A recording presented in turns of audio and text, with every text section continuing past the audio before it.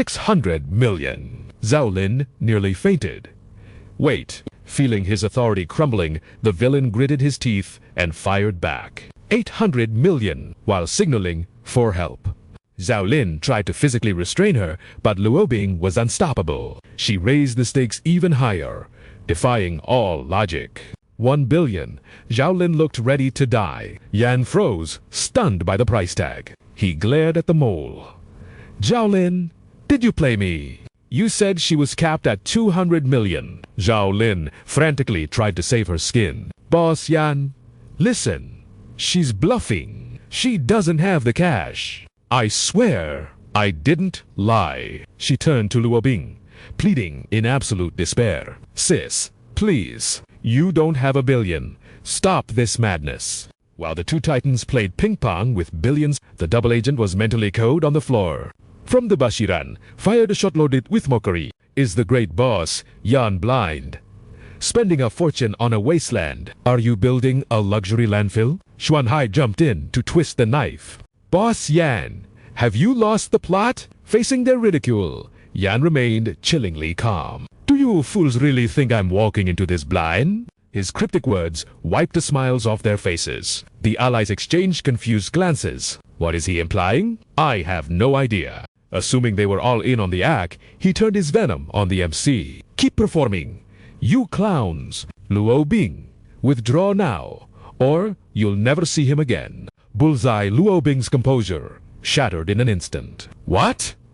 Did you say? What have you done to him? Relishing the terror on her face, Yan laughed with pure, unadulterated malice. Why don't you guess? 1,000 nightmares of Lin Xin's torture flashed through her mind. Her iron will crumbled into a desperate whisper. Spare him. I'll do anything. Just don't hurt him. Beggin shifted instantly to rage. You want this land, don't you? Release him, and I'll drop out right now. Convinced he held all the cards, he gloated before the crowd. You dare threaten me? Do you really want him to die that badly? Enough talk. She delivered a thunderous slap that snapped his head to the side. Stunned, he clutched his cheek, eyes burning with fury. You crazy bitch, do you have a death wish? But, in the ringing silence that followed, a warning bell tolled in his mind. Luo Bing seized the momentum, her aura shifting from victim to predator. Her expression turned glacial. I see through you, Yan. Even if I surrender, you'll still hurt him. So I'm done playing by your rules. If he dies, I'm dragging you to hell with me. She turned to the auctioneer, eyes blazing. 1.5 billion. The room gasped. This was no longer an auction. It was a war. What? The villain cursed, blindsided. You dare. Luo Bing fired back a statement that drained the blood from his face. I will destroy everything you desire. Release him, or I keep bidding until you're bankrupt. Zhao Lin finally snapped out of her stupor. She scrambled between them, hysterical. Boss D, stop. Our accounts are empty. But Luo Bing ignored the logic, signaling her to execute the nuclear option. Liquidate the film rights, sell the company, the house, the jewelry sell, it all. I will save Lin Xin no matter the cost. The villain roared like a wounded beast, cursing her name while his public image crumbled to dust. You absolute wretch. Just as Yan exploded, Shiran stepped into the fray, his voice booming with power. If she lacks the funds, we'll back her. The allies surrounded her like a fortress, a perfect formation of support. I can lend you 500 million, or maybe just 300. She shot him a glare, sharp enough to cut glass, before reluctantly squeezing out the final offer. 600 million is my absolute limit. Fate is truly cruel for making me owe that man a life debt. Looking like a rat trapped in a corner, her voice choked with staged despair. The MC's voice cut through the tension, hyping the crowd's curiosity to the max. 1.5 billion. Going once. 1.5 billion going twice. Do we have a challenger?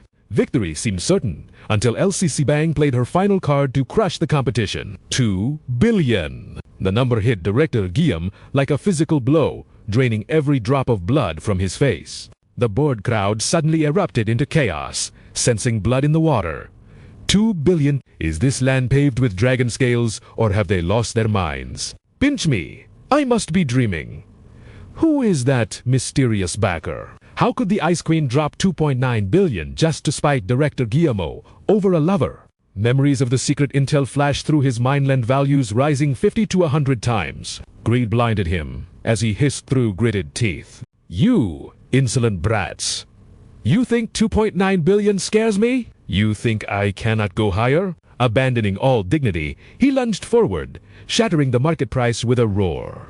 Trying to outspend me? Laughable. Even Gambay, you are ants beneath the boot of the Guillaume Empire.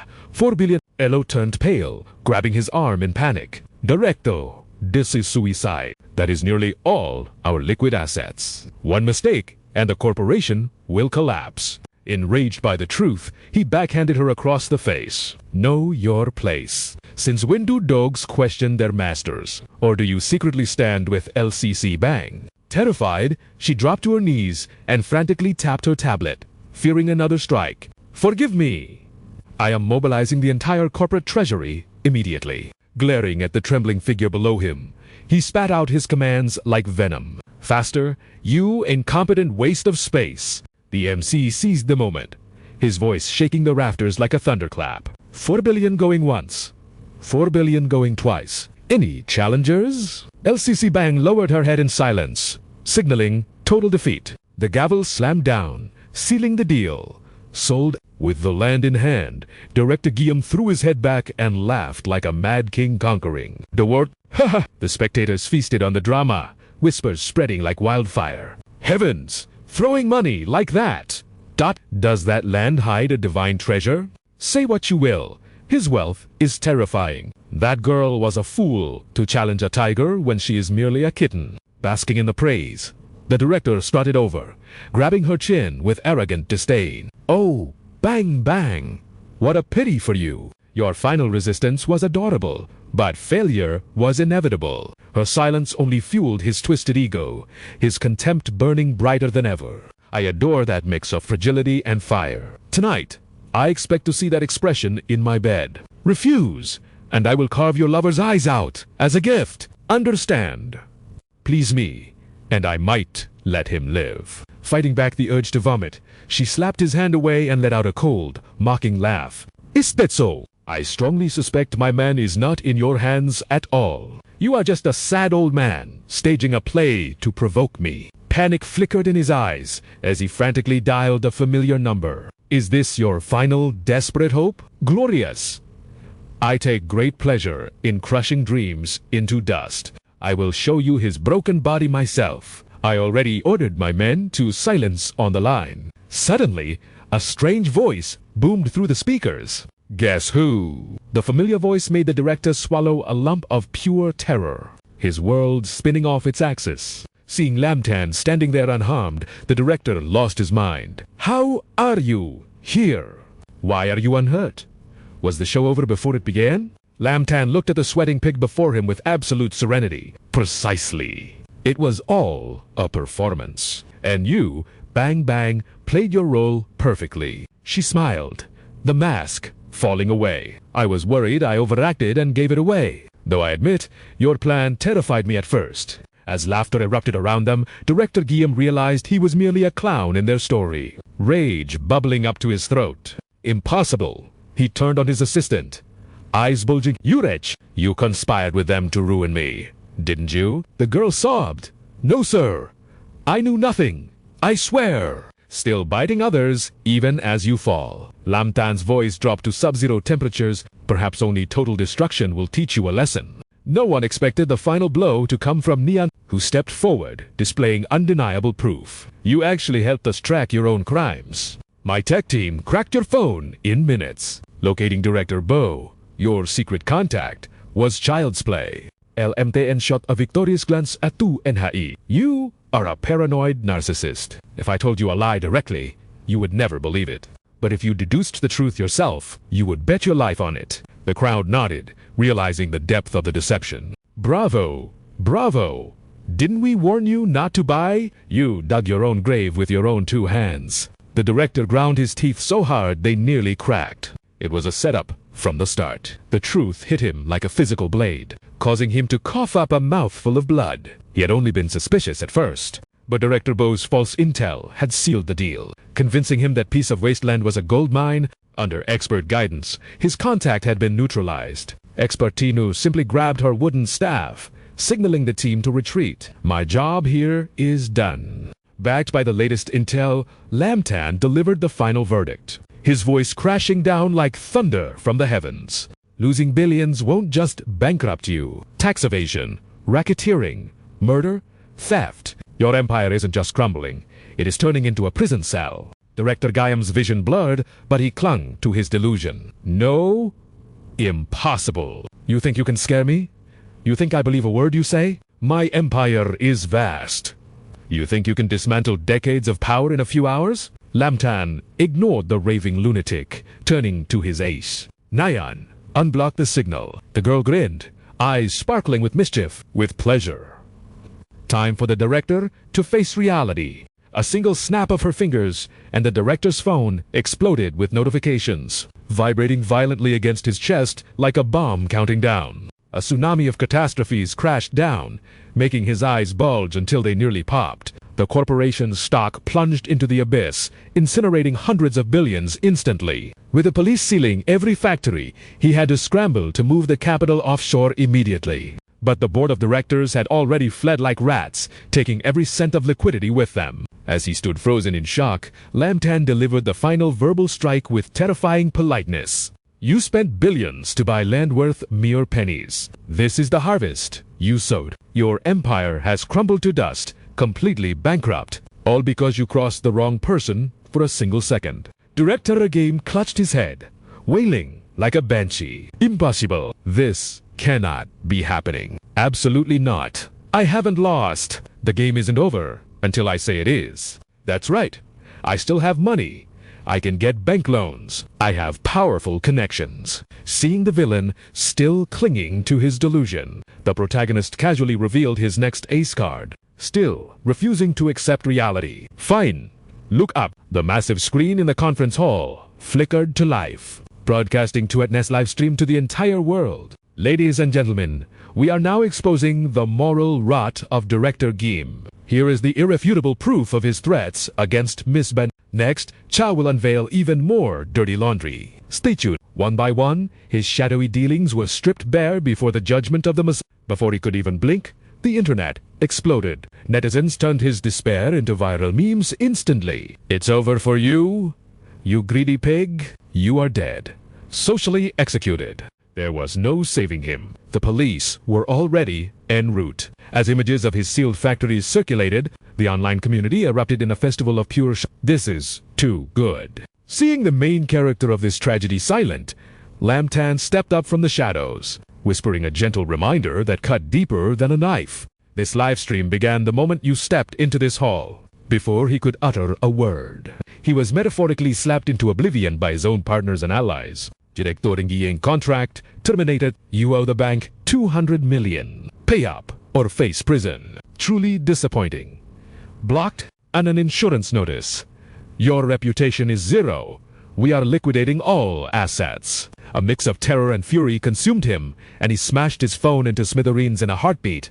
Consumed by the flames of insanity, he charged straight at Lac Bang like a rabid beast. This is all your fault. If I'm going down to hell, I'm taking you with me.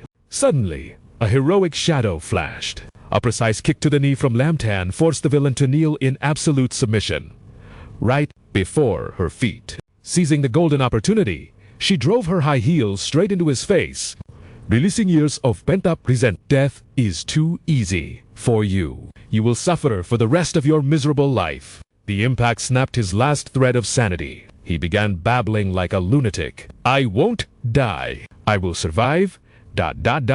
I will outlive you all. I still have billions. I will rise again from the ashes. He rolled on the floor in a pathetic display of panic, screaming bitter nonsense that no one believed. I haven't lost. I'll kill you all. As bodyguards approached out of duty, a cold voice cut through. Mr. Gim, we have a criminal case requiring your immediate cooperation. The guests recoiled in sheer disgust. He's lost control of himself. His stench is as foul as his character. The officer calmly radioed his superior, ignoring the screaming felon. Captain Tham, suspect secured. Do we need backup? The villain was now just background noise. I will rise again. While the madman raved. Captain Thamengao watched the crowd disperse and sighed with relief. No more need. It's all over here. A subordinate quickly seized the chance to boot. Captain, you're amazing! You dismantled a massive crime syndicate so easy. A promotion is definitely in your future. The screen faded to black, but her mind was spinning. Thoughts swirling through her consciousness like a chaotic hurricane. This case was too easy. The anonymous tip was meticulously detailed. Is someone targeting me? They spoon-fed me the evidence so perfectly, all I had to do was show up.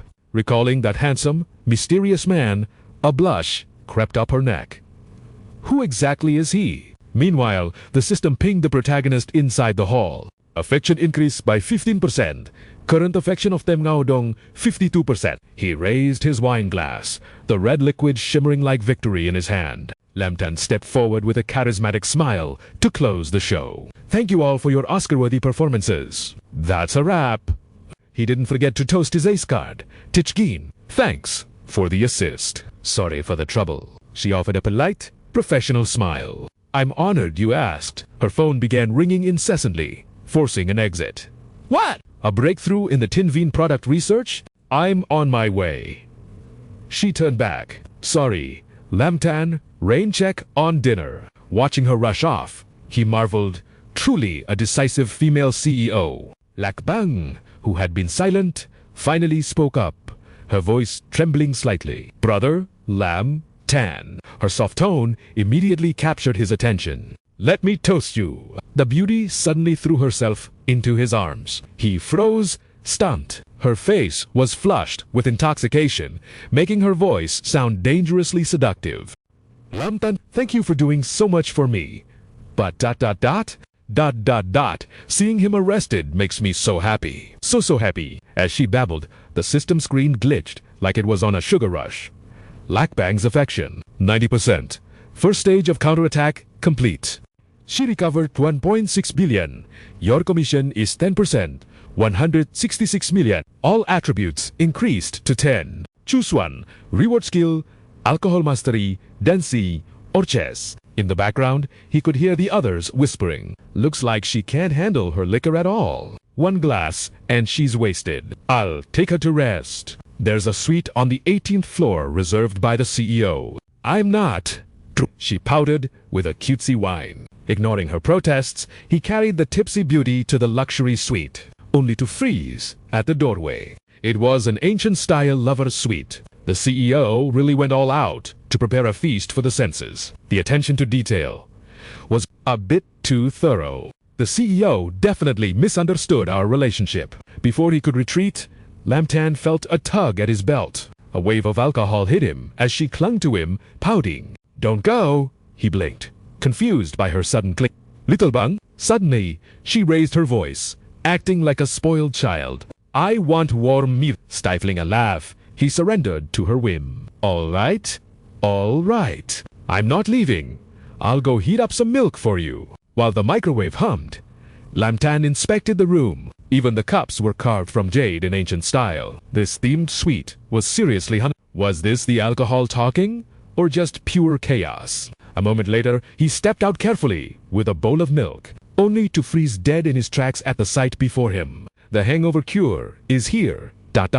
Or so, he thought. Luo Bing lay sprawled on the bed, her curves hugged by tight lingerie, radiating a fragrance that made the very air tremble with intoxication. The breathtaking scenery left the young man routed to the spot. Unsure whether to advance or retreat, Luo Bing's misty eyes locked onto his, and her voice dripped with a seduction she definitely hadn't learned in school. Do I look beautiful to you? I'm wearing this just for your eyes. Lin Xin barely suppressed the rising fire within him, his hand trembling slightly as he offered the milk. Breathtakingly beautiful. Come here. She obediently sipped the milk. The scent of alcohol blending with a natural sweetness, enhancing every curve of Luo Bing figure until she looked like a masterpiece of temptation. He gulped, fighting a losing battle to keep his sanity amidst this supreme trial. Suddenly, her porcelain legs locked around his waist, auditioning for a steamy romance scene that nobody had scripted. She tilted her head back,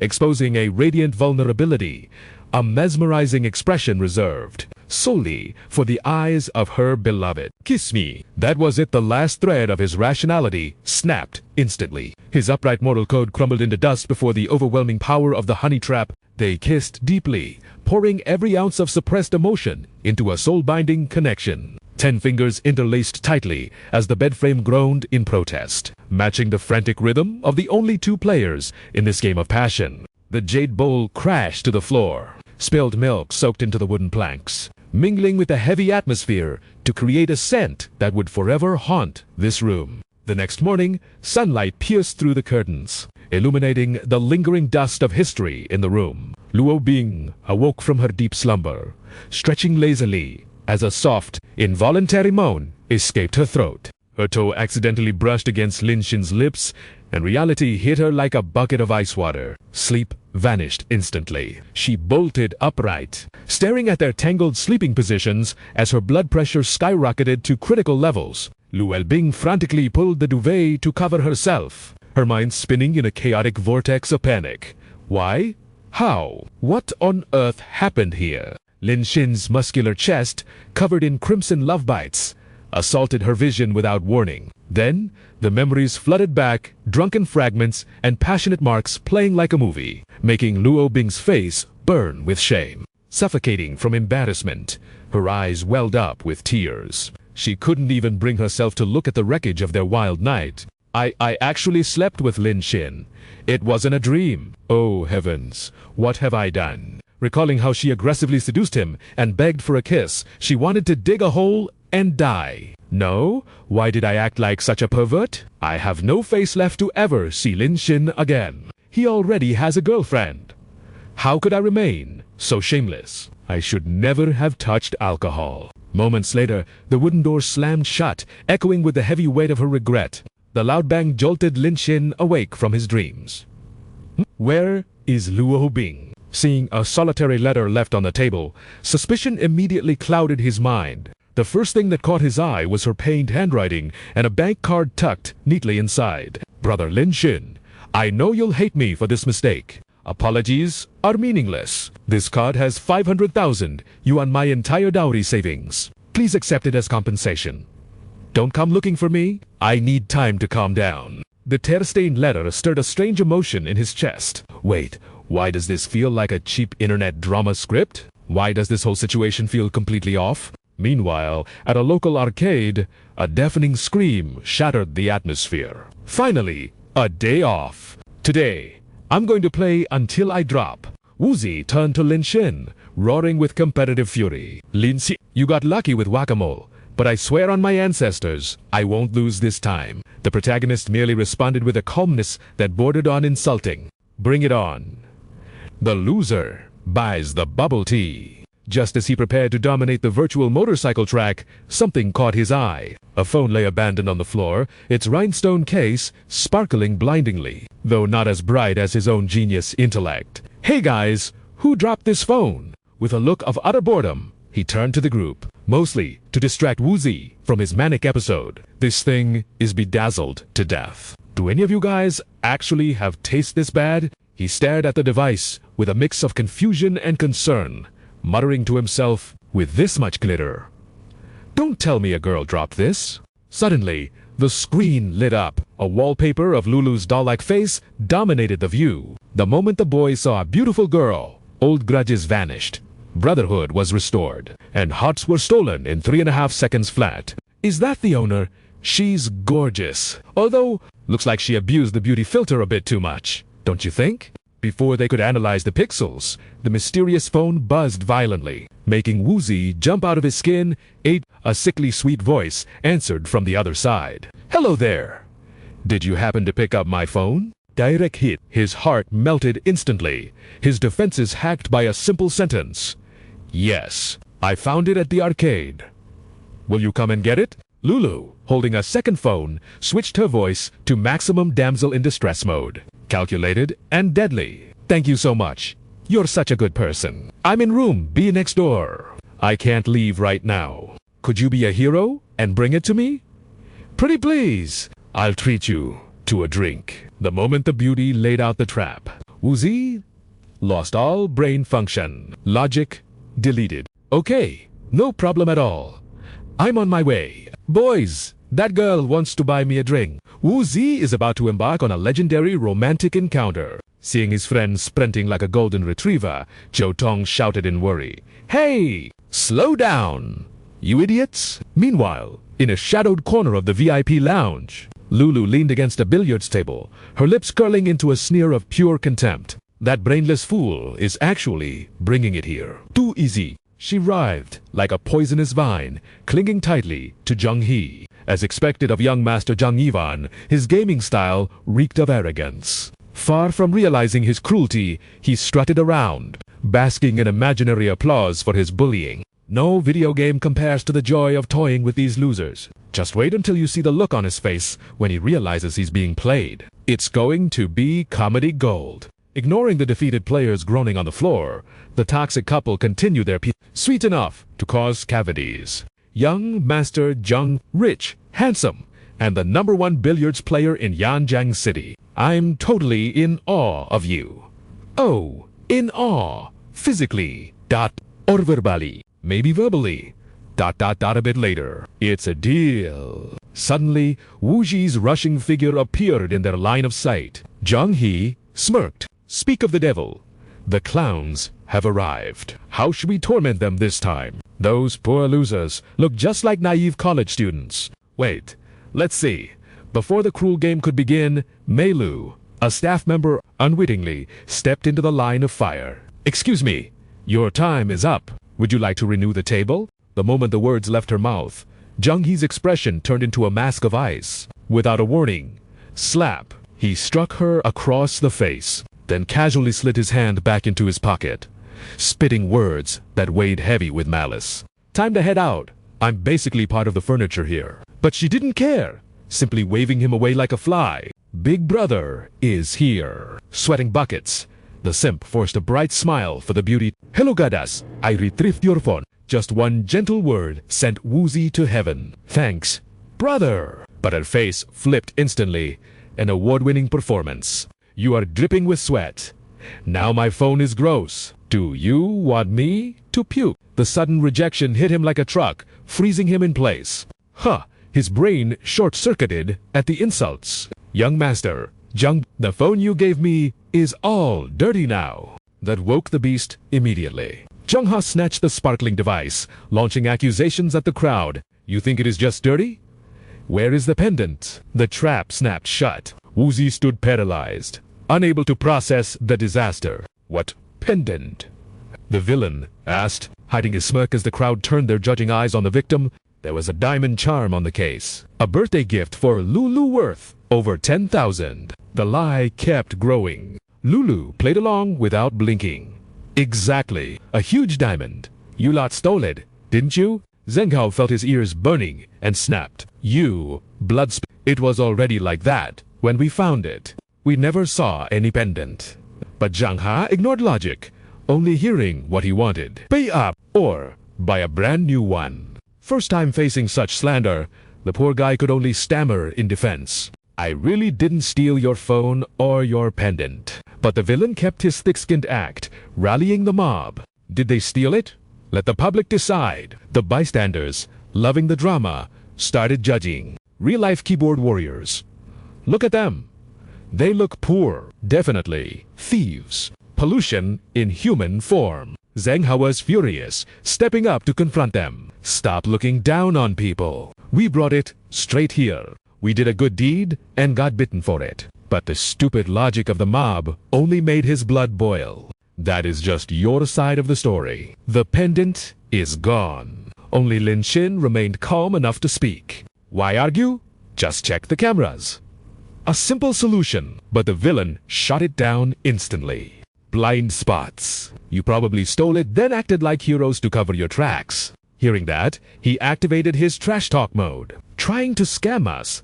Do you know who he is? The room showed no mercy. words cutting like knives. Why would young Master Zhang scam you? He makes thousands just playing pool. You clearly stole it. Clinging to her sugar daddy, Lulu started bragging loudly.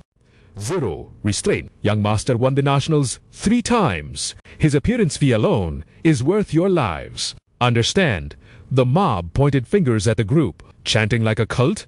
Pay up, pay up, pay up. Suddenly, a voice cut through the noise, silencing the crowd. No more? Milu pointed at the couple, stepping up as a witness. These students are not thieves. I heard everything. You two are just pranking them for fun. Zhang gritted his teeth, face turning dark.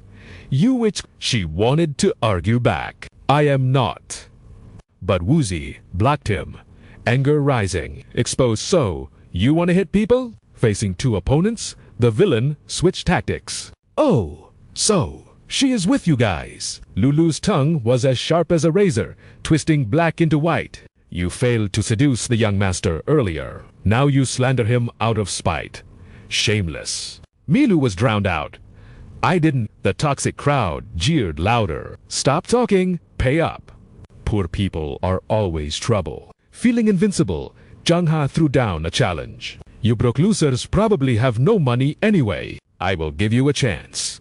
Play around with me. 10,000 a ball. 100,000 for the black loser pays. You poor goose. Don't expect to leave here with your skin intact, but Lin Xin was calm. Fine, let's play. Lin Xin smirked, his voice humble but dripping with sarcasm. Young Master Zhang, is it? Heard of you? I have always been interested in billiards. The villain laughed, lost in his own delusion. Flattery won't save your wallet. Or are you scared? Seeing the doubt, Lin Xin lowered his voice to confirm. Just one game. Right? Zhang saw the seriousness and got intrigued. Don't regret it later. As soon as he accepted with no regrets, his friends panicked. They rushed to stop him. Lin Xin, don't be impulsive. He is a champion. But he just replied, relax. Moments later, Lulu racked the balls, posing like a model, rubbing against the table like she was the prize. Young master, make me proud. Lin Xin lined up his shot. His eyes turned ice cold. The crowd held its breath. The cue ball barely tapped the first ball. Oops! Slipped. But his face showed zero emotion. Trungha smirked, eyeing the boy like a wolf, staring at a harmless sheep. Time to bring in his lucky charm. Lolo, get over here. He handed her a cue stick, using her more as a prop than a player. Standing right behind her, he adjusted her posture like a puppet master. Against an amateur like him, I can beat him even with Lolo playing. The balls dropped into the pockets with lethal precision. The crowd gasped in awe. Lolo's face flushed red, looking back at her boyfriend with eyes full of worship and desire. Young master, Trong, you are so manly. Now it was Lam Tan's turn. He stepped up without hesitation, launching a decisive strike. But alas, maybe his calculations were off. The blue ball stopped tragically short of the empty pocket. Trungha frowned, his sarcasm dripping like venom. Not bad luck, just terrible skill. The bystanders whispered among themselves, though their toxic loyalty was clearly with the rich You dare challenge the billiards king with that weak kung fu. Don't cry when you have to sell your body to pay me. He placed his hand on Lolo's curves, grinning like a predator before the next strike. Oh, be gentle with a stick, honey, she squealed, the warmth of his body through the fabric making her heart flutter wildly. Damn you, young master. One strike, and the white ball danced across the table, dragging 3 others into the abyss. Seeing this bloodbath, Ngiochi panicked. Lamtan, maybe we should just forfeit. The villain leaned casually on his cue, a smile of pure arrogance plastered on his face. Boring. I'm leaving you in the dust. You failure! You are already down 30,000. Get on your knees and beg, and maybe I will give you a 20% discount. But the boy's voice remained as calm as a still lake. So that is how you play billiards. I watched you, and I think I have learned the rules now. Shall we officially begin? Seeing that defiant face, Trungha ground his teeth, the sound echoing like sandpaper. Ignoring the mockery, Lam Tan scanned the table with the eyes of a hunter. but 10,000 a ball is boring. How about 1 million per ball? And the final black one. 10 million. Before the antagonist could react, Lam Tan's friends screamed in terror. Lam Tan, are you crazy? 1 million. I have never seen that much money in my life. But Lam Tan just whispered a meaningless comfort. Relax, I have a plan. Suddenly, a mountain of cash appeared in Trong Ha's mind. He wasn't going to let this fortune slip away. Words are wind. We need a contract. The boy nodded without a hint of fear. A contract was drawn up instantly, sealing the fate of the two Young Master Trong versus Lam Tan. Trembling with greed, the villain waved the paper in the air for the whole club to see. Witness this. It is voluntary. Don't claim I bully the poor kid later when he is crying. He looked at his prey with absolute contempt, his brain already spending the winnings. First time seeing such an idiot. I'm going to be rich. Adrenaline pumping, Trong Ha pinned his girlfriend to the table again. Ready for round two? Lo lay on the felt like a sacrificial feast, her mouth still running. So exciting, young master. With a grunt of determination, the white ball slammed into the yellow one. Impact. The ball ricocheted off the cushion, heading straight for the purple orb resting near the edge. Clack! The sound of victory sent the gallery into a frenzy. 3 million. The young master is a beast. And Lady Lo Lo's technique is superb. At this rate, the kid will be in debt for his next 3 lives. Basking in the cheers, Trong Ha sneered at his opponent. Better call mommy and daddy to bring the cash now. Lam Tan shrugged, completely unbothered. Keep going. I have plenty of money. The villain could barely hide his joy at the incoming payday. You asked for it, unless you sink the black. But that is a dead angle. Even a world champion needs 3 tries. Just to surrender, the debt will be lighter. A random spectator played expert. Impossible shot. Young Master Trong has this in the bag. The kid is finished. Lam Tan stepped up slowly, a mysterious aura rising around him. Thanks for the tip. Today, I will open your eyes to a new world. He said no more. His gaze sharpened into a blade.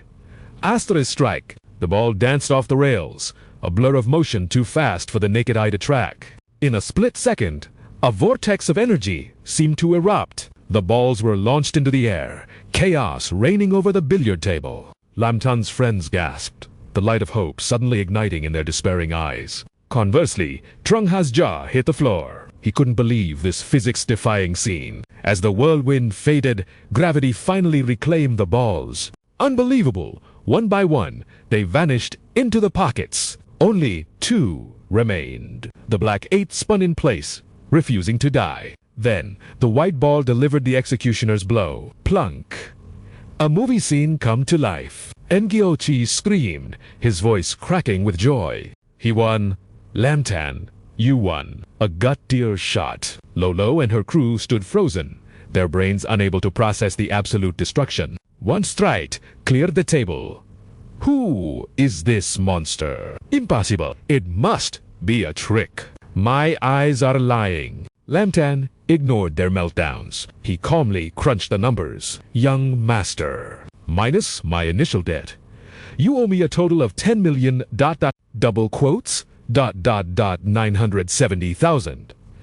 I will waive the change. 10 million. When do you intend to pay? His soft voice cut deeper than any knife. What, 10 million? That shot doesn't count. Lam Tan tilted his head, a dangerous glint in his eye. Oh, is the rich young master trying to welch on a bet? The villain exploded, desperate to save his crumbling face. Ha! In this city, my boss is Lai Tong. He owns everything. Offend me, and you will never survive in VMG. The crowd murmured, fear rippling through them. Kid, walk away. You can't fight that kind of background. He should run. Young Master Trong is untouchable. Lai Tong is the mysterious billionaire tycoon of this city. A student can't fight a dragon. Best to retreat. Thinking he had won the psychological war, Trong Ha cackled arrogantly. Scared now, aren't you? Know your place and get lost. But instead of fear, he saw only amusement in Lam Tan's eyes. If you have the guts, call this Lai Tong. I will wait right here. Suppressing his rage, Trong Ha snatched his phone. Fine. Wait until my boss gets here. You're dead. Fine. You're asking for a death wish. But the moment a powerful voice boomed from the phone asking what is it, his tone instantly switched from tiger to whimpering puppy. Boss, a mob is wrecking the billiard hall. They're even demanding you come personally. Moments later, a legion of men in black marched in, their synchronized footsteps heavy enough to crush the room's atmosphere. Li Nan stormed in like a raging bull, radiating pure menace. Which little punk has the guts to cause a scene in my VIP room? Zhang He scrambled over like a lost dog, finding its master. Boss, it's that guy right there. Lin Xin turned at the noise, but before he could speak, his Solinan face drained of all color. Silence reigned, broken only by the sniveling complaints of the ignorant fool. Brother, look, he cheated me. Out of 10 million, you have to get justice for me. Justice. Asterisk. Smack. Before he could finish, Li Nan kicked him flat on his face with zero hesitation. Justice? For what? You useless piece of trash. Ignoring the insect, Li Nan rushed around the table, bowing low to shake Lin Xin's hand. President Linhua brings a dragon like you here. If I'd known, I would have sent a limousine to pick you up. Lin Xin kept his cool, voice dripping with indifference. Boss, Li, that man claims to be a shareholder under your protection.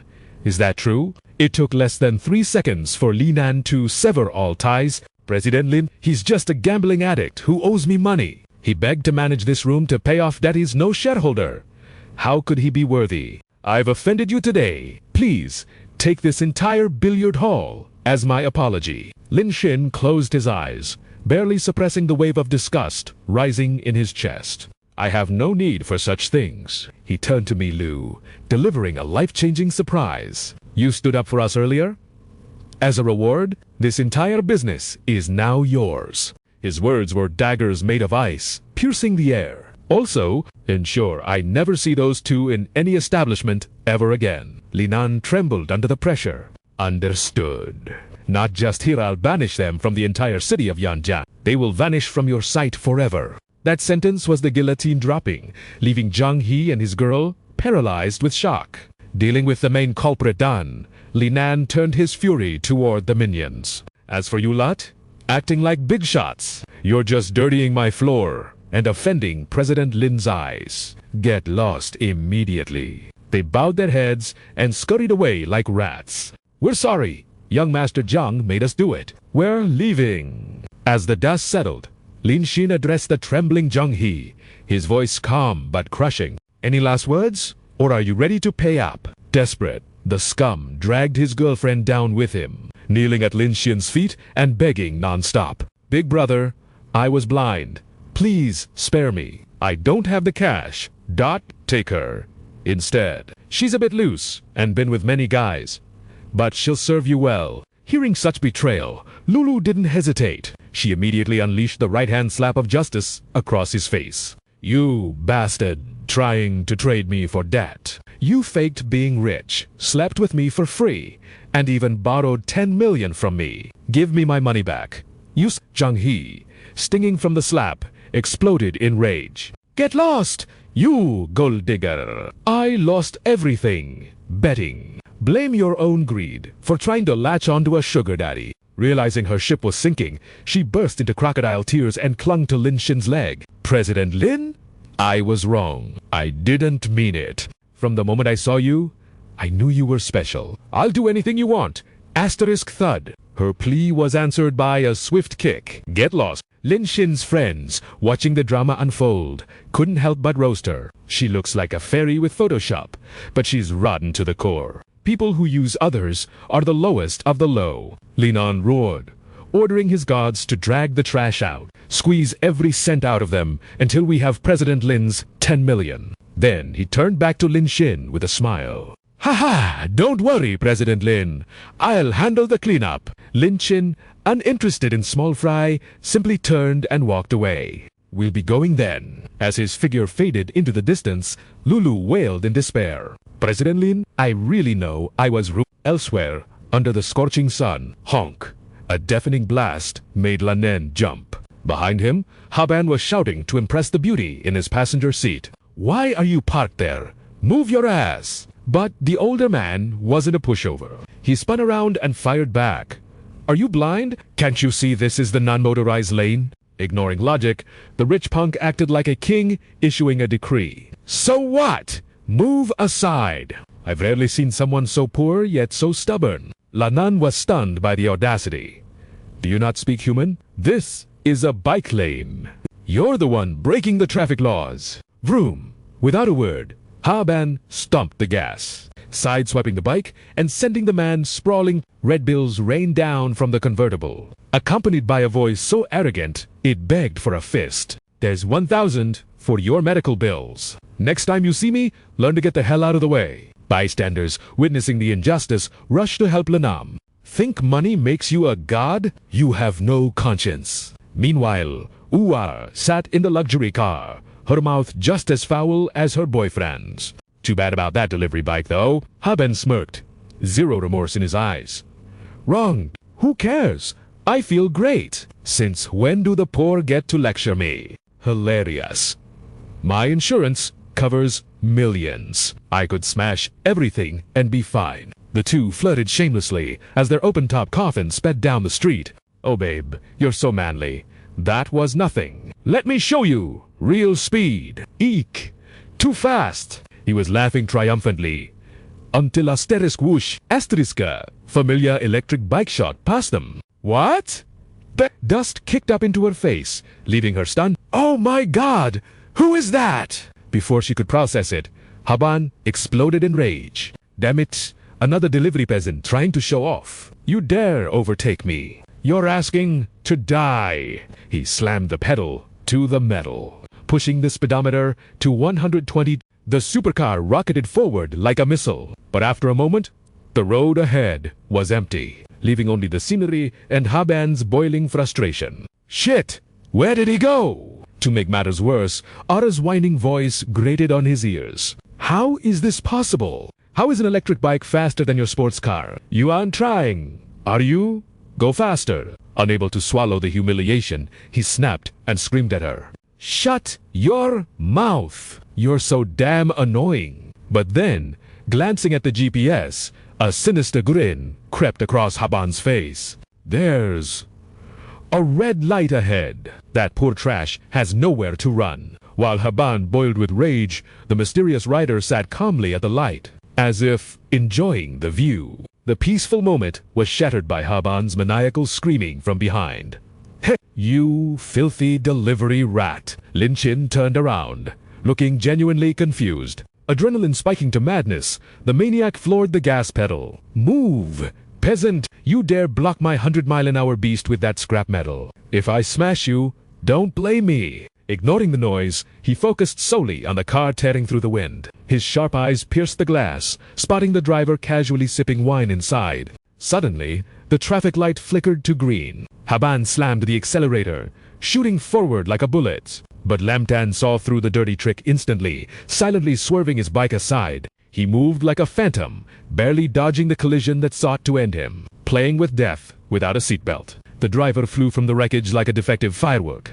Damn! Why do people insist on running red lights? In Lamtan's eyes, that explosion was just a celebratory firework, marking his departure. One speeding in the wrong lane, one running a red light truly. A match made in heaven. Remember to follow traffic laws in your next life? Okay. Leaving the chaos behind at that miraculous intersection, he headed toward tranquility. The robotic voice of the GPS echoed, "You have arrived." Lamtan braked, gazing up at the imposing building. So, it is here. His mind automatically began analyzing the geography. It was dangerously close to the Long Nujian villa, where Lana Hai resided. I have dined here with her before. This restaurant only served members of the Imperial Joy Villa district. He dialed NGO Chi, unknowingly lighting the fuse of a surprising conversation. Hello, NGO Chi. I am here. Getting the order now. Only 10 minutes. How did you do that? Did you fly here? No. I used your electric bike, but my broken bike has a speed limiter.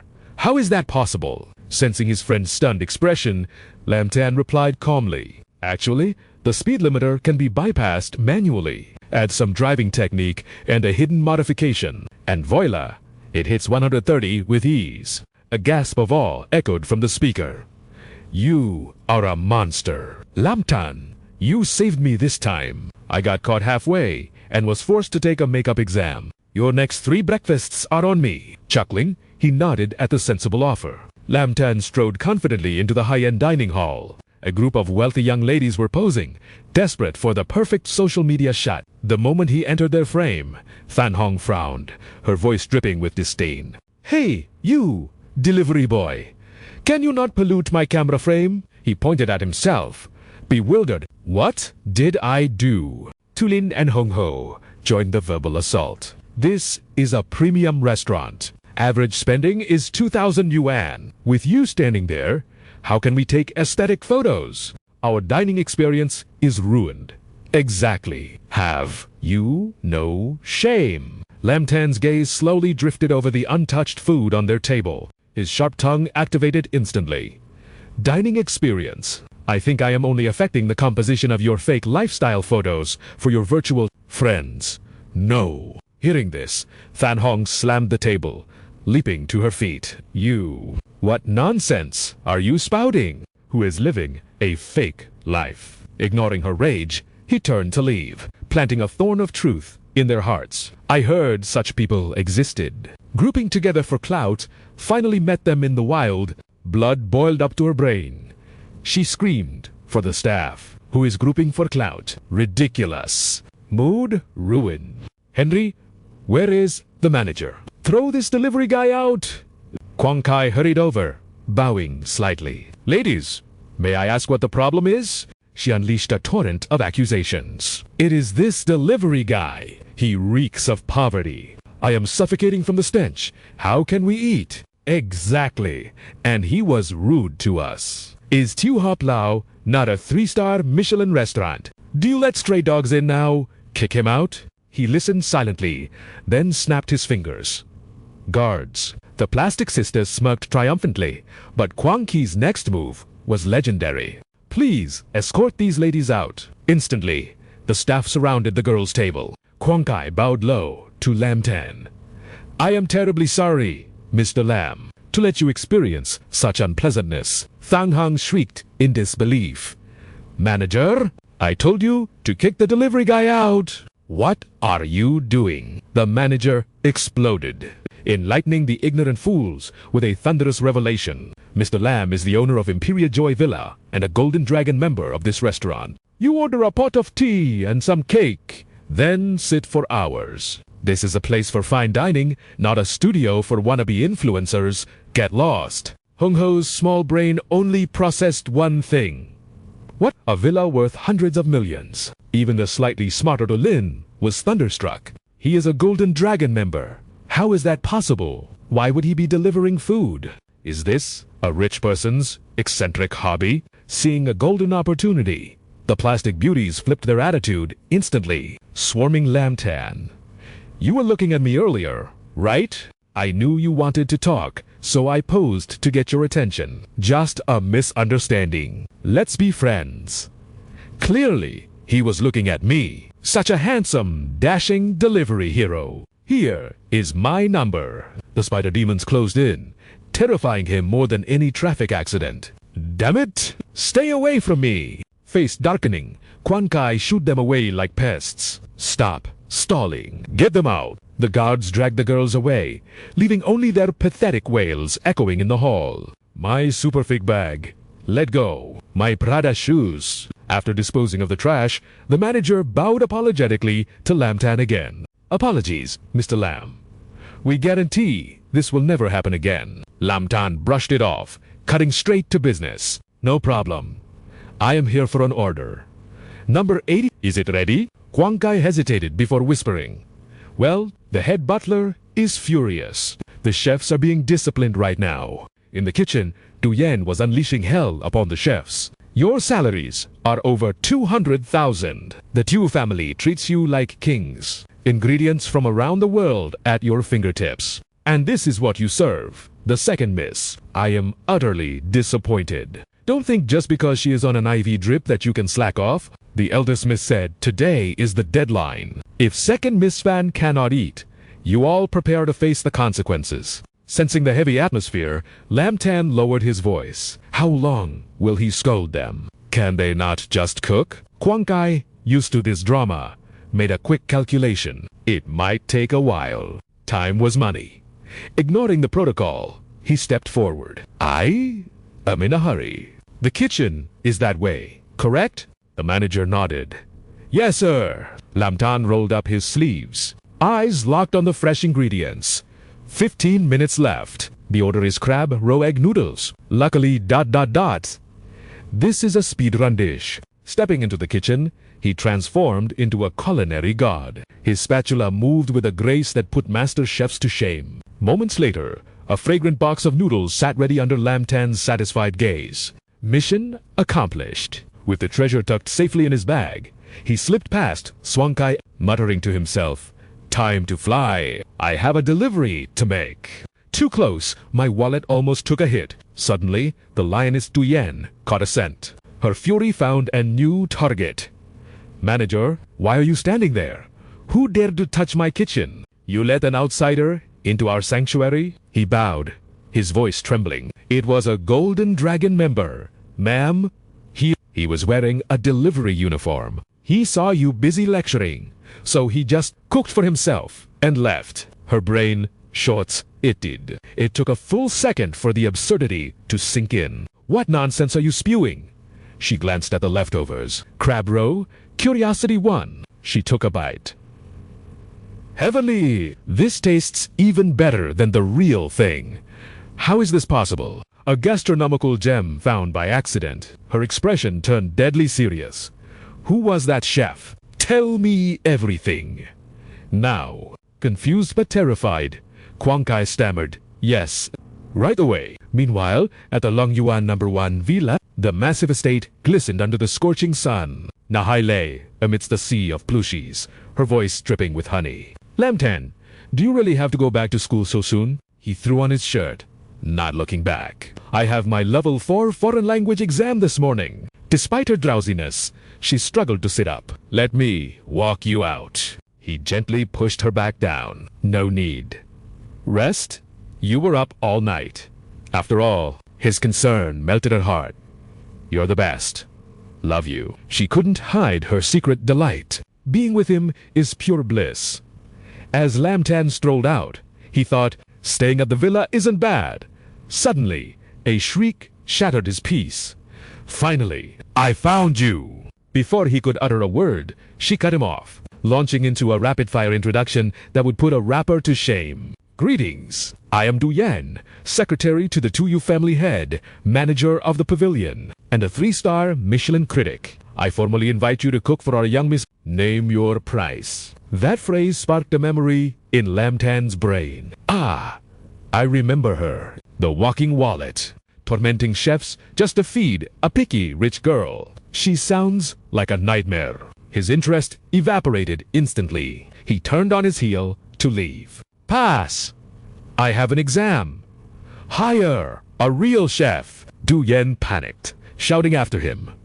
Wait. If our young miss eats your food, the Tu family will pay you 1 million. His reply was cold and short. I'm not short on cash. Du Yan felt like she was standing on hot coals. Please, I apologize for my rudeness. I know you're busy, but a life is at stake. Just give me a moment to explain. The gravity of her words stopped him in his tracks. Speak. She took a deep breath, trying to summarize the crisis. You must know of the Tu family. Our pavilion has a 50-year history. We expanded a decade ago and earned 3 Michelin stars recently, making the Tu family the supreme authority on gourmet cuisine. Our success isn't just business acumen. It's thanks to the eldest miss and her god tongue, capable of detecting the slightest flaw in any dish. That is the secret foundation of our empire. The master and his 2 daughters lived a perfect life. He always cooked for them personally. Her voice dropped, the mood plummeting into darkness.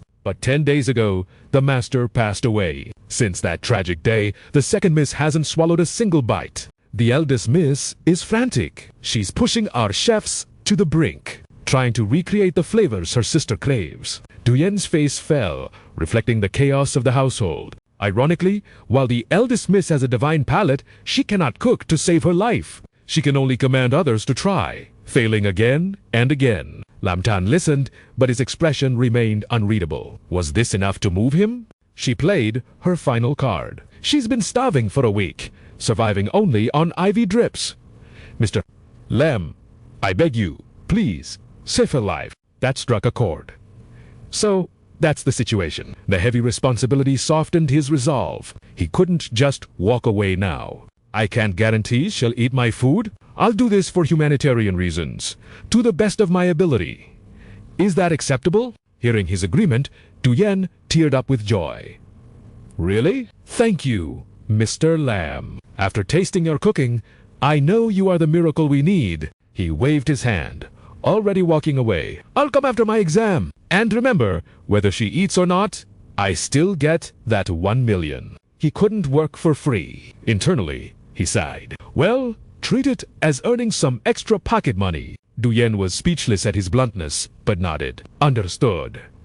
Later, at the Grand Tiu estate, a group of dejected chefs was being ushered out. Apologies, chefs. Please, exit this way. As they grumbled and cursed, she watched them go, a heavy sigh escaping her lips. This is the end of the line. Even the 3-star chefs from the capital failed. All our hope rests on that student. Her thoughts were interrupted by a boisterous voice. The main characters always arrive last, don't they? A group approached, strutting with an arrogance that stunned the onlookers. Second Master Su and the first master. Du Yan's face darkened. She knew trouble when she saw it. These were the sons of the Su family, longtime business partners. The younger one had once proposed to the second miss, only to be brutally rejected. Su Haiyan placed hands on his hips, feigning offense. Our families are so close, yet you didn't tell us Wu was sick.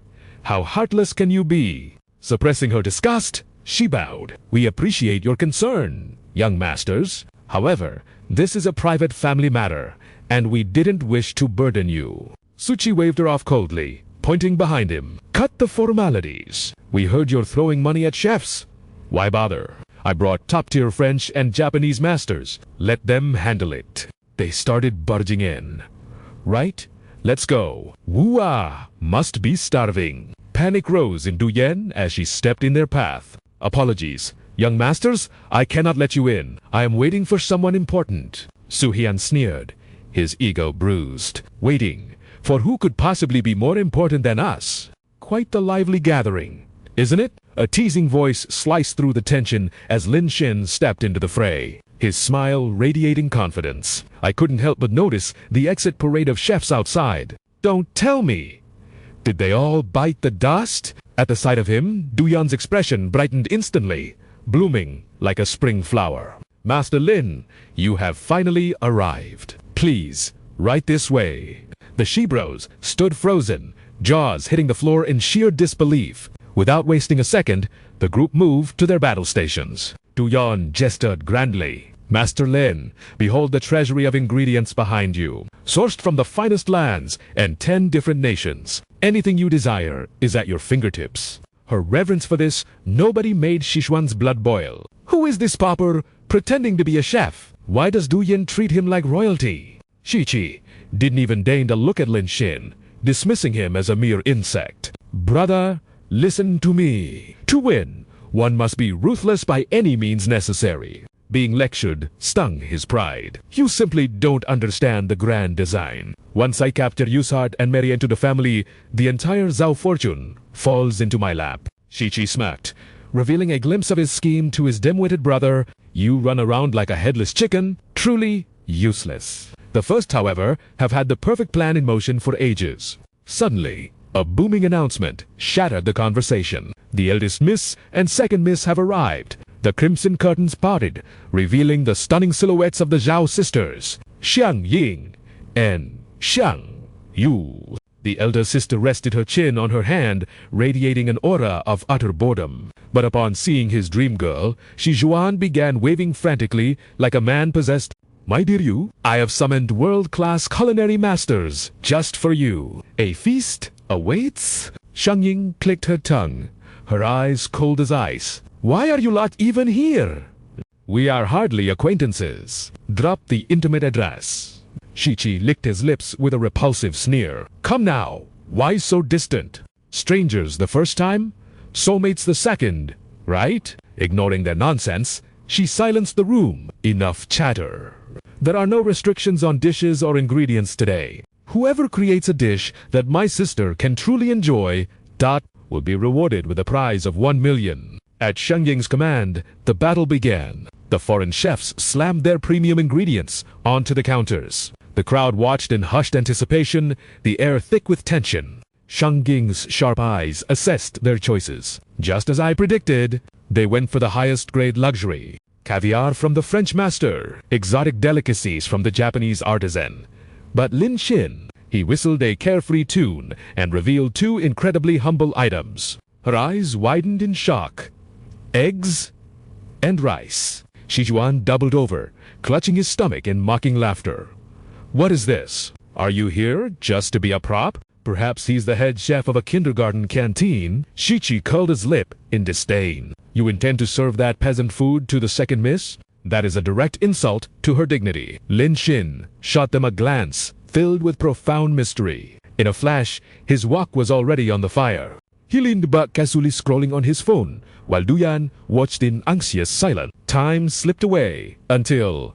A triumphant cheer erupted from the 2 foreign chefs. It is complete. 2 magnificent dishes were presented. Shijuan skipped forward, eager to rush upstairs. You let your big brother bring this to you. But Duyan blocked his path instantly. Halt! The first taster is me. He shrieked in disbelief. Excuse me. She stared him down, her voice steel. The next judge is the eldest miss. Only after passing our inspection will a single bite reach the second miss. Shijuan roared, unable to accept this reality. Why all this red tape?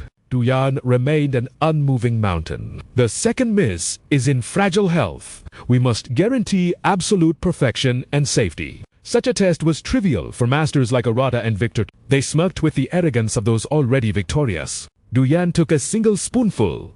Her expression turned frosty. Mediocre. Utterly mediocre. Gutsier ingredients and world-class chefs, yet you only achieved a simple sum of parts. The critique struck them like a physical blow. She delivered the final nail in the coffin. Truly disappointing. Shijuan exploded in rage. What? Do you even have the palate to understand this luxury?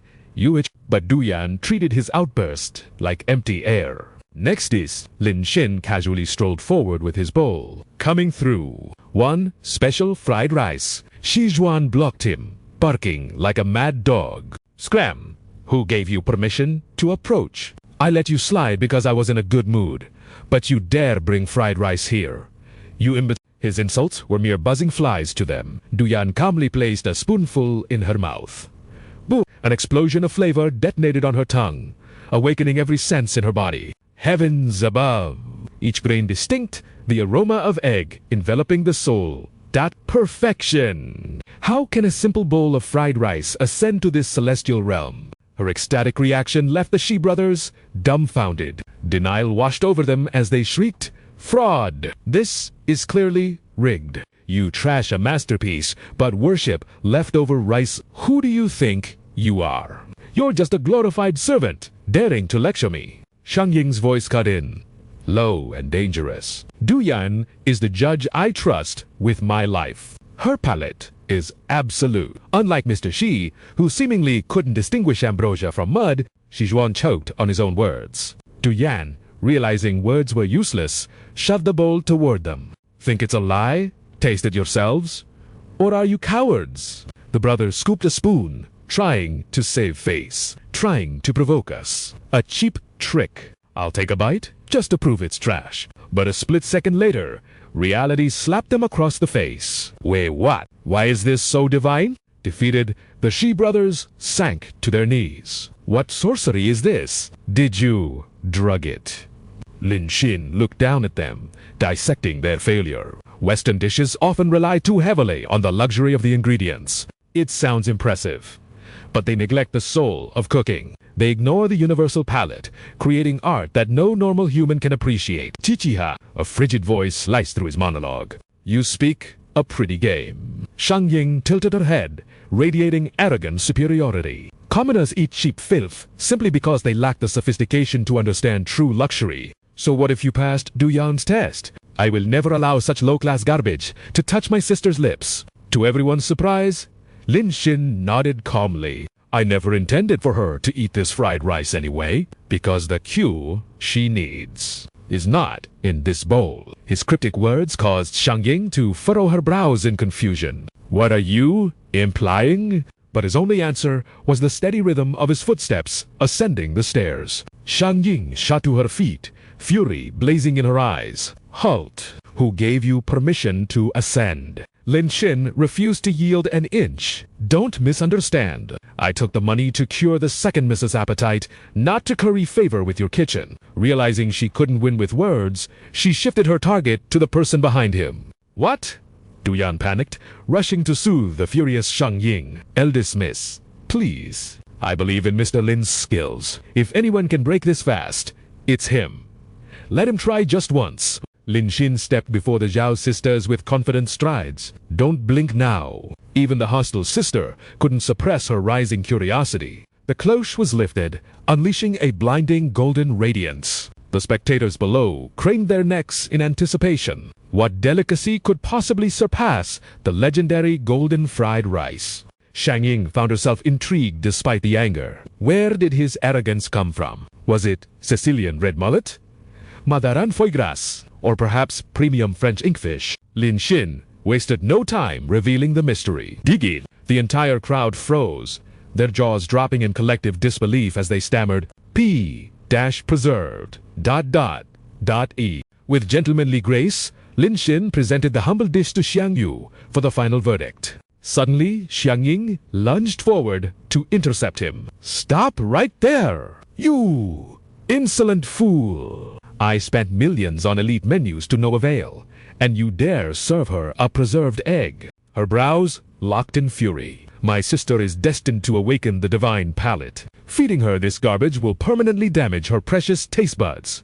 As she finished screaming, the familiar system chime rang out. Target acquired. High-tier beauty. The counterattack mission initiated, displaying her stats and requirements instantly. Tragedy struck immediately. Affinity score minus 20%. Lin Xin's mouth twitched in annoyance. Was this scamming system deliberately finding him the most difficult women on earth? Yuan pointed a finger from the crowd, mocking loudly. Look at that popper. That fried rice probably used chemical additives. It looks absolutely pathetic. Shi Chi chimed in. Our 3-star Michelin chef just had an off day. Yo Zhao He Tawa is no different. Lin Xin sighed, preparing to drop some knowledge. 3 stars, 4 stars, ... It's all noise. Zhao He Tao's food is mediocre. You obsess over presentation, but forget the core purpose. To fill the belly with joy. This only fueled Xiang Ying's rage. Laughable, a peasant mindset, trying to critique high cuisine. You're casting pearls before swine. He calmly countered. Then why is Zhao He Tower bleeding money? Profits down 25% in 2 years. You're forced to do takeout now.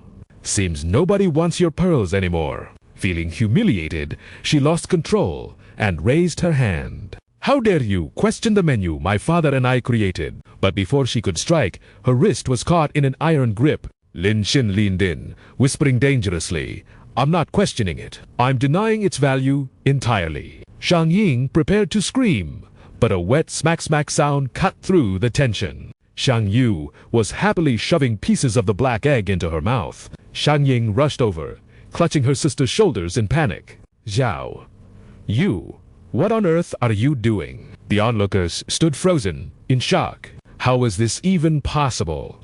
Lin Xin finally offered a cool, calculated explanation. I didn't need to check her pulse. Her complexion and your overprotective behavior told me everything about the second Mrs. condition. Weak spleen, yin deficiency, and stagnant liver qi caused by grief-induced depression. It's anorexia. The preserved egg is rich in amino acids and minerals, while its alkalinity neutralizes stomach acid. It is the perfect cure. Xiang Yu stared longingly at the now pristine plate, licking her lips. Delicious. He swiftly presented 2 more dishes. Keep eating. Smashed cucumbers and mung bean soup. Du Yan served them, sobbing with overwhelming relief. Boo-hoo, the second miss is finally eating. Seeing his work was done, Lin Shin turned to leave. All right, mission accomplished. Don't forget to wire my appearance fee and the reward. Du Yan nodded vigorously. Yes, yes, I'll transfer it immediately. But Shang Ying stood by, muttering darkly. It was nothing but blind luck. She ruthlessly turned her thumb down. These dishes require zero culinary technique. If her life weren't at risk, I'd never let such peasant food touch her lips. Lin Shin smirked, proposing a gambit. I've got my money, but why don't we play a game? I'll cook another common dish. If you can critique it, I'll pay you 1 million. If I win, you give me another 100,000. Deal. Xiang, you interrupted. Don't do it. My sister has the divine palate twice as sensitive as a normal human. You can't possibly cook something that satisfies her standards. Xiang Ying steamed with jealousy. Zhao, why are you defending an outsider? She turned back, arrogance restoring her composure. Fine. The conditions are entirely in my favor. Why shouldn't I take such an easy bet? I must admit, you're brave. Tragically stupid, but brave. The insults bounced off Lin Shin. He smiled, producing a pot. Then, let's begin. Lin Shin stared into the bubbling cauldron and announced, the dish is ...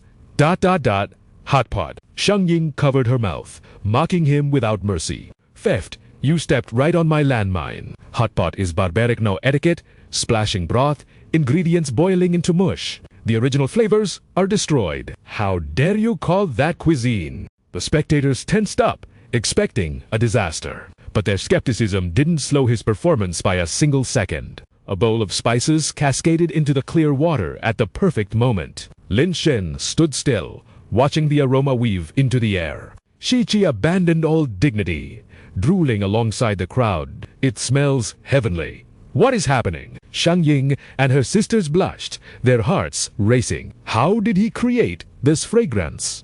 She parted her lips, inhaling the scent to deconstruct it. Star anise, cassia, nutmeg, cumin, licorice. Over 30 rare ingredients, including monk fruit and angelica. Usually, they would clash and mute each other.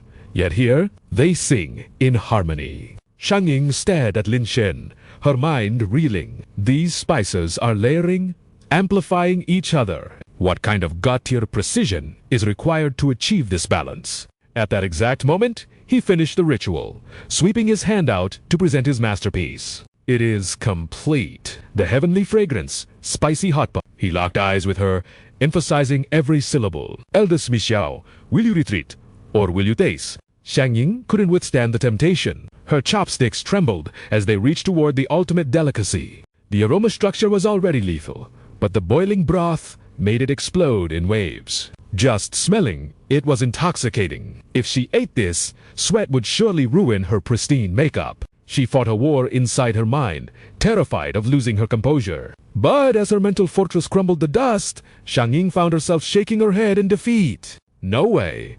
If I take a single bite, isn't that admitting total defeat? How could I ever look little Wu in the eyes again? It didn't matter what Xiang Wu thought, because her gaze was already glued to the pot. This betrayal left Shang Ying's jaw hanging in disbelief. At least one of us has some dignity left. I am the only sane one here. How could commoner slop ever force me to surrender? I will just test the poison.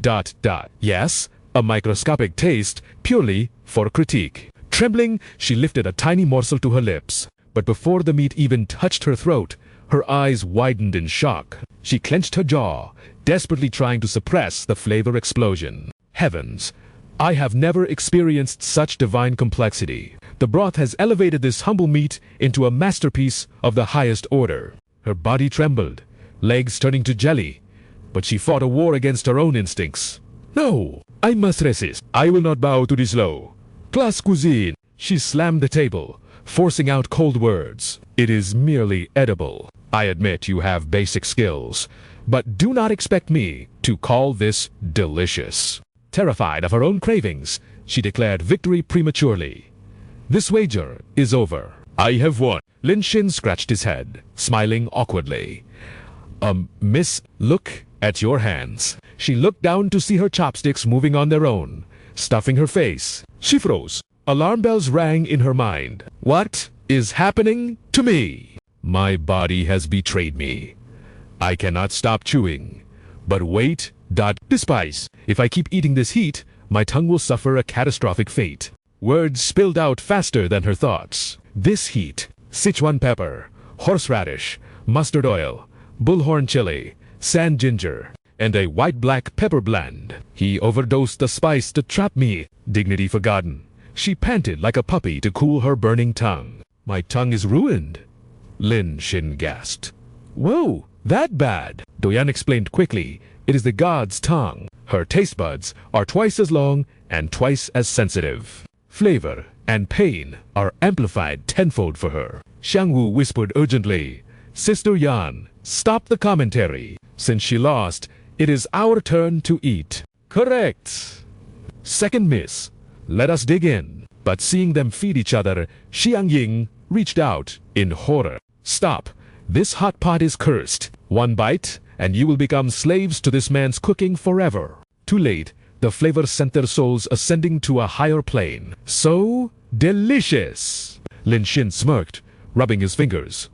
Nothing left to say? Hand over the 1 million. Panting heavily, she still refused to yield. I do not accept this. I cannot lose to a low-born commoner like you. But the system interface cared not for her lies. Notification.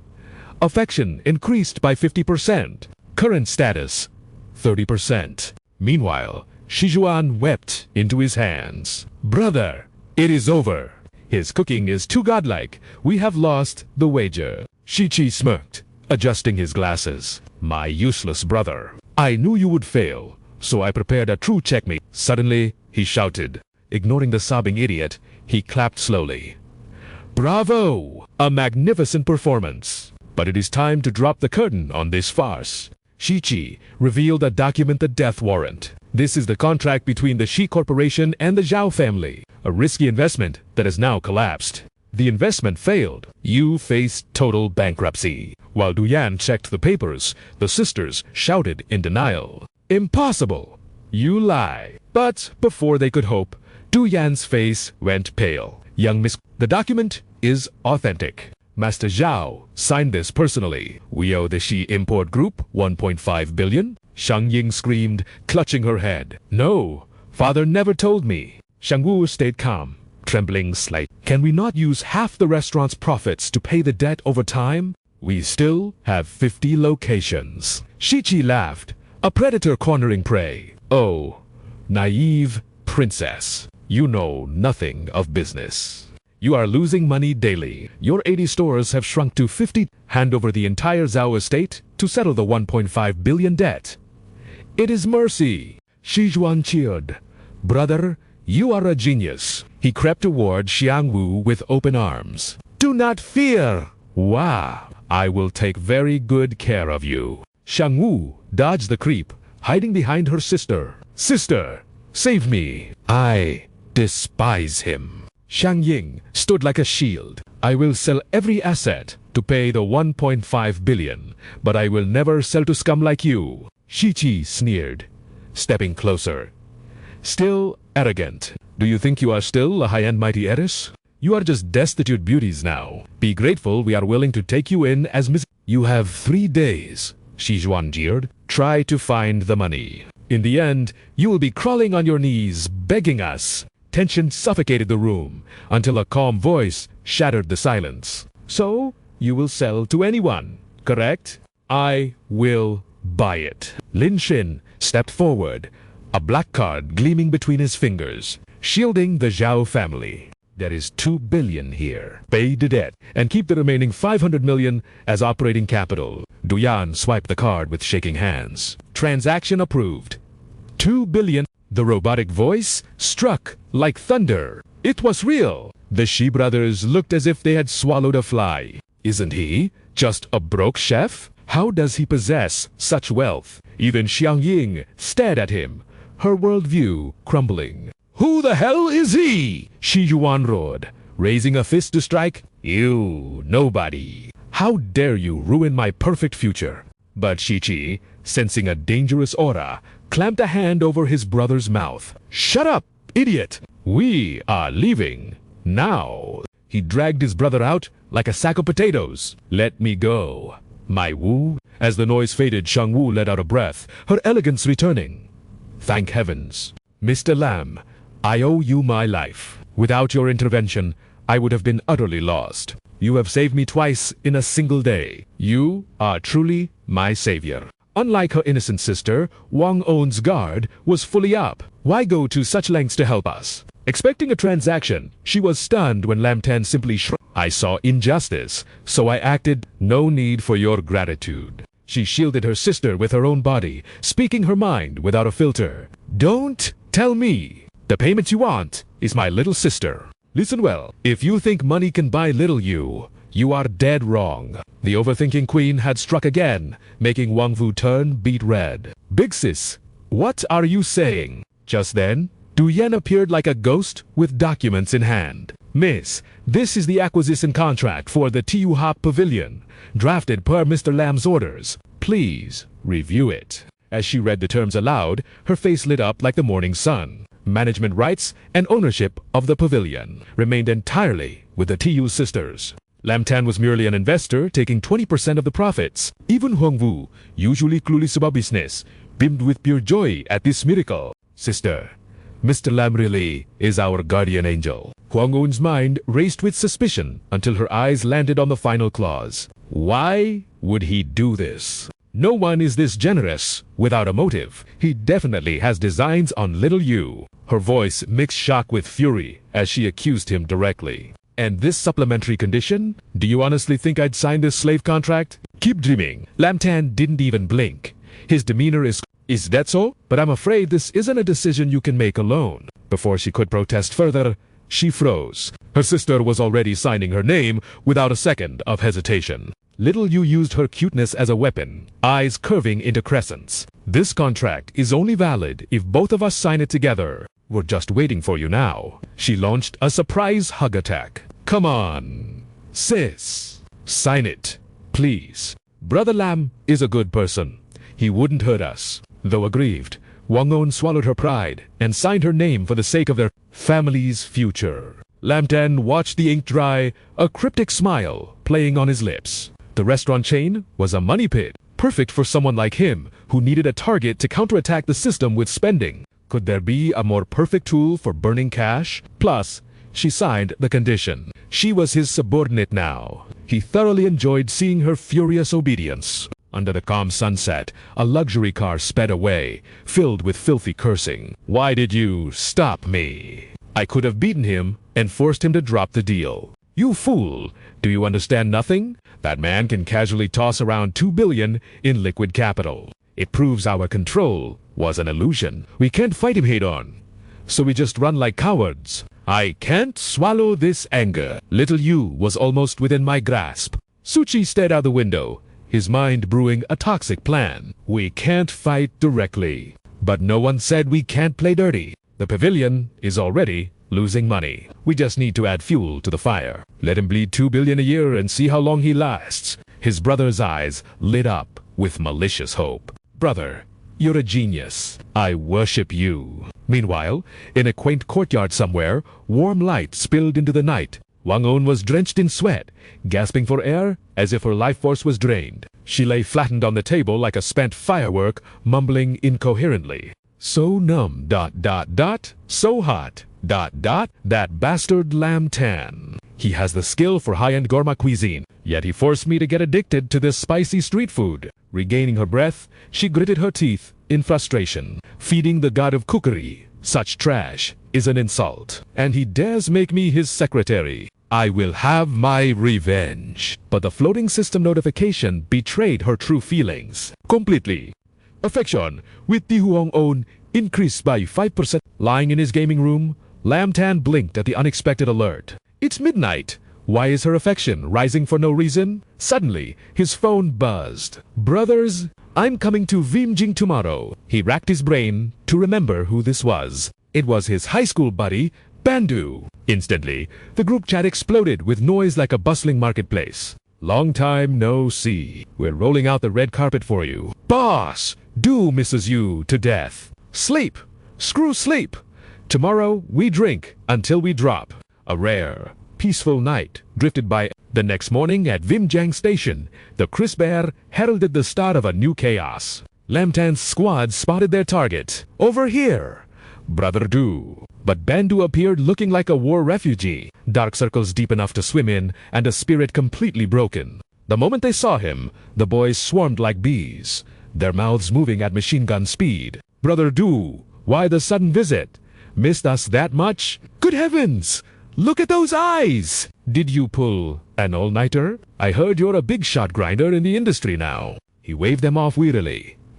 No, just trying to survive. Actually, I'm here for Tu Lin. I'm finally going to meet my in-law. This bombshell dropped like a meteor. The Brotherhood was more hyped than the groom-to-be. You, sly dog, hiding such big news from us. You two met online, right? I thought it was hopeless, but you actually made it to the finish line. Come on, we need to get you suited up immediately. Back at the dorm, the chaos of youth filled the air. Lam Tan eagerly shoved a suit into Bandu's hands. Here, try this, on 4 size. Not to be outdone, Shodong presented his prize sneakers. These will boost your aura instantly. Ngo Chi pulled out his secret weapon. A spritz of romance is essential. Bandu transformed from corporate slave to office heartthrob in seconds. He stepped out, blinding them with his newfound charisma. Shodong crossed his arms, nodding like a master artist admiring his work. With this look, facing Tio Lian and her parents will be a walk in the park. Overwhelmed, he couldn't stop staring at his reflection. Thanks, brothers. All right, I'm heading out. In truth, Bandu had panicked when she ghosted him. He transferred 5,000 just to get a reply, only to receive a brutal breakup text. But he refused to give up. He would force the parents to see his worth. He was determined to bring her home properly. Despite Tiulin's desperate texts telling him not to come, Bandu arrived in Vientiane at 9 o'clock sharp. I'm here! He gazed up at the towering apartment complex. Her place is up there. No reply to his texts. She must still be sleeping, he told himself, clinging to hope. Reading the messages, joy bloomed in his chest. He decided to go upstairs right now. If she knew he was coming, she'd surely be in for a huge surprise, right? Inside the room, the phone buzzed frantically, but no one reached for it. Its owner was far too occupied with ... pressing matters. Master Yan, you're so bad. Making me wear this just to play with you. ... How hateful. Wang Jung smirked, finding a sick thrill in this dangerous game. Your phone is crying out. That broke boyfriend of yours is here. Aren't you going to answer him? She hesitated for a split second, but his face darkened with a command. I told you to pick up the phone. Are you deaf? Xiaolian didn't dare disobey and grab the device. Hello, Peng Yu announced excitedly. Zhaolian, I'm right downstairs. But silence greeted him, sparking sudden panic. He dashed up the stairs, taking them 2 at a time. Zhao Lian, what's wrong? Are you feeling sick somewhere? Just hang on a little longer. I'm almost there. She gasped out a reply, in playing league, losing so badly. ... The damage is too huge. ... I can't take it anymore. Hearing her breathless, broken voice, Peng, you felt a wave of confusion. Why does Zhao Lian's voice sound so strange? Wang Yun grinned maliciously and whispered, How long do you plan to string that poor loser along? Zhao Lian immediately denied him. Master Yun, my heart only holds you. He's the one clinging to me like a stray dog. I can't shake him off. He smirked, satisfied with her submission. Then crush his hope completely. She purred in agreement, obeying his every whim. Meanwhile, Peng Yu had arrived, pounding desperately on the door. Zhao Lian, open up. I brought gifts for your parents. Wait, we can. Before he could finish, the door was swung open by Wang Yun. Inside, she sat casually on the bed, her skin painted with fresh marks of intimacy. The flowers and fruit slipped from his hands, crashing onto the cold floor. The brutal reality before him shattered his innocence. Zhao Lian, you ... Wang Jun pulled her close by the waist, taunting him. You get the picture now, right? Peng Yu's entire worldview collapsed in that instant, and he sank to the ground. Impossible. Xiaolian, didn't you promise we'd get married? Xiao Lian delivered her cruel words with a gentle, poisonous tone. I was just toying with you. I only mentioned parents to make you try harder. Who knew you were stupid enough to actually come here? Now you know, ... I belong to Master Yun. Tears streamed down his face like broken dams. Was my love not enough for you? I starved myself, boosting games all night just to earn money for you. How could you do this to me? Yet, Zhao Lian showed zero remorse. There's no future with you. But Master Yun is a famous streamer, making millions. You're just a cheap booster, earning pennies. Peng Yu woke up from his delusion, laughing through the pain. So that's how you always saw me. Then why did you act so caring back then? You made me fall completely for you. ... Why? She pouted, acting I'm just too kind-hearted to my friends. That's all. Peng Yu, you can't give me a future. Let's break up. Even though he expected those words, the pain cut deeper than a blade. Unnoticed, the moon had risen high, casting a pale glow over the river surface. Lin Shen had been waiting at the dorms for ages. So weird. Why isn't Brother Yu replying? The boys and I wanted to treat him to dinner tonight. They couldn't help but spam the group chat, asking for news. He rubbed his forehead, deep in thought. His right eye kept twitching. An ominous feeling settled in his gut. Suddenly, the phone rang, showing the familiar name. He's finally calling back. But as soon as he picked up, a stranger's voice answered, "Hello? Are you a friend of this phone's owner?" He did something reckless. We saved him, but he's at Yanjiang Central Hospital. Come, quickly. The whole group screamed in shock. What?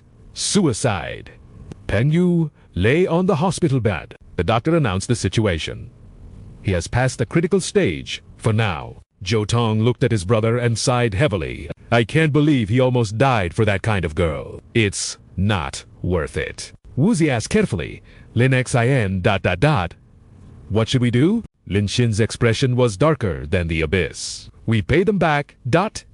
tenfold. A few days later, at a crowded gala, Wang Jun swirled his wine glass, sneering. I heard your useless ex-boyfriend tried to off himself. Zhao Lian replied with a smooth tongue. I'm not sure.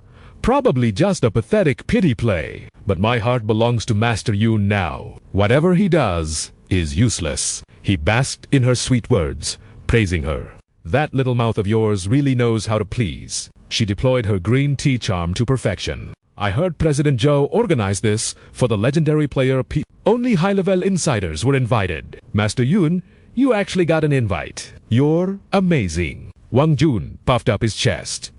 That's only natural. Who would dare disrespect me? Wait until player P comes out. I'll get you an autograph... It's worth a fortune. Finally, the grand doors swung open, drawing everyone's curiosity. He's here. Player P has arrived.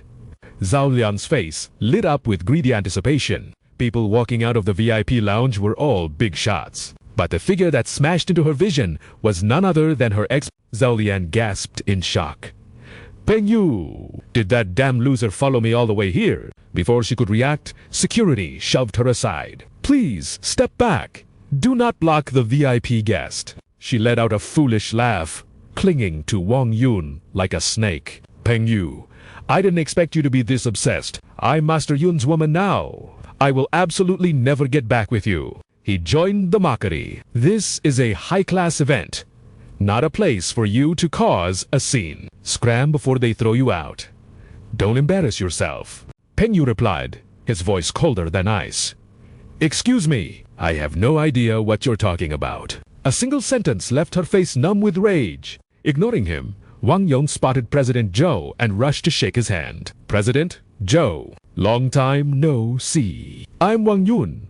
We met at the social gala before. The older man greeted him politely. Master Yun, how can I help you? He immediately launched his complaint. You might not know, but some trash with unclear backgrounds snuck in. Like this Mr. Peng Yu here. The minimum requirement to attend is being a millionaire, isn't it? Where would a broke pauper like you get an invitation? He answered without an ounce of pressure. I don't have an invitation. My friend brought me in directly. Stop bluffing. You're just a lowly game booster. You dare disrespect Master Yun. Get lost before you're thrown out like garbage. Lin Xin, standing behind them, couldn't stomach the attitude any longer. Perhaps the ones being thrown out, ... will be you too. The antagonist sneered, agitated. Do you believe that, with one shout, I can have you pinned to the floor instantly? I see you are tired of living. His face screamed boredom. Every third-rate villain recites lines like these at least once. My ears are bleeding from the please change the script. Wang Jun, ignored and silenced, turned to his superior for help. President CHU, look at this. President CHU dropped a single sentence. It is time. Wang Yan flinched.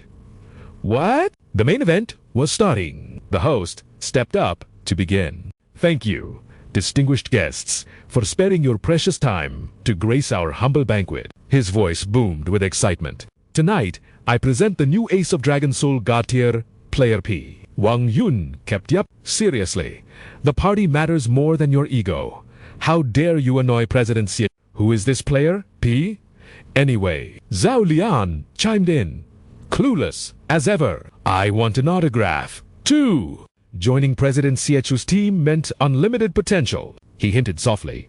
You will know soon enough. The crowd buzzed with curiosity. Rumor has it, he is a 3-time champion from the states who retired. CHU spent a fortune to recruit him directly. A true international titan. The host raised his voice to the heavens. Please, give a round of thunderous applause. Welcome, Player P. The figure waving was... Peng Yu. Zhao Lian, brain still buffering, frowned and cursed. Peng Yu, that is not a place for filth like you. Get down before you embarrass us. She looked around, confused.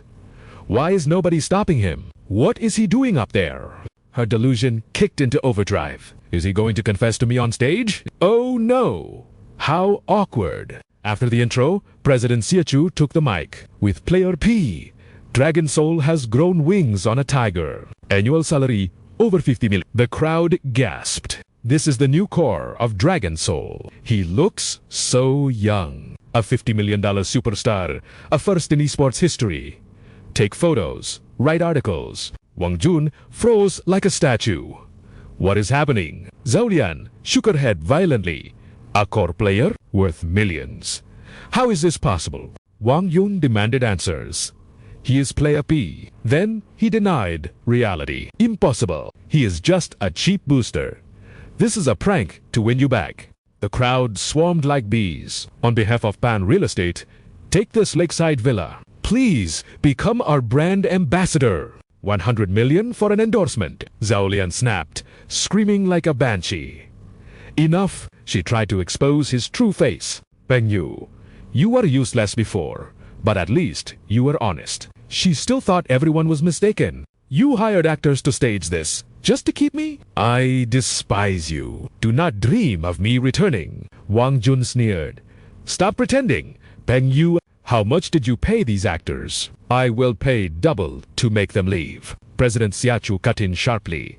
Who are you telling to leave? Wang Yun stuttered, panic setting in. President Zhu, he is Jatabusta. You have been scammed. CHU looked at him like he was an idiot. Me? Scammed. My requirement is to defeat all members. Peng Yu joined based on pure, undeniable strength. Eyes bulging, Wang Yun gasped.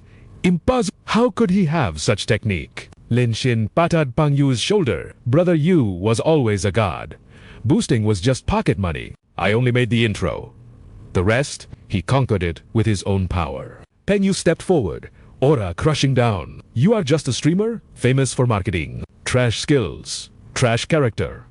You dare insult my team. Wang Jun retreated in fear. Panic, Wang Yong hatched a scheme. Fine, he got lucky. But I am still a big streamer. I will ruin him with scandals on my stream. He will beg me for mercy. He grabbed Zhao Lian. Let's go. But their path was blocked. Who gave you permission to leave? Wang Jun sweated. President Wang? President Li. Why are you here? Wang, who pulled out photos. Young Master Yun. Look at this. He threw the photos into the air. Your scandal is online. Contract breached.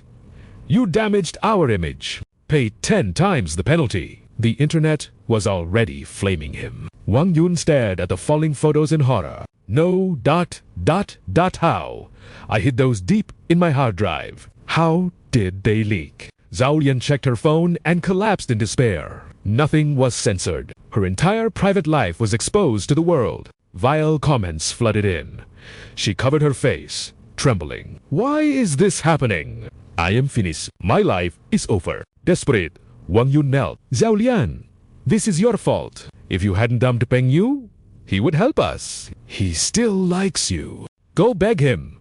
Zhao Lian, brainwashed, mumbled. Right. Peng Yu still likes me. He is a superstar now. If he marries me, I can be saved. She threw herself at Peng Yu's arm, fawning shamelessly. Peng Yu, congrats, you did it. I know you worked this hard just to marry me. She poured out her twisted logic without hesitation. I am so beautiful. Everyone wants me. Leaving you was just a test. You passed. You can propose to me now. Even the onlookers gagged. Holy Mother of Earth. I have never seen such thick-skinned audacity in my life. Zhao Lian closed her eyes, lips puckering for a kiss. Pengyuta, he snapped. Enough. She fell to the floor, dodging nothing but air. You, he tore off her mask. You chase vanity and act like trash. You make me sick. Get out of my sight. He ignored her completely. Lin Xin laughed, arm around him. Let's go. Time for a midnight feast. They walked away, leaving the trash behind. Outside, a chauffeur bowed low. Please, enter the car. Zhao Lian's eyes lit up at the luxury car. Ambition flared again. Losing all dignity, she grabbed his leg. Do not go. You still love me, right? Xia Chuha stepped in just in time, barking orders to the guards. Drag her out. Memorize her face and ensure this woman never gets within a 10-mile radius of Bandu again. Understood. Dong Than replied instantly. As the car sped off without a backward glance, she was left screaming in helpless fury. Let go of me. Bandu, look at me. I beg you. Little Lian finally realized the gravity of her mistake, wailing like a scolded child. Bandu is mine. That 50 million is mine. Why is my luck so rotten? Her internal monologue screamed, Bandu, come back! I was wrong.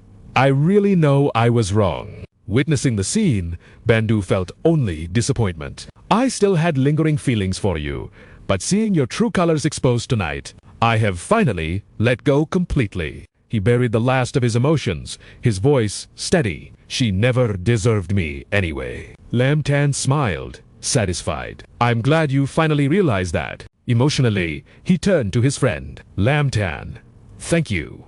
Without you, I would still be struggling in that dark corner. Don't sell yourself short, Lam Tan corrected him. If you didn't have the talent, President Xie Chu wouldn't have signed you. I just helped kick the door open for you. Bandu beamed, making a vow. No matter what, becoming your brother is my life's greatest win. President Xiaku is sending me to the Ice Island competition next week. I promise I'll bring home the championship. A fist bump sealed the promise. I believe in you. Brother Du, show them what you've got. Days later, Lam Ten was back in the boys' dorm, lounging on his bed watching a Thanks for the donation. God of wealth, watch me show off my skills. Tuetna launched into a pro dance routine, rallying donations for charity. The comments section instantly went chaotic with excitement. Captivated by her graceful moves, Lam Tan smirked. She's got rhythm. Maybe I can get TT to do a private dance for me later. TT's affection score is already at 92%. Time to drop some cash. Just as he closed the stream, a new notification popped up. West River Electronic Music Festival. TT is there too. Indeed, her name was on the schedule. Lam Tan quickly messaged her. Usually, she tells me everything. Why the silence this time? He smelled an opportunity to spend some serious cash. His phone screen lit up with Tuetnia's reply almost instantly. Oh, you saw the announcement? I wanted to invite you, but I'm just a warm-up act on the sidelines. Some rich sponsor gave the center spot to someone else. It really sucks. Before she could blink, he played his ace card being filthy rich, transferring 50 million. She was completely stunned. Why did you send so much money? He replied confidently. They have a rich sponsor. You have the top ranker on your list. This should buy the center spot with plenty of change to spare, right? Her heart skipped a beat, a flush of heat rising to her cheeks. He treats me so well. ... His lavish spending would definitely secure the center position. Affection hit 95%. Tuetna typed back, "You're the best. I'll practice hard to make the dance perfect. You have to come watch me. I'll be your tour guide around West River." Lamtan accepted with a grin. Deal. I can't wait. A week flew by quietly. As he landed at Tangjang Airport, his mood was soaring. Titi booked my ticket and I'm staying at her place. Jackpot. Tuetna waved enthusiastically from the crowd. Brother Lamtan, over here. The car sped off, carrying two hearts beating in sync down the long road. Lamtan couldn't take his eyes off the passenger seat. You're wearing gym gear.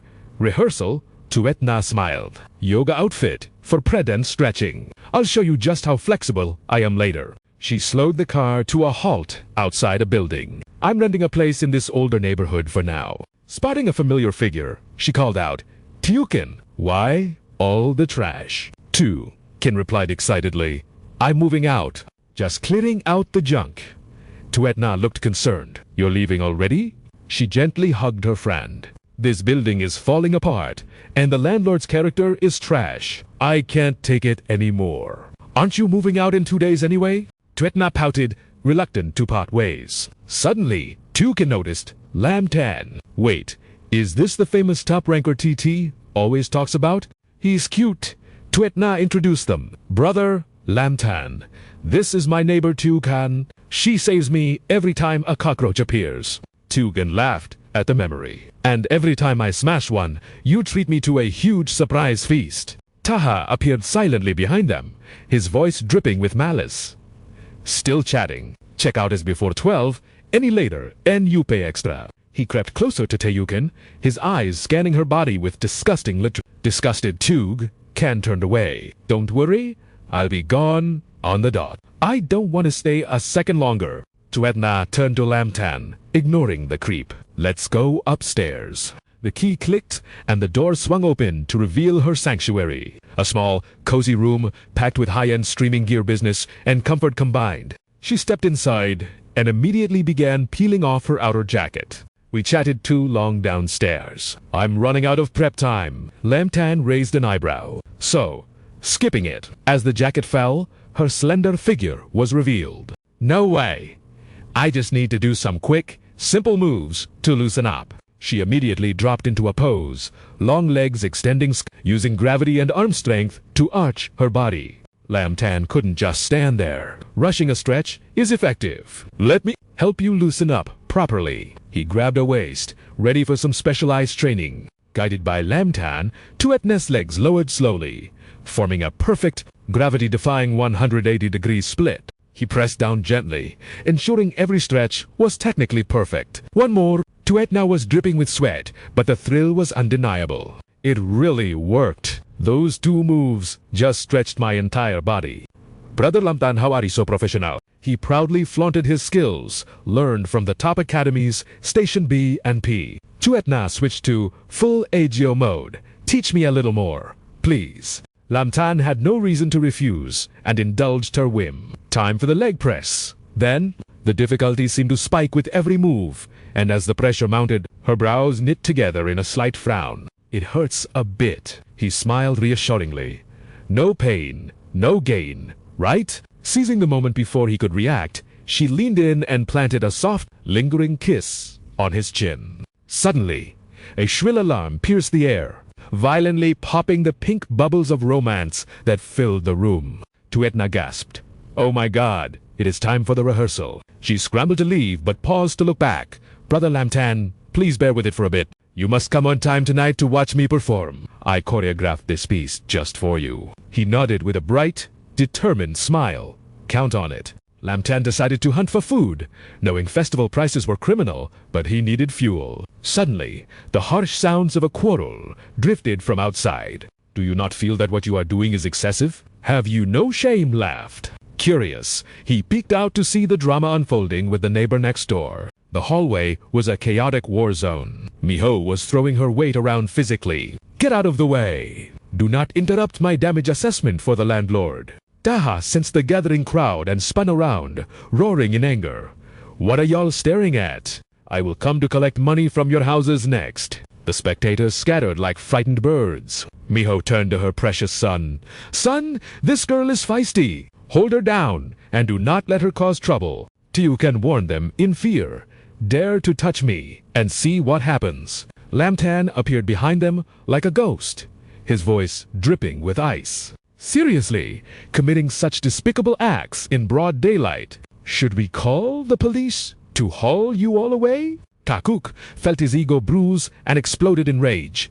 Who the hell are you? Tycoon looked up in surprise. ... It was the #1 ranked Big Brother. The three family members exchanged sly glances and sneered. Is the #1 Big Brother not just some rich idiot who throws money at streamers? Lamtan ignored the jab and asked gently, What is everyone arguing about? Tycoon recalled the grievance, and her temper flared. I was moving out and doing the damage check, but this dog of a landlord is picking bones from eggs. I argued, and they started shoving me. He asked skeptically, Is it not just a normal damage assessment? Why the fight? She rubbed her temples. You do not understand. This landlord is a complete pervert. Before she could finish, Taha whipped out a long industrial light, beaming it at the walls with a twisted look of delight. Lamtan frowned. What is he doing? The man scoffed. Damage assessment. Do you have no common sense? Miho rushed to inspect every corner. There are 2 scratches here. She furiously slapped red labels on the cabinet, acting as if delaying for even a second would cost her a fortune. Lamtan's expression darkened at their shameless delay tactics. Taha hoisted a chair into the air, announcing, 3 dents on this chair. Not stopping there, he scrutinized the bed frame with microscopic precision. 4 slats have cracks. They were performing a perfectly rehearsed extortion skit. From the window to the faucet, even the fridge and AC were marked. Lamtan and Tycoon stood in stunned silence. The entire room was drowning in red tags. It looked less like an apartment and more like a sealed crime scene. Taha shamelessly extended his hand. Total damages found in 365 spots. That will be 57,400. Tycoon exploded, pointing a trembling finger at him. Bullshit! Over 50,000. Why do you not just go rob a bank instead? He smirked internally, thinking robbery paid far less than this scam. Outwardly, he stated shamelessly, every item of damage is clearly listed here. The contract clearly states that any damage caused by the tenant must be compensated to the landlord according to the severity. She stood her ground firmly. Those so-called damages were already there when I moved in. I will not pay you a single penny. Taha crossed his arms, oozing arrogance. I do not know if you can afford it, but surely your boyfriend there can pay for you. Lamtan immediately stepped forward to confront him. You know I have money. You are her #1 ranked Big Brother, right? I do not watch live streams, but I have heard plenty about the fool who donates so much to these girls. Look, scamming tenants takes effort. I need to eat too. Stop wasting time and pay up. I am busy. Unlike you two, Miho shouted from the back. Why are you talking so much? I am sweating buckets here assessing the room, not standing around uselessly like you. Taha nodded in agreement. That is the rental life. The tenant just needs to open their wallet. Why should the landlord have to suffer? Tycoon was so furious, she threw up a middle finger. You bastard. I absolutely will not pay, and you are going to return my deposit right now. His face turned grim as he decided to play dirty, refusing to pay. Fine. While no one was watching, Takuk had already snatched her suitcase. Seeing this, she lunged forward. My luggage. But Miho and Taha blocked her path. Since you violated the compensation agreement, I have the right to search your bags. Oh look, she is getting violent. I will call the police. Amidst the chaos, Takuk began rummaging through Tycoon's personal belongings. Wow, who would have thought? You act like a tough guy, but your underwear looks like this. What a pretender. Taha's wandering hands got too close. She fought back, scratching his face in desperation. Let me go, the man snapped, resorting to brute force. You dare scratch my face. Just as he raised his hand, Lamtan caught his arm in an iron grip. Does the big brother finally want to pay up? No. You will not see a single penny of that compensation money. Every tenant starts out talking tough like you, but in the end, they all obediently pay. So confident. Do you have a plan? Taha's face twisted into a sarcastic sneer. I own this entire building, and it did not cost me a single cent. What do you think? That arrogance only made Lamtan tighten his grip. Oh, really? The landlord let out a blood-curdling scream. Takuk panicked and rushed in to save his father. You dare raise a hand against my father? But Lin Xin merely pivoted, moving like a ghost in the wind. Ziku's momentum betrayed him, smashing his face into the dirt until his front teeth went flying. Zhao Jin finally reclaimed her suitcase, trembling. Forget it, big brother. Let's just go. Consider the deposit money thrown to the dogs. What a bunch of fakes. I can't fight them. I don't want to drag you down. But Ziha wasn't done yet. You think you can just waltz out of here? Lin Xin calmly grabbed his phone. Get over here. We have a situation. Instantly, the heavy thud of rushing footsteps echoed from the stairwell. Who would have thought Lin Xin would play their game? Everyone knows how to call for backup. Listen up.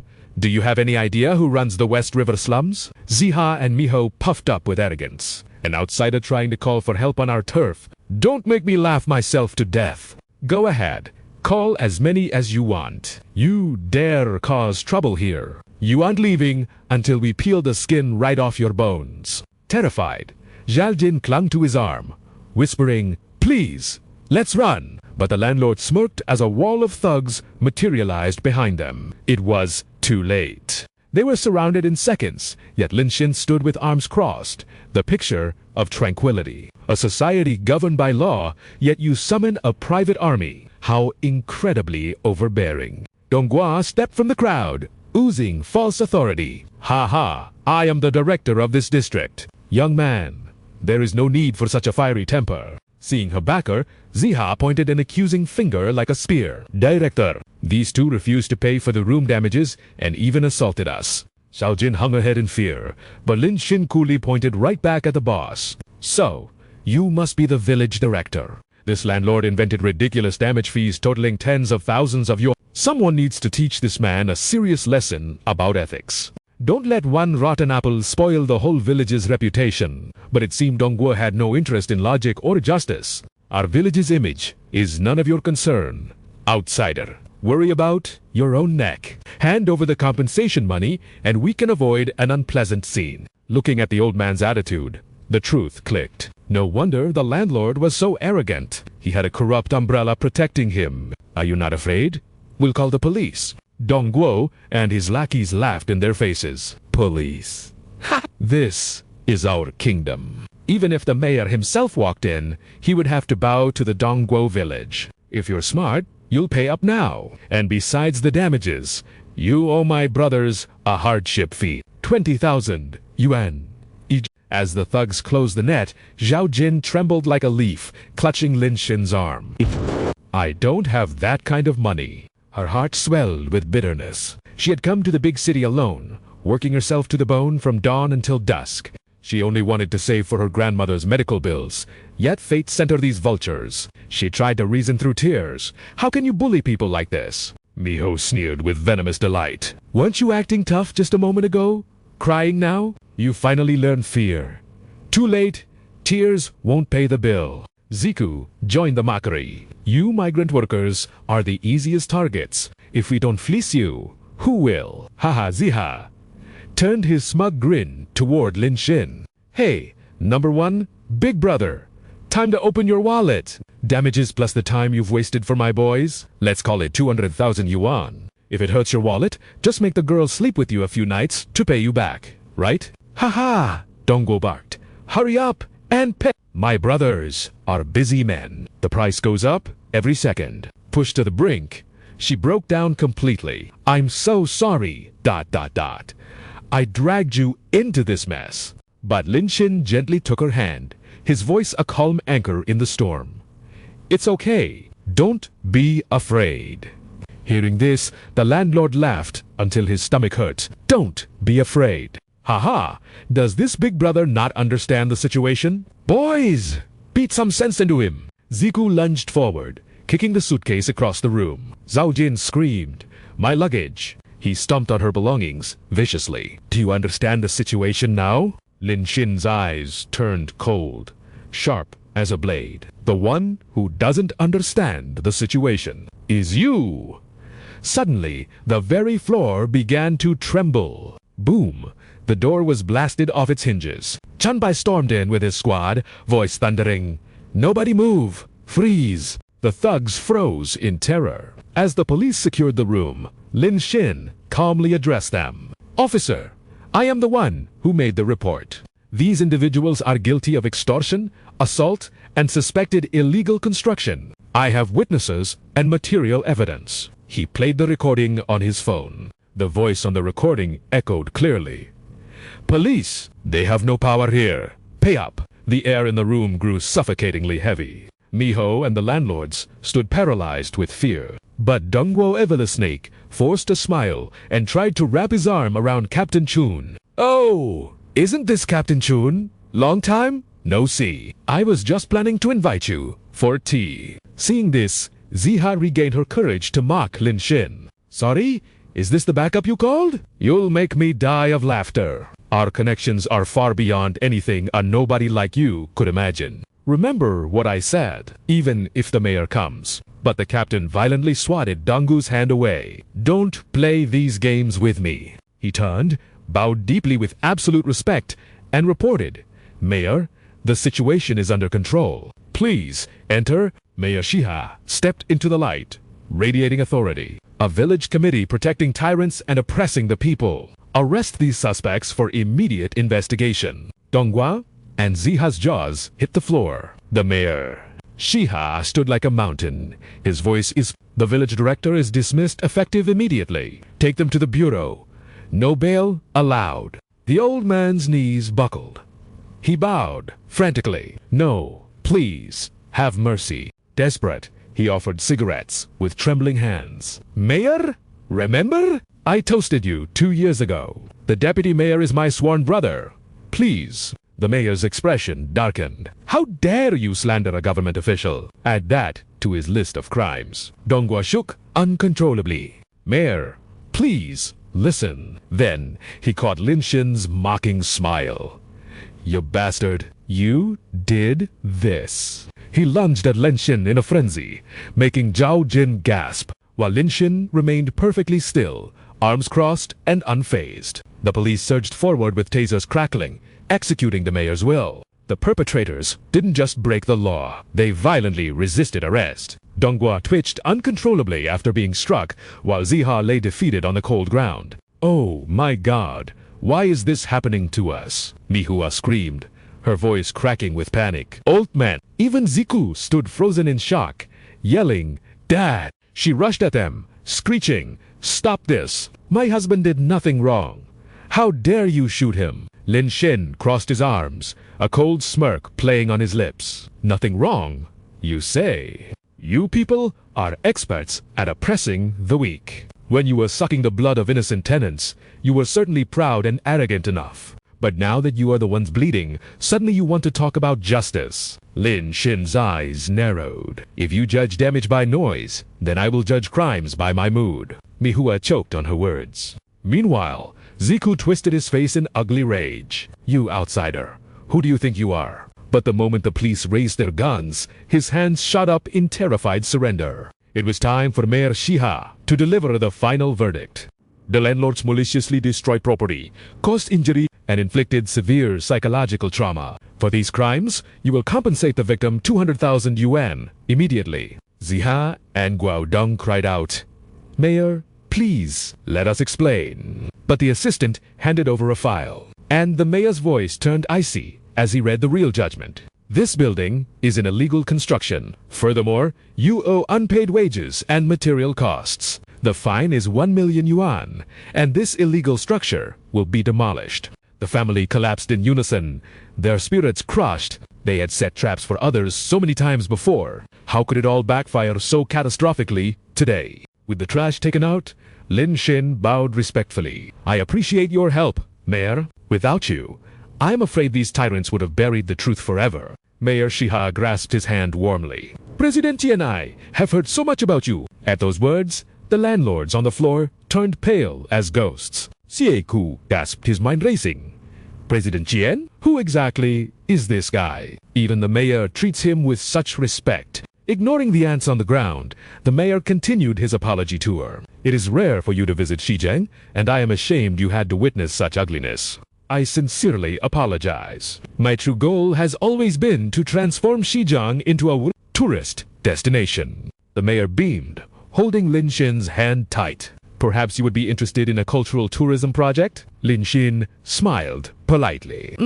I will think about it. Internally, he wondered if the system had a money-printing tool for this. Let me conduct some research, and then I will contact you. The mayor wiped sweat from his brow. If the big bosses from Yangjian and Shangdi hadn't warned him, he might have offended this walking gold mine. He needed a tycoon like this to save the city's economy. Lying in the dust, the family finally understood their fatal mistake. They wailed in regret, realizing they had kicked an iron plate and broken their own feet. As the police dragged the weeping family away, Zhao Jin and Lin Xin watched in silence. Then, ignoring the mayor waving in the background, they turned to their own business. Thank you for saving me, she said softly. Let us add each other on WeChat. But when Lin Xin checked his phone, a transfer notification popped up. Wait, aren't you short on cash? Lin Xin asked. She blushed, looking away. I know. It is a tiny amount. To someone like you, it probably will not even buy a piece of fruit. But you stood up for me today when no one else would. I had to show my gratitude somehow, or my conscience would not rest. I may be poor, but I know the weight of a debt. Hearing this, Lin Xin smiled and accepted the transfer. That landlord was evil, and seeing justice served was reward enough. So, he accepted the 800 yuan, but Sadelia softbeck on his cheek. Zhao Jin pulled back, beaming with a bright smile. Don't get the wrong idea. I am not trying to steal you from Cha-Cha. She laughed. It is just a thank you. We probably won't meet again. So, take it. By watching her walk away, Lin Xin chuckled. What a straightforward girl. But now that the drama was over, it was time to hit the electronic music festival. Stepping into the venue, Lin Xin was struck by the sheer scale of it. The stage was massive, a beast of light and sound, far wilder than he had imagined. Truly worthy of an event hosted by the 4 major platforms. Under the pulsing beat of the bass, he saw couples everywhere, dancing in their own worlds. When does Chache's set start? Lin Xin wondered, feeling the infectious energy of the crowd as he scanned for his friend. The vibe is not bad, he thought. But then, his gaze landed on a couple in the front row. They looked a little too excited. Lin Xin raised an eyebrow. Well, I saw it, but I won't say anything. Suddenly, the crowd erupted. Kundi, the star DJ appeared, looking cool and arrogant. Hello everyone, the host's voice boomed. Give it up for our special guest, a global top 100 D. Suddenly, the security barrier was violently shoved aside. A wave of crazed fans surged forward, screaming, Ah, I finally get to see a living legend. Kundi, I love your music. Girls pressed against him, trying to look seductive. You are so handsome. I even prepared a special gift for you. This was just an excuse for him to prey on them. Oh, I love gifts. He smirked, hands wandering. But suddenly, a furious roar cut through the noise. Get your filthy hands off her. A young man grabbed one of the girls, Duo Shi, and yanked her back. It was Zhua Wei. He pointed a trembling finger at the DJ. You bastard! Were you trying to grope my girlfriend? But instead of thanking him, the girl snapped. It is Western etiquette. A kiss on the cheek is polite. Only a pervert like you would think it is gross. She glared at Zhua Wei. And I never agreed to be your girlfriend, so stop talking nonsense. Zhua Wei froze, his soul leaving his body. Having vented her anger, she turned back to her idol with hot eyes. Kundi, wait for me. Zhua Wei cursed under his breath. That was when Lin Xin walked up and patted his shoulder. Is that your girl, Zhua Wei? Zhua Wei jumped. Then his eyes widened. President Ji. He clutched his head in agony. I met her a while ago. I had no idea she was such a blindly obsessed fangirl for foreigners. Zhua Wei looked like he was about to explode. Who does he think he is? just because he bought his way into the top 100 global DJ list. Damn it, just because he is American. Seeing the boy on the verge of losing control, Lin Xin spoke calmly. Think of it this way. Seeing someone's true colors this early is actually a blessing. On stage, the host shouted with renewed energy. And now, get ready for the performance of the 5 famous female streamers from the Leopard platform. Lin Xin smirked, finding the situation amusing. His father was due up, but the stage remained empty. The silence was loud enough to hear a pin drop. The audience's patience finally snapped. Why the holdup? Where are the performers? Don't leave us staring at a ghost town. Get the show on the road. The host scratched his head, sweating bullets. Please welcome the performance by Sexy Fox. But the crowd's blood was already boiling. Hurry it up. We Want Kondi is the opening act, playing hard to get. So arrogant. If she doesn't show, I'm demanding a full refund immediately. Lin Xin's expression darkened. Something smelled fishy. He headed backstage to investigate the chaos, stepping into the staff area in a flash. No guards. Zuya stood outside, furious. Duo is definitely inside. Break the door down. Luckily, a staff member arrived just in time to stop the violence. Wait, I have the key. The door unlocked with a click. Lin Xin arrived at that exact moment. My, what drama do we have here?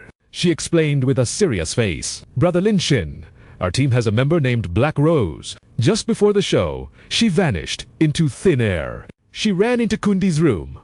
Duo grumbled while knocking did nothing. What on earth are they doing in there? The door swung open and jaws hit the floor. Kundi was living like a king, wrapped in pleasure with a girl on each arm. The scene was pure debauchery. Realizing they were exposed, he jumped up, barking like a mad dog. Damn it! Who gave you trash permission to enter my private kingdom? Get out! Kundi, aren't you performing? Zuya ignored him, urging her teammates. Black Rose, put your clothes on immediately. We don't have time. Showtime is starting. But the naked girl just winned. You're annoying. I want to stay with Kundi. She displayed zero shame. Hee, we haven't had enough fun yet. Sasai chimed in, eyes glazed over. That's right, I'm next in line for paradise. The room was thick with a suspicious, pungent smoke. Zuya sensed something wrong instantly. Black Rose, what did you just take? Are you insane? Lin Xin held her back. Don't get too close. The fumes in here are enough to turn your brain into mush. But Black Rose just bragged shamelessly. Hey, you're just jealous. I'm with Kundi, aren't you? He's American. He even promised to take us back to the States with him. Right, Kundi? The lecherous creep smirked. Correct, baby. She leaned on him arrogantly. Once I'm famous, I'll earn dollars, not your petty change. I used to admire you, but compared to Kundi, local men are useless. Saishi nodded in agreement like a Exactly. I want a superior mixed blood, baby. Lin Xin looked at them with pure disgust. Sister, do you really believe that elite gene nonsense? Brainwashed thoroughly. I see. Let me give you a crash course. Our country's average IQ is top tier globally. To help those elites, admission scores for them are lower than ours. It's laughable how they preach equality while rigging the game. Black Rose played the fool. That's just fake news to smear them. I don't believe it. Get lost and let me play with Kundi. Saishi was lost in hallucination. Wow, Kundi has 2 heads. Kundi suddenly spoke up. Wait, he leered at Zuya. Pretty girl, TSK. You're beautiful. I like it. Want to join the party? He reached for his belt, making obscene gestures. Haven't tasted my high-grade Armstrong cannon yet, have you? Saishi wiggled. Fake. Mean Kundi, aren't 2 of us enough? Kundi pointed at himself proudly. I can fix the audience's anger. Just say you were helping me prepare. They'll forgive you instantly for me. So, she gave him 0 face, attacking his pride directly. Sorry, but you're too small. The ultimate insult followed. Brother Lin Xin's pinky finger is bigger than yours. Kundi's face twisted into a demon mask. What? He prepared to strike. Local men are better than me? Don't make me laugh. I'll show you how weak your men really are. Kundi pointed at Lin Shin aggressively. Ha ha, like I said, you guys are soft eggs. Too scared to move. But before his laugh finished, a fist connected with his face. The force was devastating. Teeth and spit flew as he launched backward, crashing into a chair. Sashi and Black Rose screamed in horror. Kundi, they rushed to him like mindless drones. Are you okay? The trash bag clutched his face, wailing. Arg, damn it. It hurts. This lowly local broke my nose. Bastard. He unleashed a stream of curses. You dare injure a fourth-tier American celebrity. Call the manager. I'll call the cops and have the internet cancel you. Suddenly, a commanding voice cut through the noise. No need for the trouble. Leidu's face was grim. I've already called the police. Zhu. Ya gasped in shock. Director Lei, the media tycoon. Why is he here? Kundi, clueless as ever, smirked at Leidu. Finally, someone who understands international status. He tried to flex his wallet to buy favor. Since you're here, I'll invite you to be my first guest from this country. The two girls drooled with envy. Palm Beach, where the millionaires live. Leidu raised a hand, stopping the nonsense cold. Sorry, unidentified guest. I wasn't finished. I said, I called the police on you from the start. He pointed a finger of judgment. Open drug use, assaulting citizens, malicious sabotage of the festival, and contract fraud. These crimes are enough to let you rot in a cell. Everyone in the room stood frozen, eyes wide as saucers. Leidu turned to Lin Shin. I've heard of President Qian's fame. Shame we met in this dump.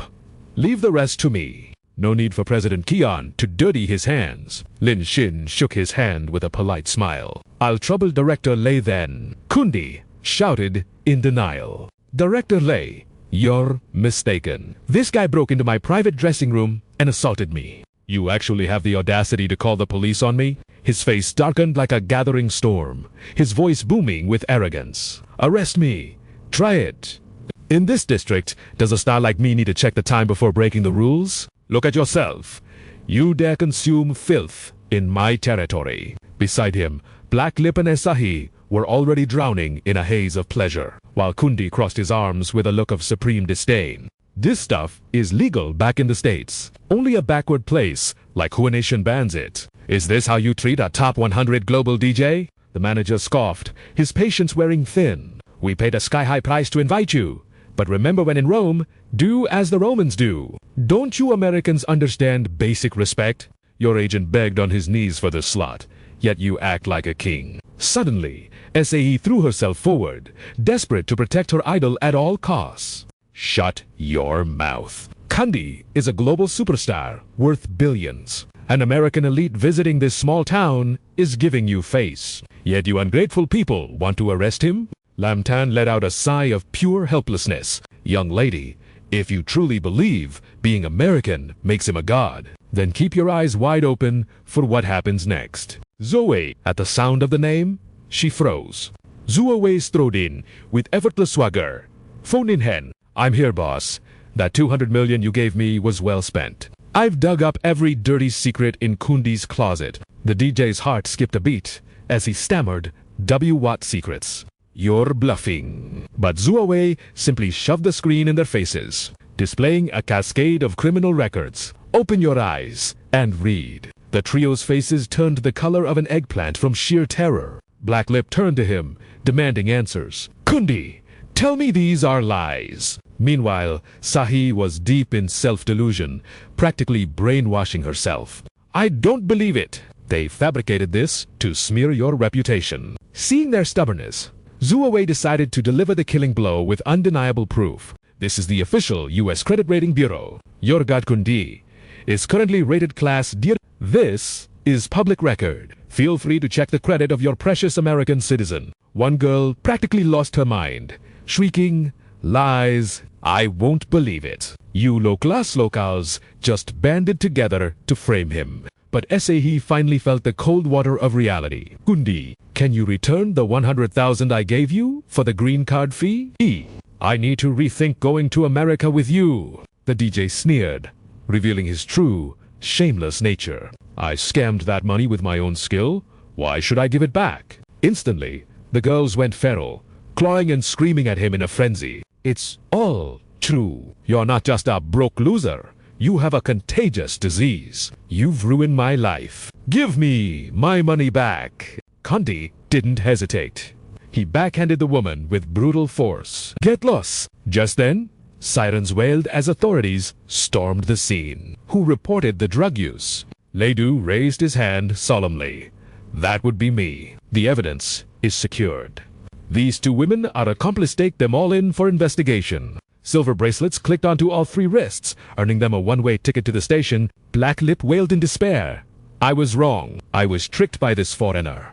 Please, I'm innocent. But Suya stood in the back, a mocking smile on her lips. Being friends with an American pays off. Huh? Less than a day, and you get free jewelry and government housing. Kandi still hadn't grasped the gravity of his situation. Wait, I have rights. I demand my phone call. Manager, call the embassy. I have diplomatic immunity. But from the other end of the line, a voice dripping with defeat answered him. I watched the live stream, Kandi.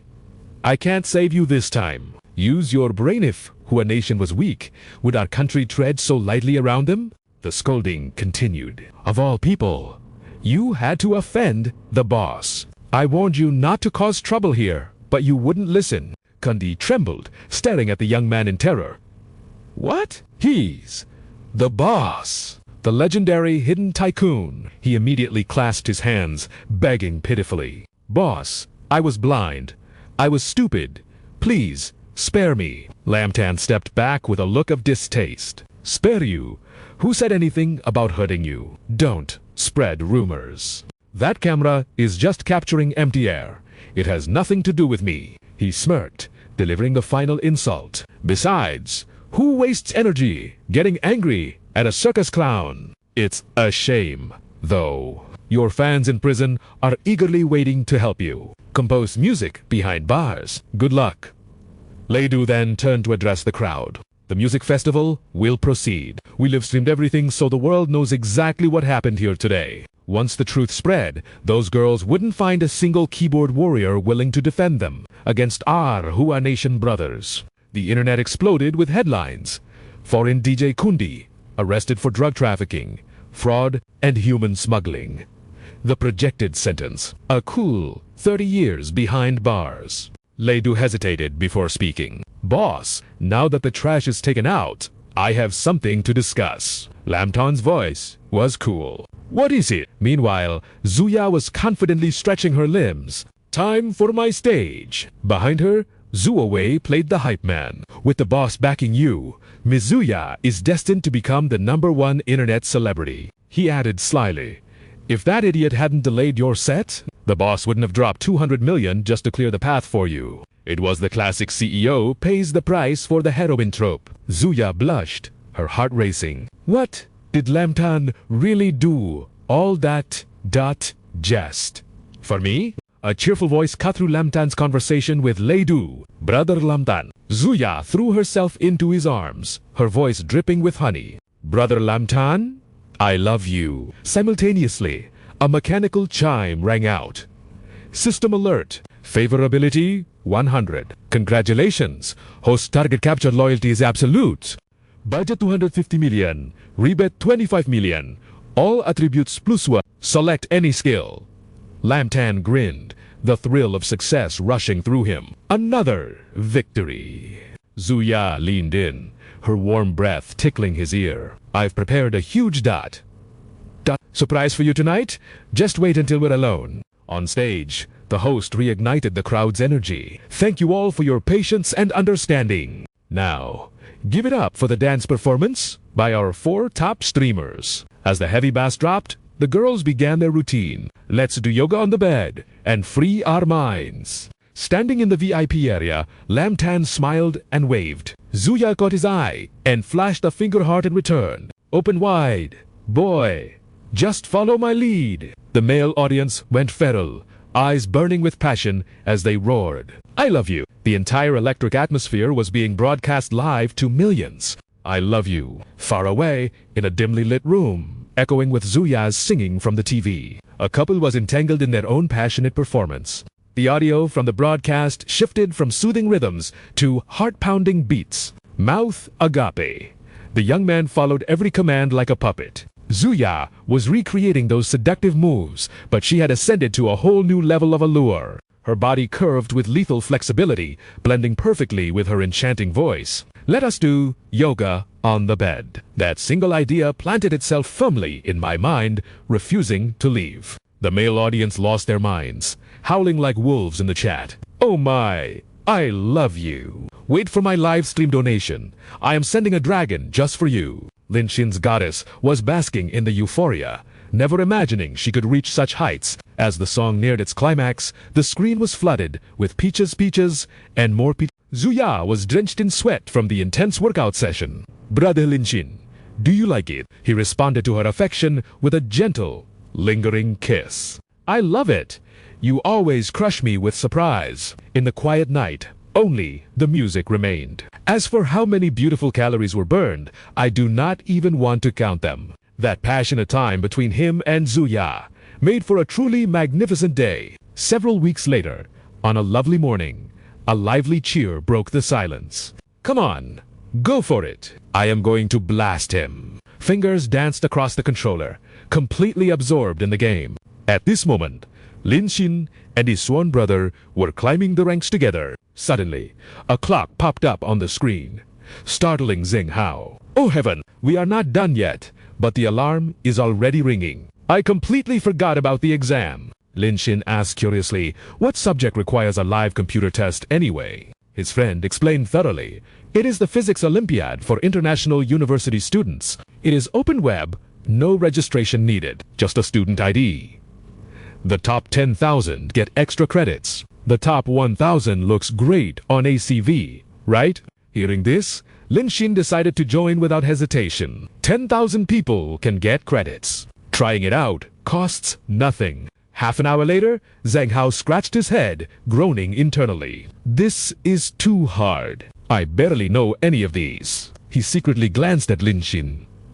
Gave up already. Makes sense. This test is brutal. Lin Xin sat before the computer, yawning with boredom. This test is so dull. I thought it would be challenging. Since it was too simple, he did not waste energy on expressions. Scribbling random answers would probably still hit the top 10,000. Suddenly, something caught his eye. Oh, the final question is actually interesting. I wonder if I can solve it. Let us test this out. On a beautiful morning at Sayasu University, a group gathered in heated discussion. Professor, isn't the final problem a bit too much for It was a question posed by Professor Nottingham, and many found it absurdly difficult. Hearing his name, the man spoke up immediately. I did it on purpose. He approached and explained his logic. Times have changed. We need to increase the difficulty for university students. Actually, they do not need the correct answer. Just the right approach earns high points. Benedict smiled gently,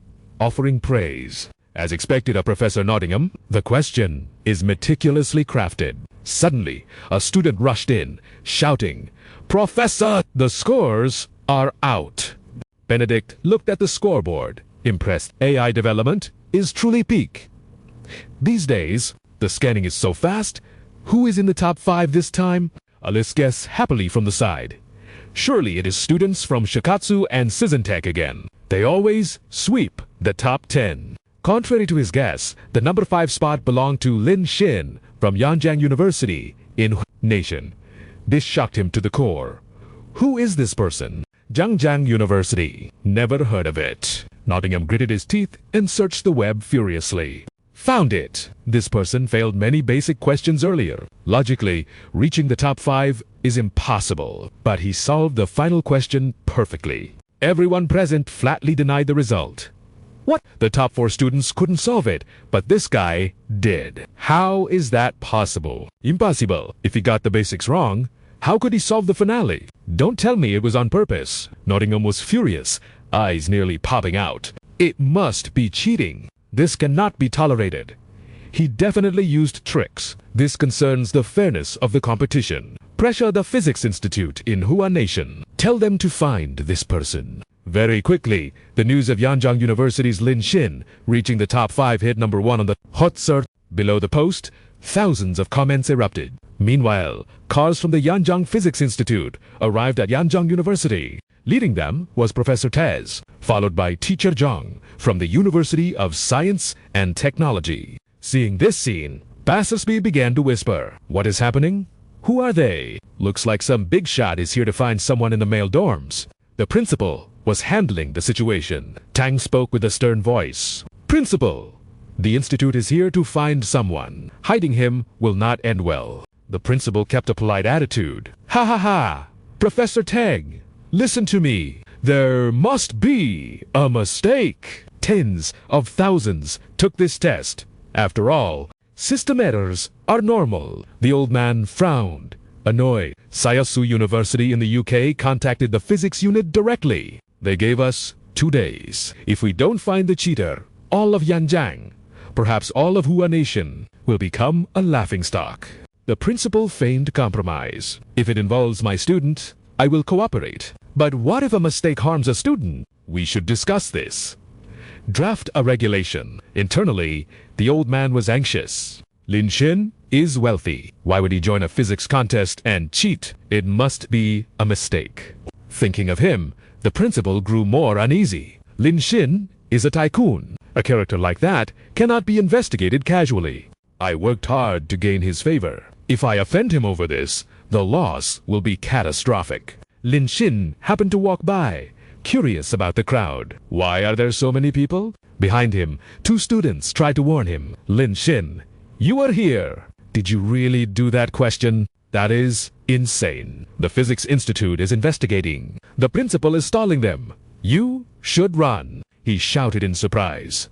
"What?" Zhang Wu pointed at the principal, roaring. "Principal, you are stalling on purpose. I suspect you are part of this fraud too. Maybe you planned it." After lying, he sneered. "With a principal like this, Yanjiang University's reputation is ruined. Strip their accreditation." And that Lin Xin call the police and arrest him immediately. Lam Tan arrived with an aura of absolute confidence. "You were looking for me. Well, here I am." The crowd froze, stunned by his sudden appearance, and even the Yuan family members could not hide their shock. Professor Huang HCC stepped forward to confirm his identity, but Chongeng wasted no time launching his verbal assault. "Stop hiding. I have seen your academic records. You are nothing but a literature student with mediocre grades. Yet you claim top 5 in an international physics competition. Who would believe such a fairy tale?" Yanjiang growled, cutting him off with authority. "Enough. This is an internal matter for Vimjiang University. It has nothing to do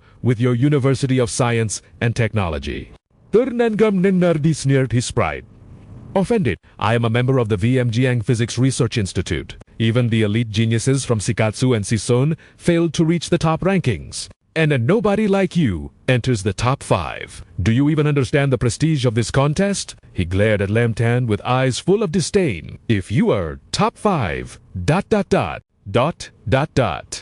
then I am the first emperor of China." The protagonist did not back down an inch. "I just solved the problems for fun. Why are you acting like a cat whose tail got stepped on? Unless you secretly own the European Physics Academy, why is Professor Trong so eager to insult everyone's intelligence? You dare speak to me like that?" Trash students always have the same filthy attitude. He slammed down his ultimatum. "Take a test right here, right now. Refuse, and you admit to being a fraud." LMTN shrugged his smile cold and unbut. "If you insist, I will play along. Worst case, my score is voided." "Who cares?" The antagonist burst into triumphant laughter. "Too scared. Ha! I knew you were a cheater." Suddenly, Eng Hian stepped forward, a shield of determination. "I believe in a student school does not define their worth, nor does their nationality make them superior to others." Her eyes locked onto his, filled with starry admiration. "Lam Tan is the most brilliant person I have ever met. He studies in silence, honing his skills until he shocks the world. I know his results come from true strength." The crowd wavered, moved by her righteous fury. Ha Nang Eng, Hai En was not just anyone. She was the goddess of the literature department. She is also the director of the Vimjiang Museum. If a young genius like her validates him, Lam Tan must be the real deal. Trung Ndio's face twisted with malice. Who are you? A literature department beauty is just a decorative flower vase, useless outside of looking pretty. Eng Hyen opened her mouth to retort, but Professor Huang HCC intervened. Professor Trung, you crossed the line. Lam Tan crossed his arms, his voice icy. You call yourself a teacher, yet your words are filth. You doubt our country's talent? I will take your test. But when I pass, you must apologize to Eng Hyen and every student here. Do you accept? The villain sneered immediately. Oh, I am terrified. If you pass, I will not just apologize. I will kowtow and smash my head on the floor. DL? Lam Tan accepted with a calm smile. The professor laughed maniacally. Ha! Prepare for a show. Huang HCC stepped in to restore order. All right, Professor Trung, time is short. The venue is ready. Let us begin immediately. The crowd swarmed to the lecture hall, hungry for the drama to unfold. Lam Tan is challenging the Physics Research Institute professor. Tina walked ahead, confusion written on her face. Since when did Lam Tan possess physics knowledge? Seeing him, she screamed in excitement. Oh my God, it is true. She clenched her fists, heart racing. Is there anything Lam Tan cannot do? He is too perfect. It makes him harder to conquer, but that just makes me want him more. Untetran watched him with obsessive adoration. His brilliance attracts too many filthy insects. I must protect him. A wave of regret hit her. If only I were still his girlfriend, this would be perfect. Nahai offered a cruel piece of advice from the side. Lunhaha tetren, stop dreaming. The truth is harsh. Lam Tan might accept anyone. ... Anyone but you. Have you still not realized that? But Natran ignored her, eyes glued to Lam Tan's back. Why did I realize his worth so late? I was blind before, but I will never let go now. Lam Tan, I love you too. Madness, ding, system alert. Lunant Tran affection plus 0.1. Current level, 99.7%. A chill ran down his spine. Huh, is she going crazy again? The chaotic energy of the three beauties stunned the crowd. That guy looks like a loser. How does he get all the top-tier beauties to worship him? Ignoring the gossip, Huang HCC unveiled the challenge. The problem on the board made the audience gasp in horror. This is not a student-level problem. It makes the final boss of the national exam look like child's play. Can Lam Tan really solve this? The murmurs did not shake the old professor. Begin, Trung Ing laughed, convinced of his victory. You are finished, kid. Professor Huang spent 3 years solving this in his youth. The difficulty is leagues above the International Physics Olympiad. The three girls boiled with rage. Tine shouted, "This is blatantly unfair." However, Huang HCC offered a compromise. I am aware of the difficulty. You do not need the final answer. Simply show the correct derivation method, and you pass. But the main character was already in his own world. He analyzed the board with calm eyes. Just like that final question. This is actually quite interesting. Tutor Enegram. His silence looked like arrogant. Stop pretending. If you fail, you will be expelled and blacklisted forever. Professor Teranji, Fien, Zhongbar. This is Vimjeng University. Do not overstep your authority. The crowd joined the protest. Who do you think you are? But the villain only scoffed. Domestic students are trash. Is that not obvious by now? He is not writing because he is a fraud. Trung Engo's voice buzzed like an annoying mosquito. Finally breaking Lam Tan's concentration, the emperor is not worried, yet the eunuch is in a panic. The insult drove Trung Eng insane. You little. But before he could rage, Lam Tan began his performance. He did not need 3 years. He did not even need a single morning. The chalk flew across the board with lightning speed. Done. The room fell into a deathly silence. No one could process what had just happened. The students stared, jaws on the floor. What just happened? He finished in minutes.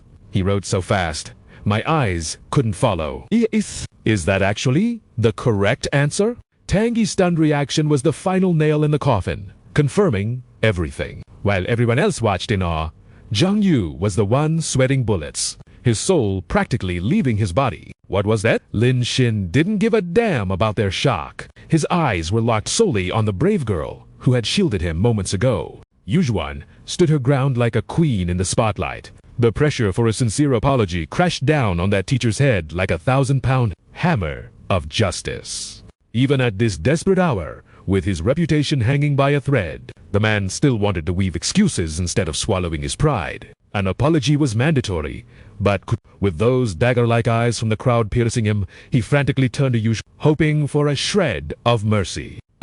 My apologies, he stammered, sweat dripping down his face.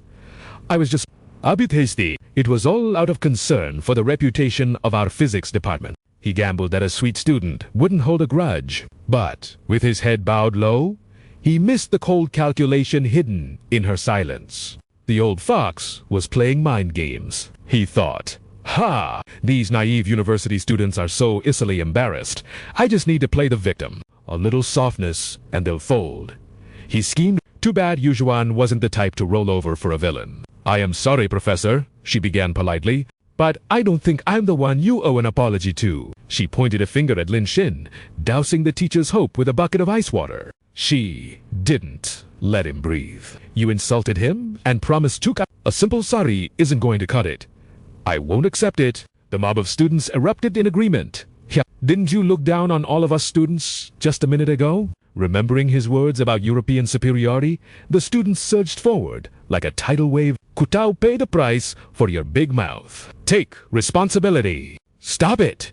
Back off. Hishri. Suddenly, Lin Xin stepped in, not with praise or forgiveness, but with a backbone of steel that surprised everyone. Yu Yizheng melted back into shock. But Professor Thames, he snapped out of his daze and grabbed Lin Xin's hand with frantic energy. Student Lin, you are a once-in-a-century genius. I am sending these results to the European Physics Agency and every news outlet immediately. You must enter the finals. I need to grant you an award. The old man looked at him with sparkles in his eyes, seeing nothing but a rare human treasure. Your skills surpass the professor's. Join my team. But Lin Xin shut him down cold. No more thanks. I prefer the quiet life of a normal student. I only took the test for the extra credits. He shrugged casually. Temps. He froze in place, but a fire lit up in his internal monologue. I can't let this dragon slip away, he thought. I will wear him down later. He turned to his own students with a new mission. Listen up. We must protect student Lin's honor at all costs. The group shouted, Yes, sir, in perfect unison, ready for war. The Yonjiang Institute confirmed the results were legit, and the internet exploded. Ha! I knew Lin Xin was a god.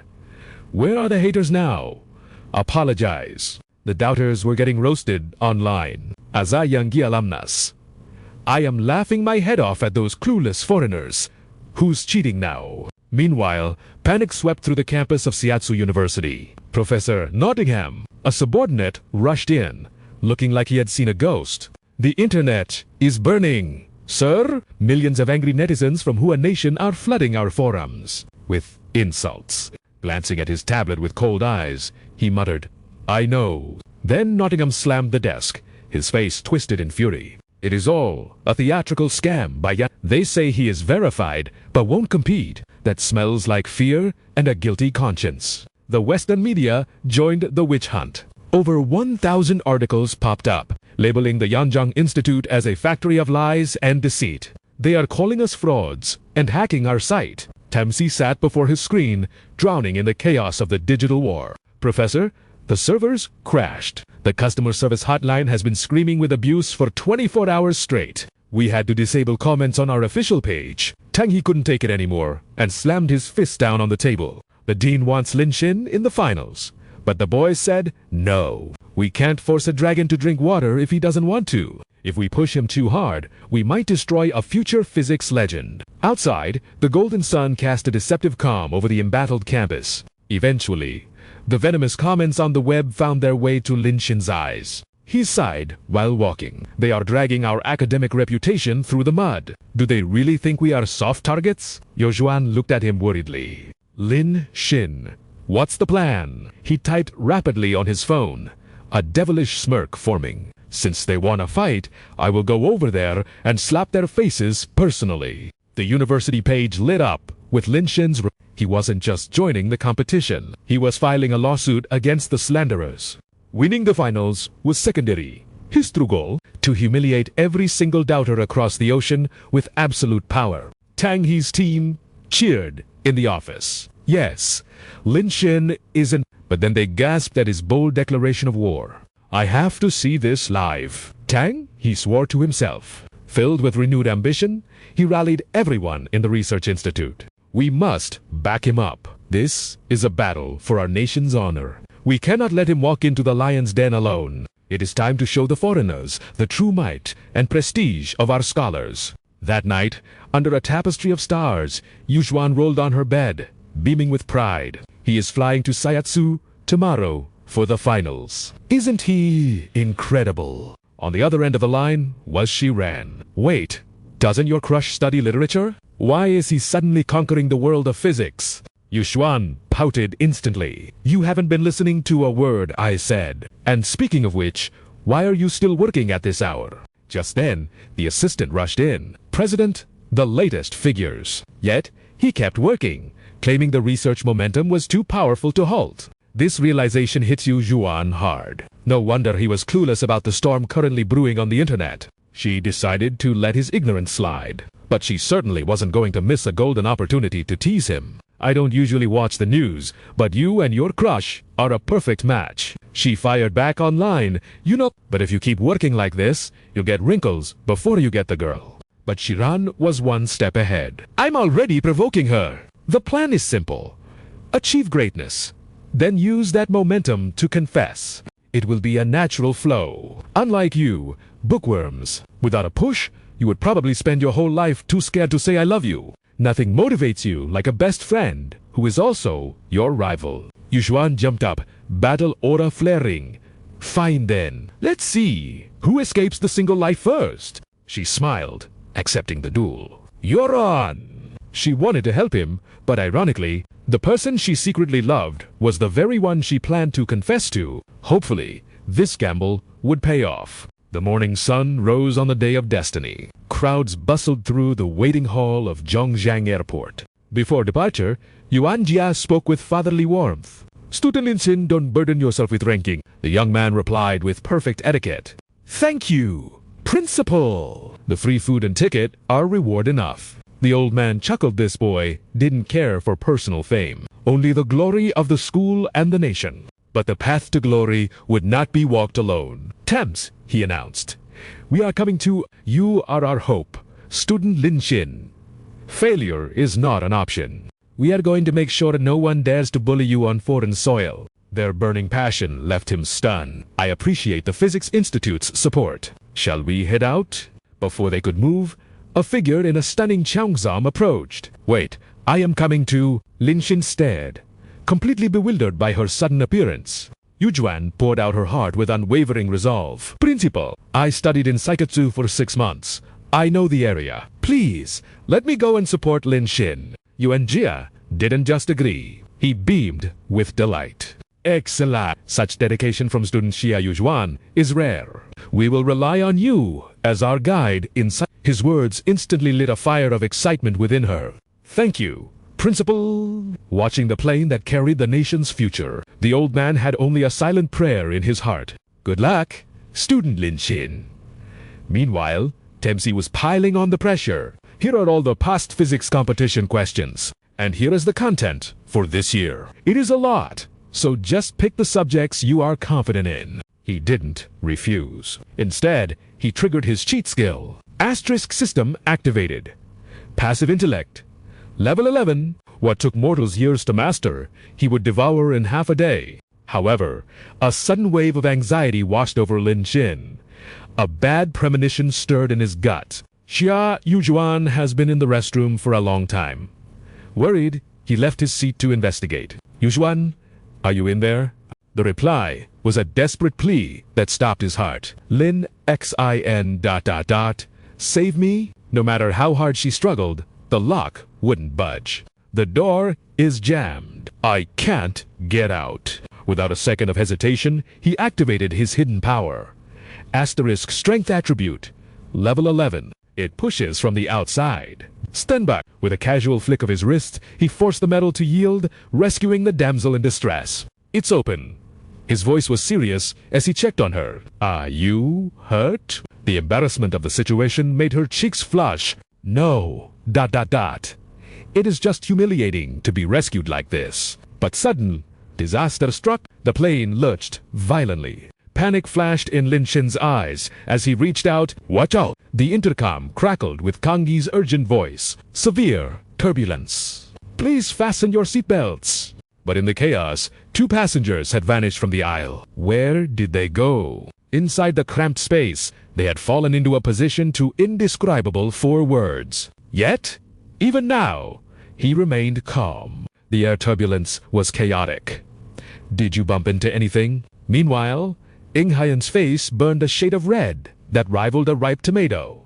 Oh no! Long screamed silently in his soul. Oh heavens, this position is a bit too... Suddenly, another violent tremor shook them without warning, causing her to cry out. Up! In an instant, she was secure in his arms, his voice a soothing balm. Until the airflow stabilizes, we have to stay down. It is safer. Trapped in this intimate moment, she remembered Shiran's taunt. Asterisk, only you and your crush. 2 bookworms destined for each other. Asterisk, I am not a bookworm. She rebelled against the thought, and with this surprise encounter, asterisk favorability score. Plus 3%. Total 93%. Even with the risk of being caught, Yuan grew bold. Her movements making Lin Shin simply go with the flow. Asterisk, Why is she being so proactive? He wasn't one to refuse a gift from fate, his fingers wandering into dangerous territory. The sensation was electric. It sent a jolt right through her spine. The air in the tiny restroom grew heavy and hot. Just as things reached a critical point, rapid knocking shattered the mood. Passengers, is anyone in there? It was Kong Hee. Yuan panicked instantly. We are doomed. The flight attendant found us. Are we going to get arrested? But Lin Shin remained unfazed. Leave it to me. The moment they stepped out, he went on the offensive, giving Kong Hee no time to think. The quality of this aircraft is concerning. My friend was trapped inside during turbulence. If I hadn't broken in, who knows what would have happened? The attendant froze. Before she could ask a single question, she was bowing in apology. Overwhelmed by his logic, I am so sorry. We will compensate you. Lin Shin kept his face stone cold. Fine. I will wait for your perfect explanation later. It finally made Hayan burst into giggles. Time flew by faster than a hound chasing prey across the plains. In the blink of an eye, they arrived at Shiatsu Imperial University, the legendary battlefield for the International Physics Olympiad Finals. Facing elites gathered from every corner of the globe, a figure slowly stepped forward to speak. Welcome, all candidates, to the 30th International Physics Olympiad Final. That person was none other than Nottingham, a professor at Shiatsu and the iron-fisted head examiner for this physics showdown. This is the world's most prestigious individual tournament, organized by the European Physics Alliance, to unearth true genius. His monotonous voice echoed relentlessly through the vast hall. The top 3 will earn a chance to join the European Institute of Physics and participate in the most critical research of humanity. As for the champion's reward, let us hear from the former king, AIT Thun. At the mere mention of his name, the legend appeared on stage just as he was introduced. AIT Thun was also serving as a proctor for this battle. The heir to the Rockefeller clan and a peerless physics prodigy, declared, reputation is merely something I received through sponsorship. The champion's prize is a spot on my team and $5 million. My current pursuit is geodynamics and earthquakes, which is also the final question of this exam. His mere presence was enough to send the crowd below into a frenzy of idol worship. ITTHN. Yet, he turned and left with cold indifference. That is all.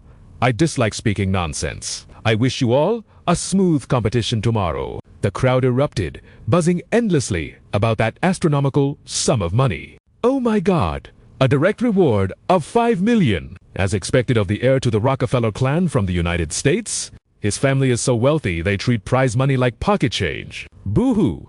I really want to join his team. Meanwhile, the renowned Professor Nottingham humbled himself to ask, ITTHN? Will you truly not consider becoming my student? I can offer you even more research resources. However, with the pride and knowledge of a genius like him, such offers were beneath notice. Unnecessary. The professor wanted to press on, but ultimately sighed and gave up. Geniuses are always high and mighty. It is understandable. That is Lamtan. He just stepped out and is already being that is, the rank 5 from Hua Nation. Being in the same venue as him is truly unpleasant. No Hua person has qualified in years. Yet he used Professor Nottingham's final question as a stepping stone. The professor must be the most annoyed one here. Those words were merely a way for him to regain his posture of superiority, using false morality to lecture the world. Rest assured, everyone, after tomorrow's competition concludes, the entire truth will be exposed. Pure disdain was written all over the so-called professor's face. The academic world has no place for ignorant fools trying to fish in troubled waters. These direct, sarcastic insults made it impossible for Eng Hyen to endure any longer. Before she could act, the Physics Institute trio, led by Huang HC, opened fire in a metaphorical barrage. So this is the true face of Mr. Nottingham. What a pity. If this is the quality of Shiatsu, my eyes have been opened. Slandering without evidence, I wonder how the internet will react to this. Naturally, the bootlickers of the International Institute, like Kika, shouted back, "You people, just you wait. The competition relies on ability, not talk." Eng Hyen was not one to back down. You also know how to rely on ability. Tomorrow, do not lose too miserably. Seeing his side losing the verbal war, Nottingham finally intervened to prevent further embarrassment. Enough. You are all top geniuses of Europe. Tomorrow, defeat your opponents on the battlefield. Understood. Immediately, the group left with arrogance radiating from them. Humph. Understood, Mr. Nottingham. Tomorrow, we will teach Hua Nation the definition of being crushed. Huang HCC could barely contain his burning rage. Tomorrow we will open your eyes, you bunch of bastards. As their backs disappeared, Lamtan smiled with admiration. Thank you, Professor Unye. Teacher, you were way too cool just now. The old man's attitude flipped 180 degrees compared to moments ago. Lamtan. You just focus on the competition. We absolutely will not let those people affect you. He immediately replied, yes. Then came Eng Hyen's unwavering support. I have a premonition. You will achieve great results. My intuition is always spot on. Lamtan did not hesitate to accept this praise. Thank you.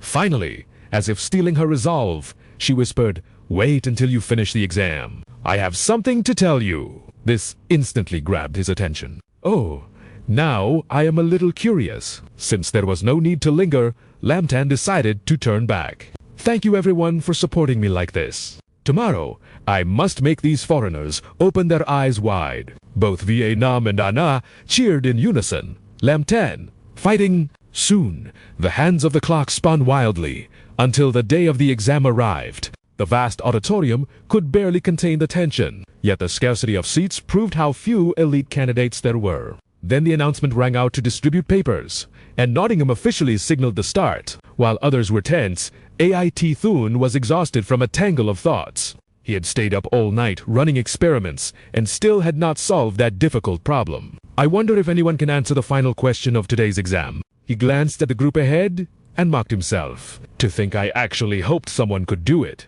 I have truly gone mad. That is fundamentally impossible. Meanwhile, Nottingham held on to his prejudice, sneering internally. That brat actually dared to come. I will give you no chance. His deputy approached and reported, Professor, I specifically arranged 2 inspectors to check his hair, ears, pen, belt buckle, and shoe soles. He cannot possibly carry any cheating devices on his person. The professor sternly asked, what about the cameras? The assistant slowly replied, rest assured. Professor, I seated him in the middle with 4 cameras monitoring him 360 degrees.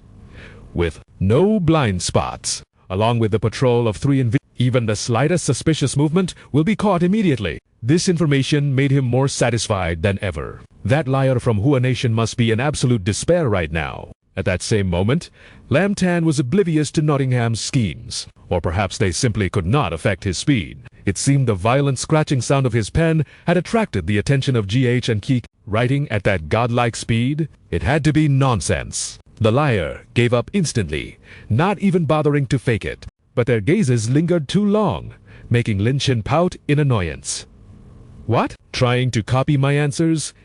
You'll get disqualified. Duca flinched, as if struck by lightning. Why on earth would I peek at your paper?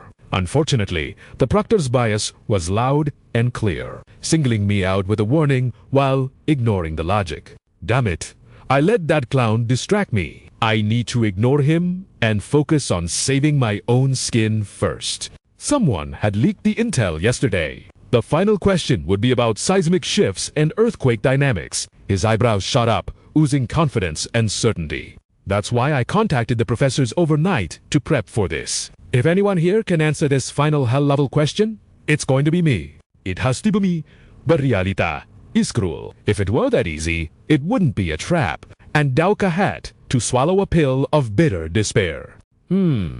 I can't read this at all. This is completely beyond the syllabus. How could a human being even design a question like this? Even the prodigy, Eston, couldn't crack it. But in stark contrast to his panic, Lin Shin looked at the paper with a spark of amusement. This final boss is actually a little challenging. Ignoring Dauka's shameless sneer, Lin Shin activated his intellect level 11, his pen igniting with invisible fire. His pen danced across the paper like a dragon taking flight. Before the clock even ticked down, Lin Shin stood up. He was finished. Lin Shin marched straight to the judges, sending the other contestants into a panic.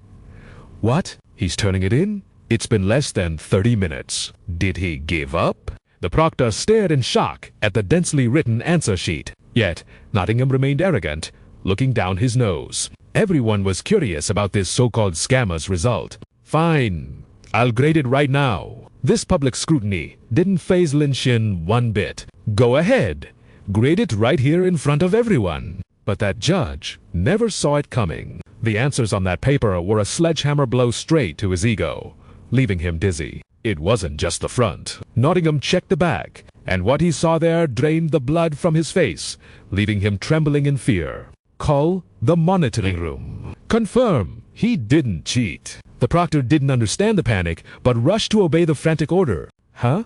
Right away. The judge's sudden breakdown made every student in the room lose focus on their own exams. Eston, seeing Nottingham's terror, realized something huge. He leaped up, rudely snatching Lin Shin's paper. Give that to me. His eyes, magnified by thick lenses, glued themselves to the final solution. At that same moment, Nottingham received the news that sounded like a death sentence. The monitoring room confirmed it repeatedly.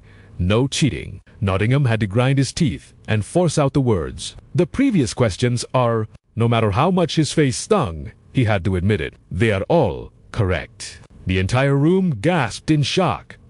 Ha! What? But the real shock came next. Eston rushed out, shouting, the idea for the final question. It's feasible. I need the lab to verify this data immediately. Excuse my absence. His exit left the arrogant students drowning in a sea of despair. If that's true, there's only one conclusion. This guy from Hua Nation got a perfect score on pure skill. Nottingham stared at the paper, unable to trust reality. Impossible. How? How on earth did he do it? Meanwhile, the center of this storm, Lin Shin, was stretching his limbs with a satisfied groan. Exams over. Time to go home and sleep. Ignoring the past conflict, Nottingham spoke up, his face thicker than a castle wall. You scored full marks, though we must wait for Estan to verify the final question. But standard procedure says we wait. However, I formally invite you to join the European Physics Academy. Lin Shin looked confused, while the judge's confidence was so high, it could probably stop bullets. Without Academy status, no one will dare doubt you. You spent all this time studying physics to compete for this very honor, didn't you? The more he spoke, the more Nottingham believed he was bestowing a divine gift upon Lin Shin. It was the dream of every researcher to work in the world's top facility. As long as you make certain contributions, I can even fast-track your application to change your nationality. Little did he know, his passionate speech sounded like a stand-up comedy routine to Lin Shin. The boy laughed so hard that the judge's imposing aura completely deflated. After a good long laugh, Lin Shin finally looked up. Sorry, I couldn't hold it in. Your joke was just too hilarious. First, my ability doesn't need your validation. Second, I have absolutely no intention of lowering my status by changing my nationality. That answer drove Nottingham to the brink of madness. You think the world will acknowledge you without us. Without our stamp of approval, you won't find a position, let alone research funding. Without money, you are nothing. To a wealthy system user like Lin Xin, this was adorable. Hate to break it to you, but your European rules don't apply to me. I came here with one goal: to slap you all in the face. The exam is done, and the face slapping is complete. Staying here is pointless. He turned to leave. Bye-bye. His dismissive attitude made Nottingham explode with rage. You're just a standard genius. You think you're rare. We have plenty of you. While the judge screamed, we still have He has money and talent. The real deal. The person in question received a notification. Success, Eston. The experiment is a success. The data is real. Eston was so stunned he blocked Lin Xin's path, confusing the MC. What are you doing? Without hesitation, the prodigy dropped to his knees, right there. Please, Master, accept me as your disciple. This declaration sent shockwaves through the crowd. What? Our number one genius Eston is kneeling to him. Nottingham's brain short-circuited. What are you doing? Eston? Even Lin Xin was surprised. Eston immediately began spewing praises, terrified of rejection. Your creation of knowledge is godlike. In mere moments, you solved the problem that stumped us for a whole year. His eyes, dark from exhaustion, burned with determination. I thought no one in this world was worthy to teach me. Until I met you. I saw the abyss of my own mediocrity.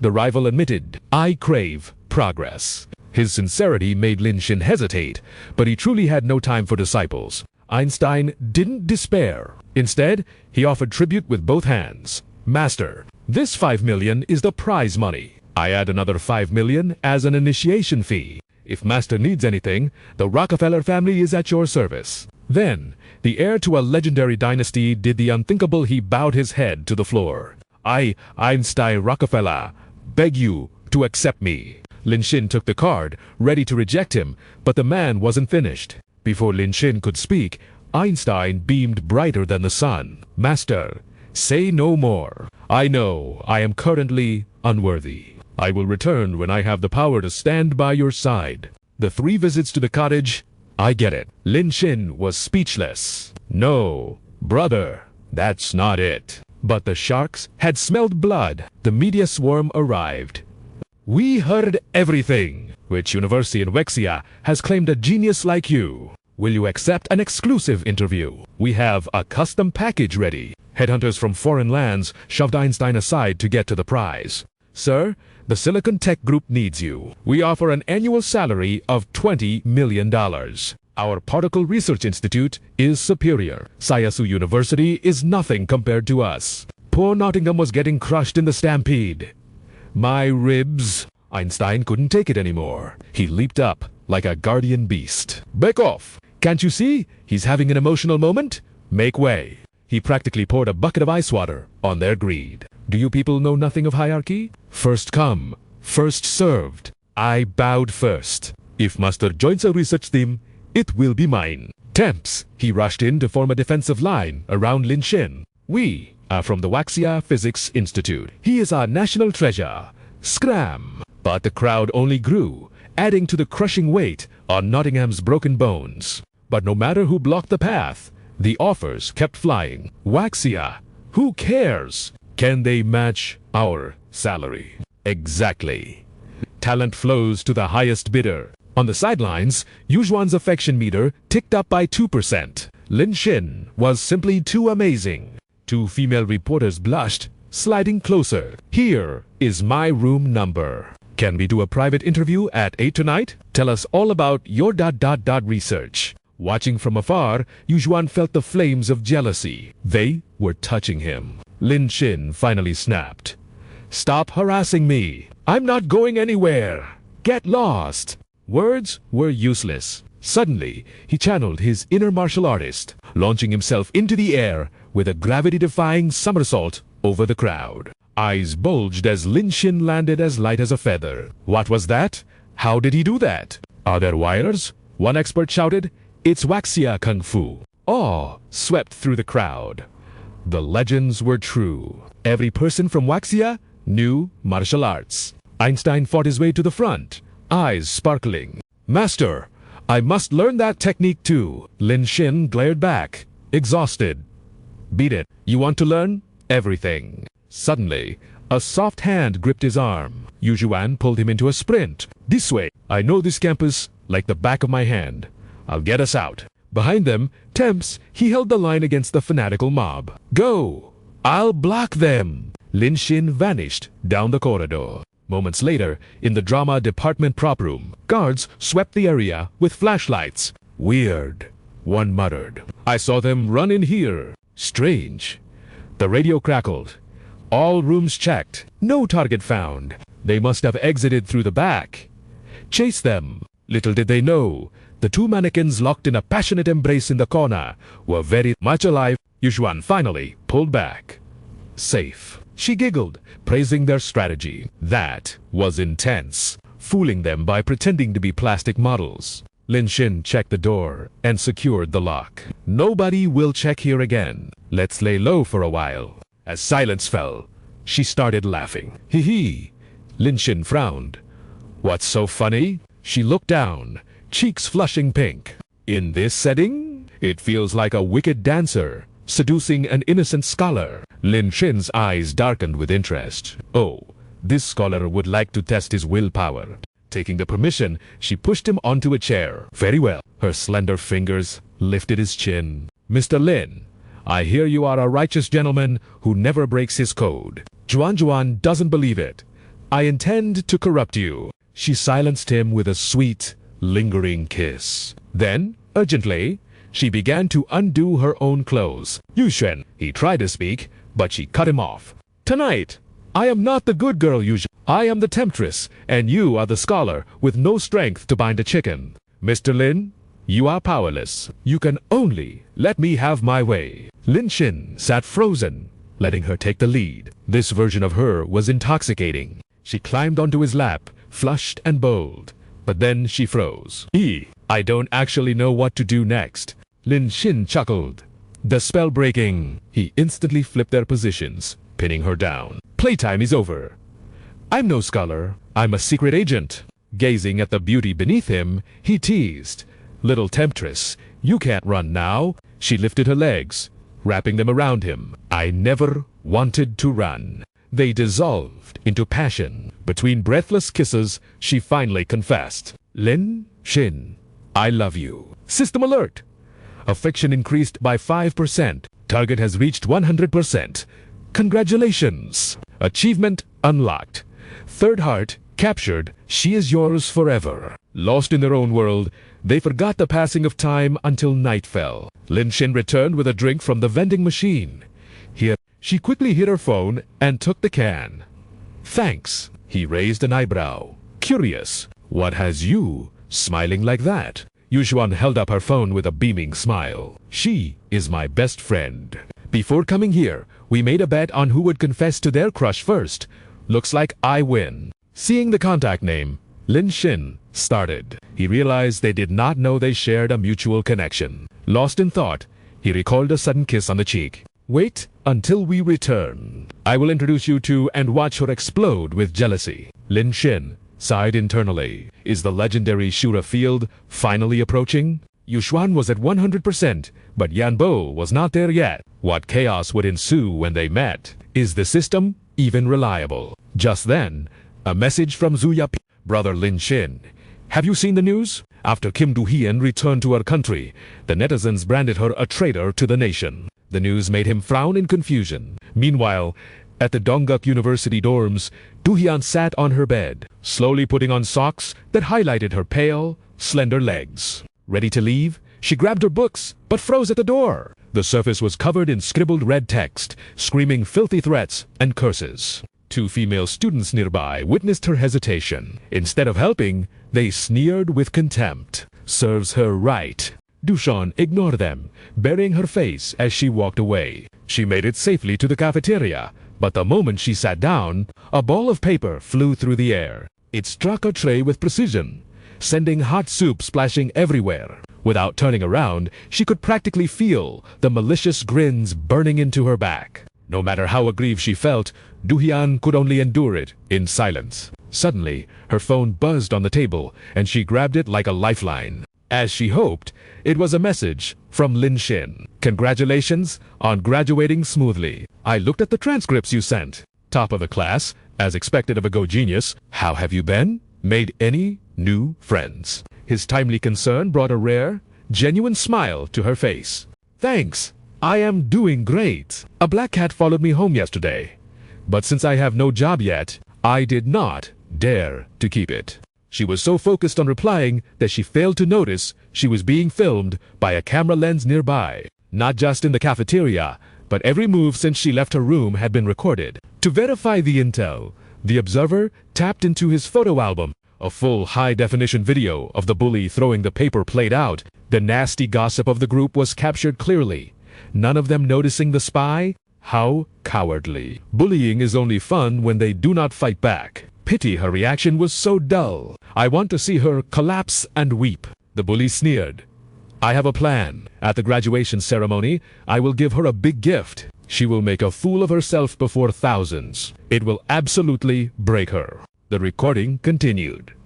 "Wow, so stimulating. I am actually looking forward to it. I almost want to lend a hand." Zuo, he stood behind the wall, satisfied with his harvest. He immediately texted his employer.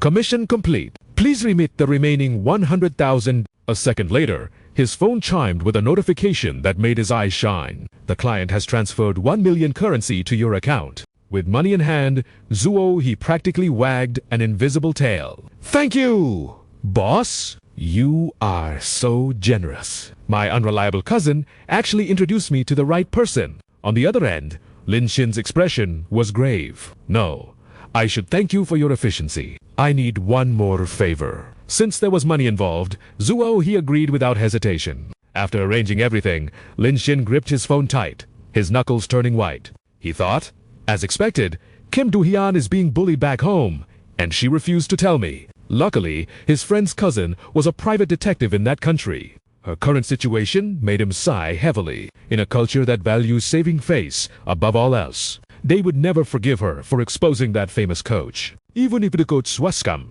In their eyes, her whistleblowing only brought shame to the entire nation. Lin-shin frowned and made his decision. It was time to pay a personal visit. He messaged her that he would attend the Dongguk graduation ceremony. Do-hyun was initially shy, but hearing he was passing through for business, she happily accepted his visit. She gazed wistfully at her screen, emotions swelling in her chest. In this cold world, aside from family, only he treated her with such kindness. Day 2 in the foreign capital, Lin-shin stood at the university gate. "Do-hyun, I am at the entrance. Are you surprised?" She frantically shoved on her shoes and dashed out. "Wait, I am coming down." Moments later, she appeared, panting. "Brother Lin-shin, huff huff. Why are you here so early?" He scratched his head, offering his prepared excuse. "I am a student too, so I was curious what a university here looked like. I just ran over to check it out." His presence immediately drew the gaze of nearby students. Is that Kim Do-hyun's boyfriend? He does not look local. That traitor, getting a foreigner boyfriend. Do-hyun heard the whispers and tried to pull him away. "The campus is very small. Let me take you to the Myeongdong walk-in streets instead. We can have lunch at a famous restaurant there." But Lin-shin smiled and refused. "Why run so far? Let's just grab a casual bite at the school cafeteria." If they stayed, would see to bully. She persisted desperately. "The cafeteria food is boring. I already booked a table elsewhere. We should go now." But her attempt at diversion was no match for Lin-shin. "Is that the little black cat you mentioned? How adorable." The kitten seemed to be on the protagonist's side, allowing him to pet it. While Do-hyun was distracted, Lin-shin turned to the nearby group of students. "Hello there. Could you tell me where the cafeteria is?" Whether by fate or misfortune, he had asked Chun's clique from Hua Nation. "Welcome to Dongguk University. Eating here is a blessing. Our menu is famous rich, cheap, and we even have imported fruit. I heard in Hua Nation you cannot even afford kimchi. Well, We should respect guests. Lin Xin dusted off his pants and replied politely, "Thank you. I do not know about other places, but where I study, we indeed do not have kimchi in the cafeteria. We just have too many other dishes." The group covered their mouths, missing the sarcasm entirely. Ha, so many dishes, they do not even serve kimchi. Lin Xin turned his back on their ignorance, his expression cold. "Du Hian, let's go eat." Lin Xin had already drafted the perfect blueprint for revenge against Jun's gang. The very people tormenting Kim Ruhi. To handle bullies like this, one must outplay them, provoke them into striking first, then deliver a face-slapping counterattack so brutal it scares the monkeys by killing the chicken. With a plan set, they headed to the Dongguk University cafeteria. Glancing at the menu, Lin Xin did some quick mental math. 6,000 won. That was roughly 31 yuan. A buffet for that price, with meat included, seemed like a decent deal. Just then, Ruhian hurriedly offered, "Let me pay for you. You probably don't have local currency, and it's not expensive anyway." He simply nodded, letting her take the lead. "Sure thing." Lin Xin grabbed a tray and headed for the food, completely ignoring Ruhian's nervousness as she shrank under the gazes of the other students. However, upon reaching the counter, his expectations crumbled into dust. It was nothing but a sea of kimchi. Suddenly, a commotion erupted as students stampeded toward a chef bringing out a glistening tray. "Whoa! It's finally here! I've been waiting all week for this delicacy." Driven by curiosity, Lin Xin squeezed through the crowd to see what warranted such worship.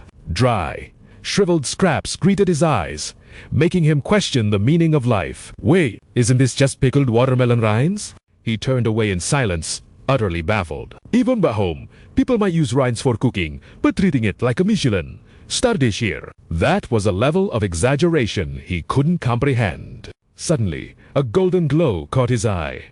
Ah, finally, a tray of fried chicken. But Ruhian immediately poured a bucket of cold water on his hopes. "Those are potato pancakes," she explained. Sensing his soul leaving his body, she quickly pointed elsewhere. "Brother Lin Xin, are you craving meat?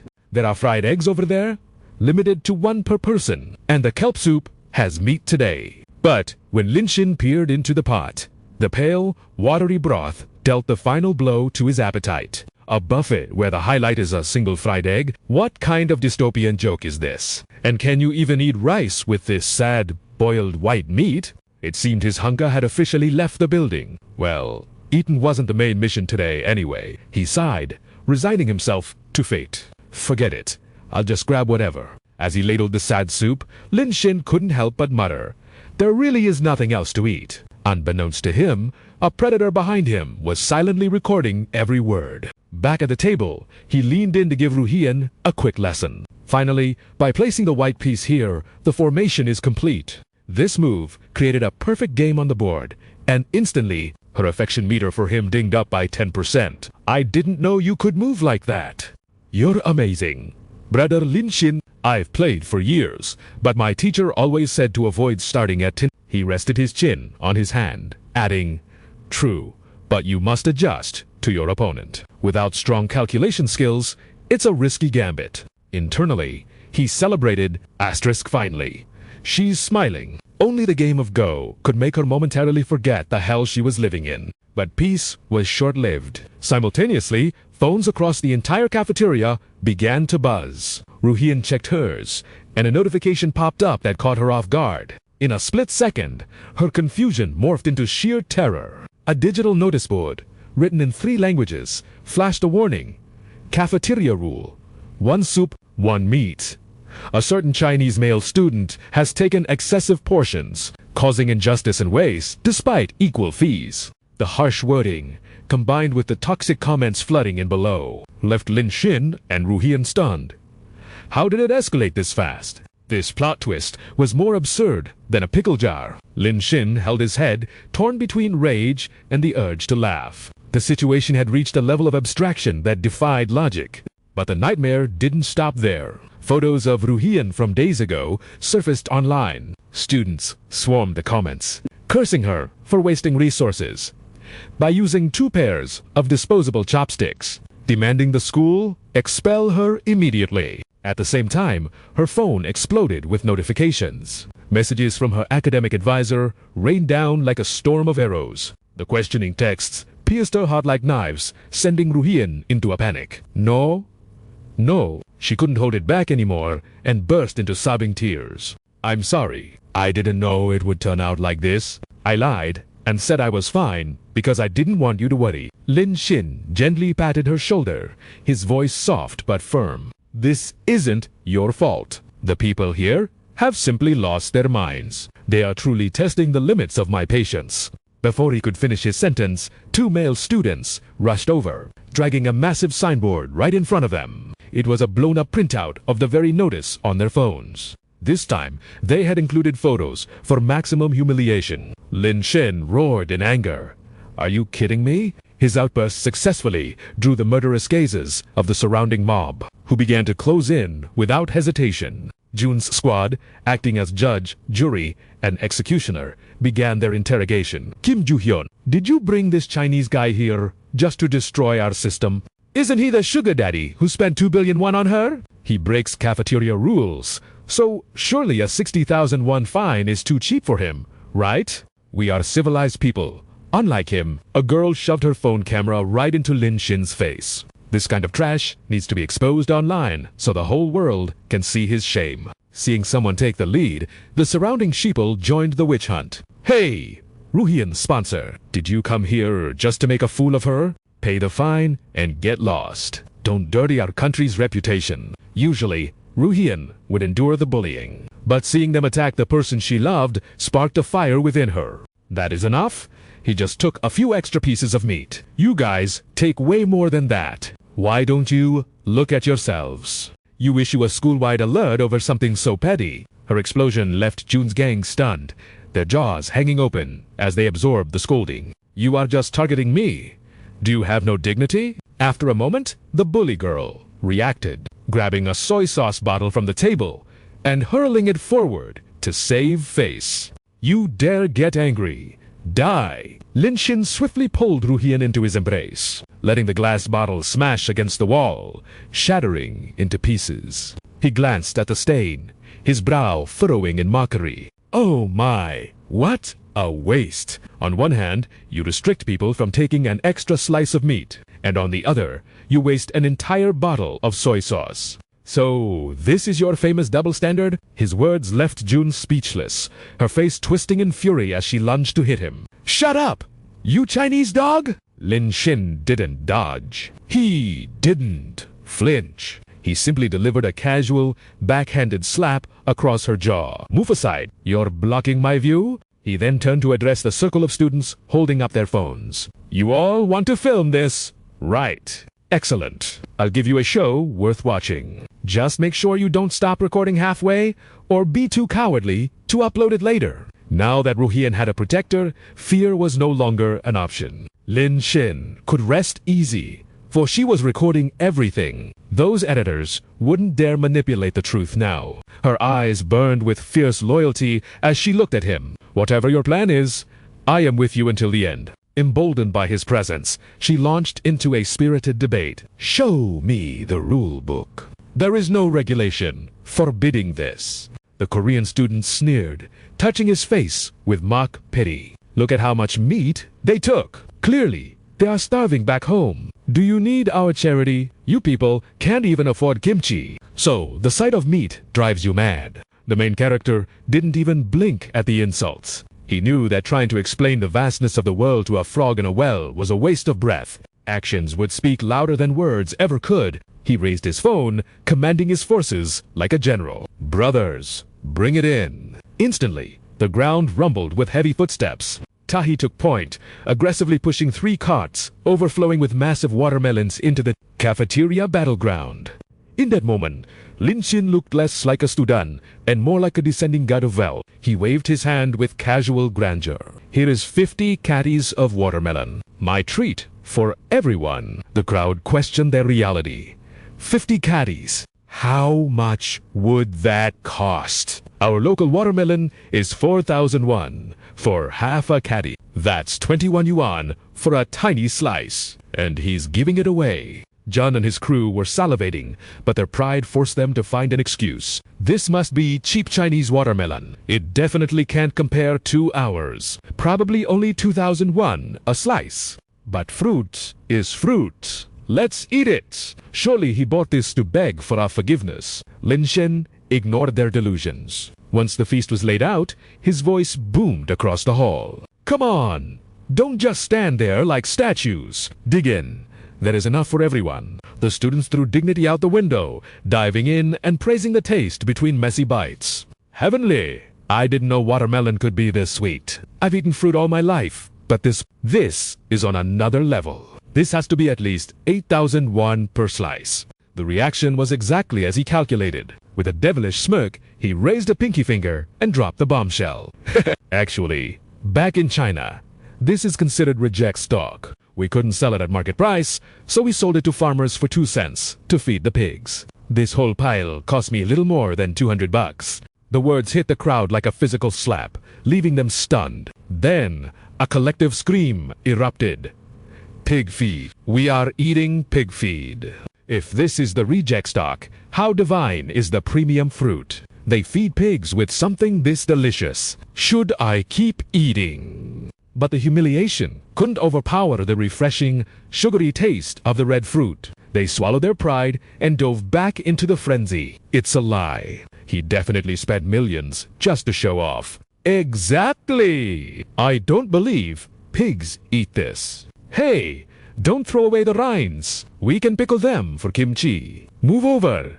Save a piece for me. Du-han could only watch the chaotic scene in utter but the main character wasn't done. The script had just begun. Lin Shen snapped his fingers with cinematic flair. Next course. 3 carts of luxury cuisine rolled in, instantly stealing the attention of the watermelon munching horde. As the lids were lifted, a blinding golden light seemed to burst forth, illuminating the entire room. A feast of Chinese delicacies was revealed. The students could no longer control their biological urges. Am I dreaming? Look at all that meat. Oh my God! Is that the aroma of heaven? I haven't seen this much protein in my entire life. Jun wiped the drool from his mouth, trying desperately to frame this as a victory. See, he finally realized his grave mistake. Watermelon wasn't enough, so he ordered a state banquet to apologize to us properly. The sheer absurdity made Lin Shen burst into laughter. State banquet? Don't flatter yourselves. This is just average home cooking from the Northeast. Do you even know what home cooking means? The crowd stared at the royal spread, shouting over each other in denial. Home cooking? Impossible. He's lying. That much meat, with that color and smell. It has to be a plastic model. One bite will expose the fake. Lin Shen didn't bother arguing. He simply unleashed the beast. Eat. Jiahai chewed enthusiastically, turning to his friend. Bro, this beef is massive. Aren't you going to try some? John gritted his teeth, clinging to the last shred of his dignity. I won't eat it. Too much meat is bad for the health anyway. I only like kimchi. Lin Shen walked over with the swagger of a conqueror, delivering the final critical hit. Open your eyes to the real world. The media has brainwashed you completely. Did you not know that 90% of your precious kimchi is imported from us? The truth was a dagger to the heart. Jun screamed, his face red with humiliation. I don't believe it. We are a developed nation, far superior to you. You are just thieves. We are the #1 power in Asia. But to Lin Shen, these screams were nothing but a gentle breeze. Yes, yes, keep up that stubborn attitude. It makes this all the more entertaining. After all, your ego is bigger than your entire map. His expression turned cold as he issued the order. Keep dreaming. Then feed the meat and melons to the pigs and buy 30,000 disposable chopsticks. It only costs 250 bucks. Let them use a fresh pair for every single bite if they want. We have supplies for days. His loyal henchmen responded in unison. Yes, boss. But the students, seeing the food about to be taken away, surged forward like zombies. No! Don't take it to the pigs. Please. Jun tried to stop them, but his voice was drowned out. Come back. Don't be fooled. The cafeteria battle was over, but the video of the incident was already setting the internet on fire. Within moments, netizens from around the world were laughing at the spectacle and siding with the main character. The scandal spread like a virus, forcing the university board into an emergency meeting. Teachers panicked, throwing out ideas. Principal, the school forums are crashing under attacks from foreign net. Should we change the buffet rules? Are you crazy? Meat is too expensive. We'll go bankrupt. But if we don't fix this, our reputation is destroyed. Someone? Think of something. Finally, Guang Ha sighed, his face pale. There is only one way out. Moments later, as Du Han and the others tried to leave, a desperate voice called out, "Mr. Lin, please, wait." Guang Ha led the board members and a swarm of reporters to block their path. Du Hun gaped in shock. The principal is here. Lin Xin remained calm. He had been expecting this boss fight. Finally, I was wondering when you'd show up. It was perfect. With the live stream running, the school's leadership had no choice but to bow down. Before the flashing cameras, Guang Ha bent his waist in a deep, apologetic bow. "Mr. Lin, I am the principal of Dongguk University. The fault lies entirely with our cafeteria. I will punish those responsible and revise the rules immediately. On behalf of the school, we deeply apologize. We hope you might consider deleting those comments online." Lin Qin's cold hand sliced through the air, silencing the pathetic excuse. "Save it. You're wrong. I didn't film it, and I didn't post it. Your precious students dug their own graves." He pointed a judgment finger at Chan's trembling group, revealing the harsh truth. "Furthermore, I have no interest in your apology. You are blind to the true root of this rot. The source of this evil, ... is them." Every word he spoke cut like a blade. Even in their defiance, they were forced into a suffocating silence. They tormented Kim Du-haen in the shadows for so long. Yet when she bravely exposed their malice, silence. These cowards only cared about saving their own pathetic fate, violating her dignity again and again. Lin Xin gently guided her into the spotlight. "In this situation, I am not the one who deserves your remorse. It is Kim Du-hyun who is owed a debt of blood and tears." Du-hyun gazed up at him, her eyes wide with wonder. A soft flush warmed her cheeks. "He knows. He came here just for me."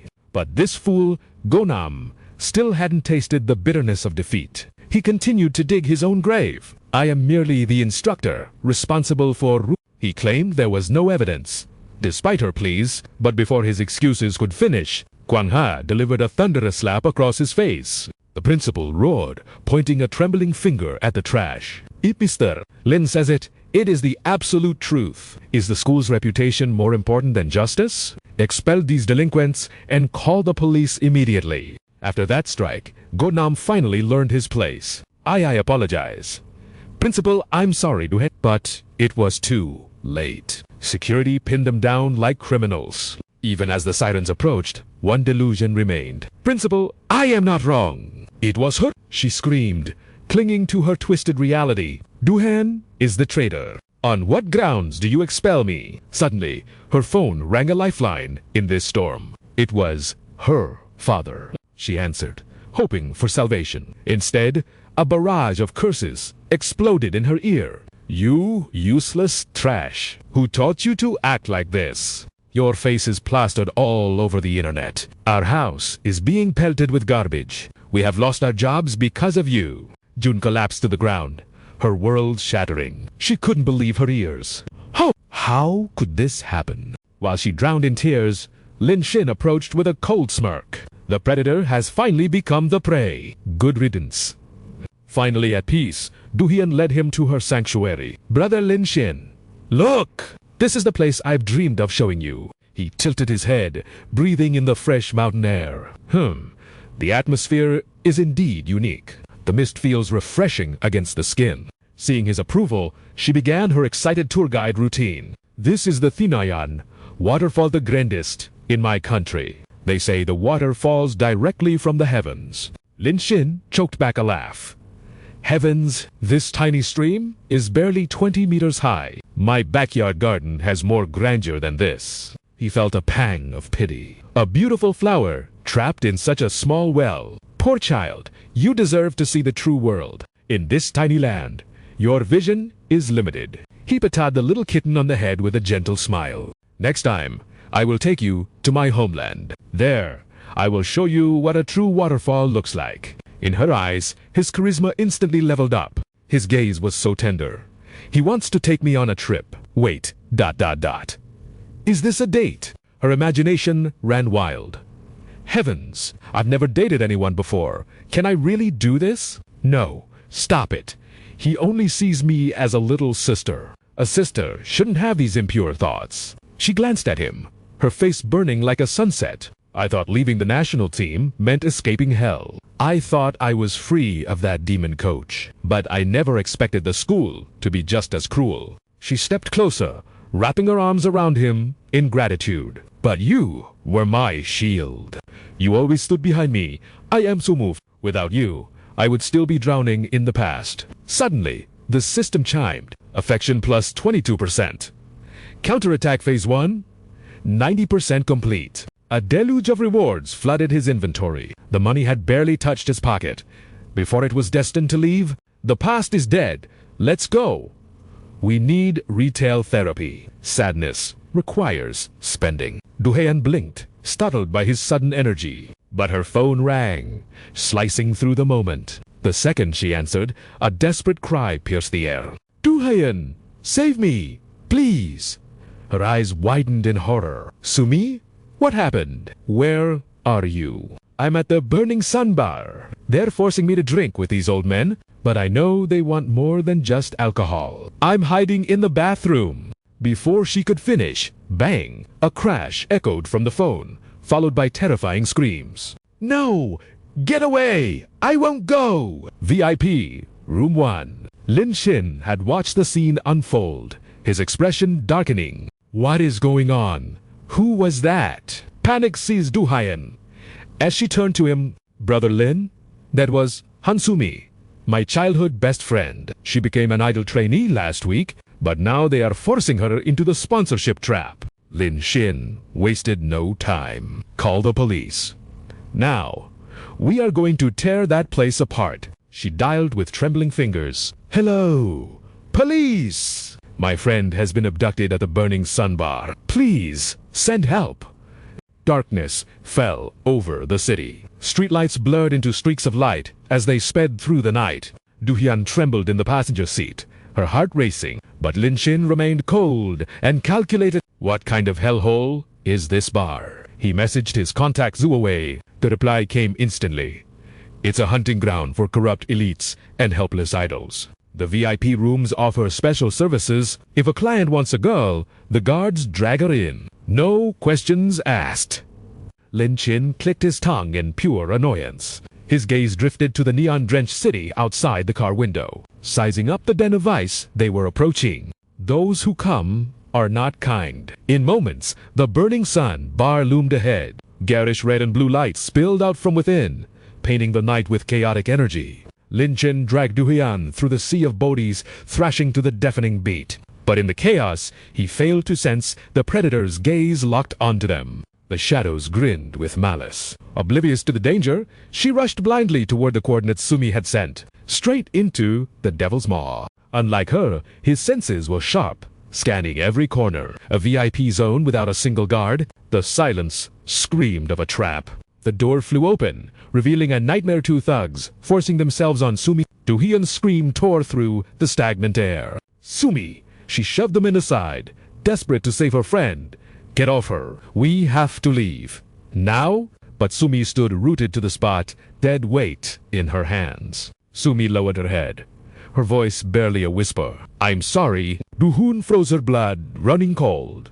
What did you just say? Her survival instincts screamed danger. She spun around, panic rising. Lin Xin. It's a setup. We need to run, but he stood immovable. The trap had already sprung. Like ghosts, men in black materialized from the shadows. Dozens of cold muzzles locked onto Lin Qin's vitals. Terror seized her throat. Du-Hyen turned back, trembling. She gripped her best friend's shoulders, shaking her. Sumi, why? After all the years we spent together. Tears streamed down Sumi's face as she sobbed. Forgive me. Du-Hyen. I had no choice. If I didn't do this, I would die. They would slaughter my entire family. They have my nude photos. They wanted me to serve 10 men a night. I couldn't take it suddenly. A cruel hand yanked her hair back, silencing the pathetic sob story. You're ruining the mood. Hosung gripped his prey like a rag doll, offering a twisted smile. Good evening, ladies and gentlemen. Forced backward, she shrieked in agony. Please, it hurts. Let me go. Despite the betrayal, Du-Hyun couldn't watch her friend suffer. She stepped forward, voice shaking. Who are you? Let her go. The man ignored the trembling girl in his grip, turning his predatory gaze on Du-Hyun instead. As expected of the Go prodigy, a saint at heart. She sold you out like cattle, yet you pity her. Shouldn't a traitor pay the price? He didn't wait for an answer, glaring at Sumi. Well, understood, she collapsed to the cold floor and began slapping her own face over and over. Yes, I was wrong. I deserve this. I'm sorry. Ignoring the wailing mess on the floor, he raised his wine glass, finally introducing the devil in the room. A pleasure. I am Li. Why don't we relax and share a drink? Du-Hyun, still naive to the world's darkness, shouted her warning. I've already called the cops. They'll be here any second. What you're doing is illegal. Hosung burst into laughter, as if he'd heard the funniest joke of the century. My dear, in this country, the police are just guard dogs I feed. Though reality slapped her hard, she gritted her teeth. What do you want with us? I'd rather die than bow to you. Hosung smirked, revealing the harsh truth. You, a little Go player, you aren't even worth my time. He extended his glass toward the silent figure in the room. President Lin, won't you sit and have a drink with me? To her horror, Lin Chin casually strolled forward. Ignoring the wall of guns aimed at his head, he responded with effortless charm. A wine from the heir of the 4-star group. Lin Chin sat, crossing his legs with the grace of a king, chatting as if they were old friends. It would be rude to refuse. Hosung, pleased by the submission, clinked his glass. So, you know who I am. Let's call it fate. The villain's hawk-like eyes narrowed, watching closely as Lin Chin raised the poisoned chalice to his lips. The moment the liquid hit his throat, the system flashed. Ding. Potent aphrodisiac detected. Passive skill. Body detox. Activated. Status. Cleansed cooldown. 5 minutes. Lin Chin played the part perfectly. Hosung, believing the fish had swallowed the hook, stood up with a triumphant grin. Impressive tolerance. President Lin, I brought you here to discuss a partnership. He leaned in close, invading Lincoln's personal space to assert dominance. President Lindelos here, are a headache for foreign investors. I need a partner. I chose you to help 4-star group conquer this city. Name your price. Greed flickered in his eyes, his voice dripping with poisonous honey. Women, wealth, absolute power. I can give you the world. Hosung was confident. His intel painted Lin Chin as a simple man with simple vices. The report said it all. A brainless playboy with no backing. If he controlled his pawn, his invasion of the market was guaranteed. Lin Chin listened to the nonsense, then burst into amused laughter. He waved his hand, dismissing the offer like a bad joke. Sorry to burst your bubble, but I have enough money. I have no interest in working with a tiny startup like yours. The bodyguards froze, doubting their ears. The 4-star group, the titan holding 25% of the nation's economy. Did he just call them tiny? Hosung forced a smile, suppressing his rage. President Lin cost me a fortune with that cockroach incident. But I'm forgiving. Join me, and you'll rule this city. Dropping the business talk, he snapped his fingers, signaling the start of the real show. The doors swung open. Long, flawless legs stepped into the light as a dazzling lineup of beauties, marched in like products on a shelf. How's the view? I'm gifting you our top idol group. We have 100 more in stock. Play with them however you like. Du-Hyun's eyes widened in disbelief. Even amidst the danger, she recognized them the nation's most beloved girl group, reduced to mere toys. And yet, mere playthings for a Lin Chin stayed true to form, casually scoffing at this so-called blessing from the heavens. Aja, this Stick Nation girl group might be gorgeous, but they look like carbon copies. Sorry, but this clone army is definitely not compatible with my XP system. The system chimed in, mocking the girls as plastic fakes prevented the counterattack mission. He surged to his feet, shattering the wine glass. Time to tear off all pretenses of politeness. Seems your cheap wine lacks a kick, Chairman Li. The villain's face turned corpse green, choking on his rage. But amidst this suffocating tension, the girls started a bizarre beauty debate. No way, boss.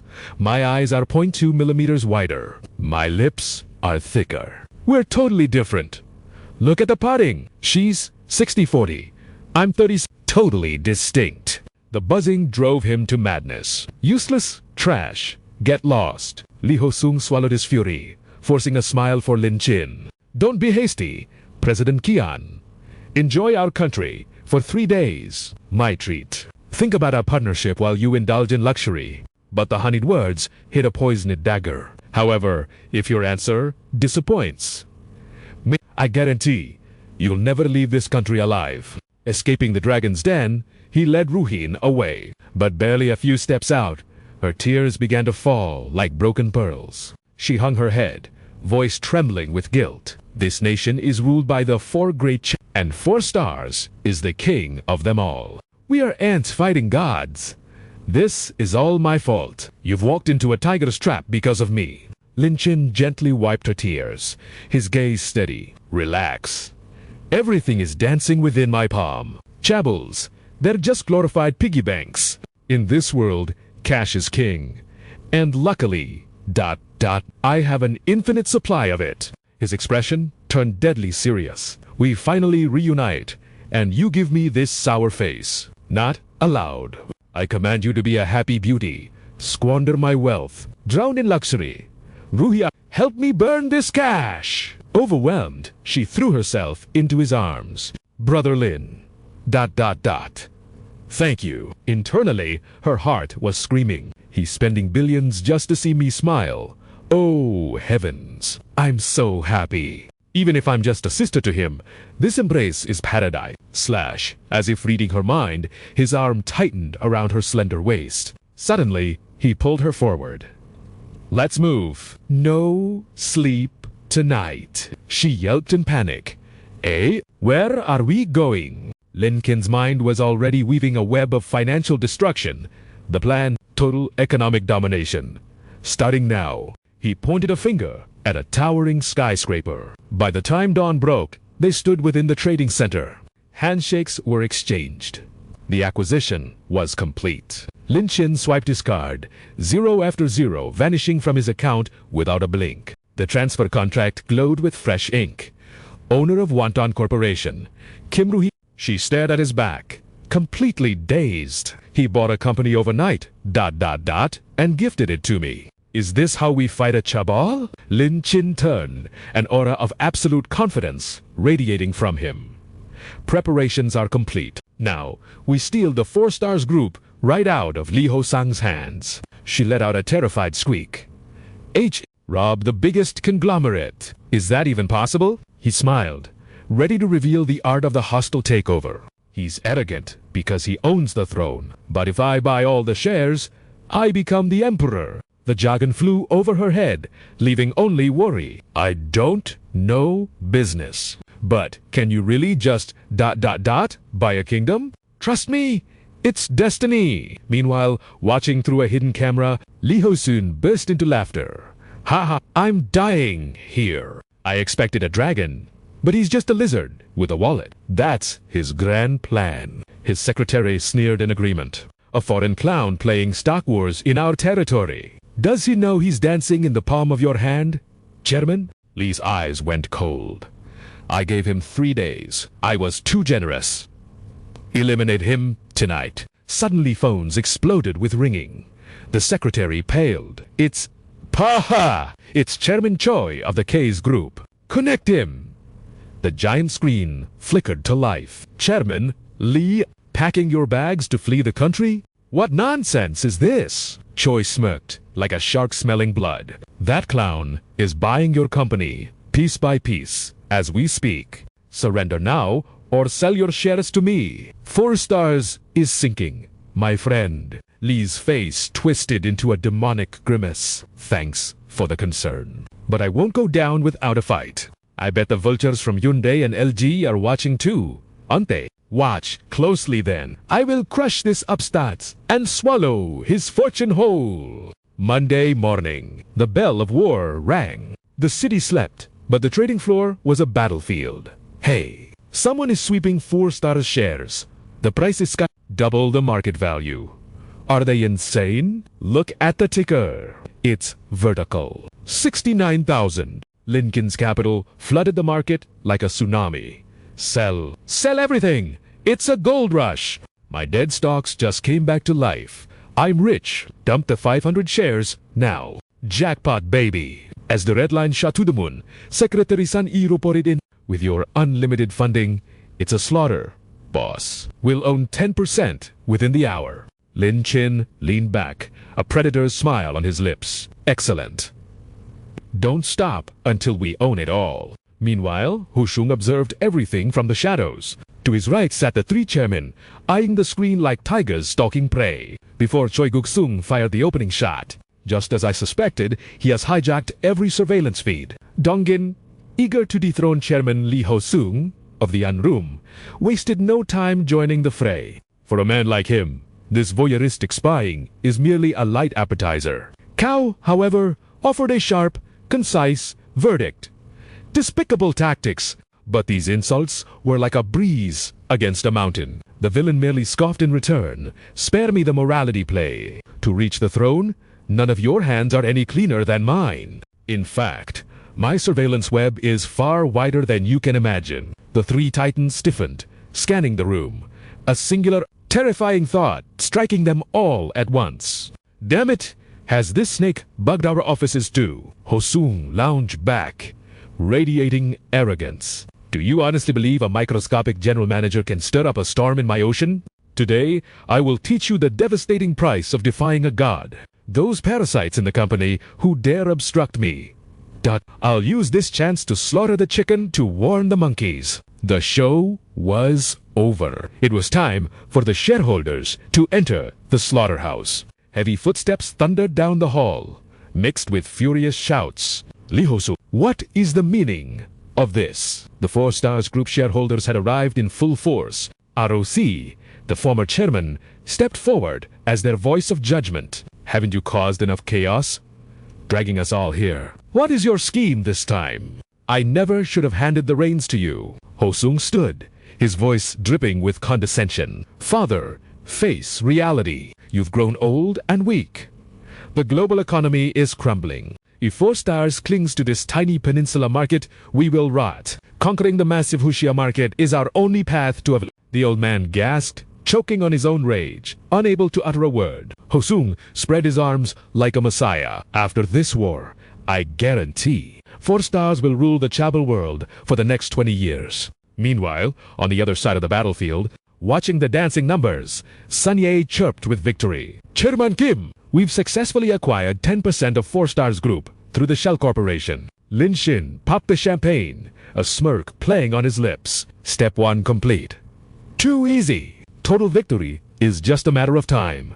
Cheers. Ruhian raised her glass, eyes shining with admiration. Brother Lin Shin, you're incredible. To think you could casually toss out 200 billion yuan, your wealth is truly bottomless. He downed the drink and explained with calm calculation, I did my homework long ago. The current market cap of 4 Stars sits at 100 billion yuan. With 5 billion total shares, Lee Ho-sung holds 35%. My war chest is exactly enough to buy 36% chest, 1% more than him. Lin Shin's steady voice fed directly into the hidden bugs. Once that happens, I become the king of 4 Stars.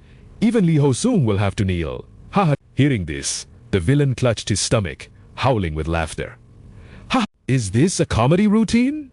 This Huasha clown popping champagne halfway through. It's the best joke I've heard all year. Ho-sung baited the hook for the big catch. Release 5% of my personal shares, but jack up the price by 5 times. If he wants to buy, let him bleed for it. Shanghai bowed low.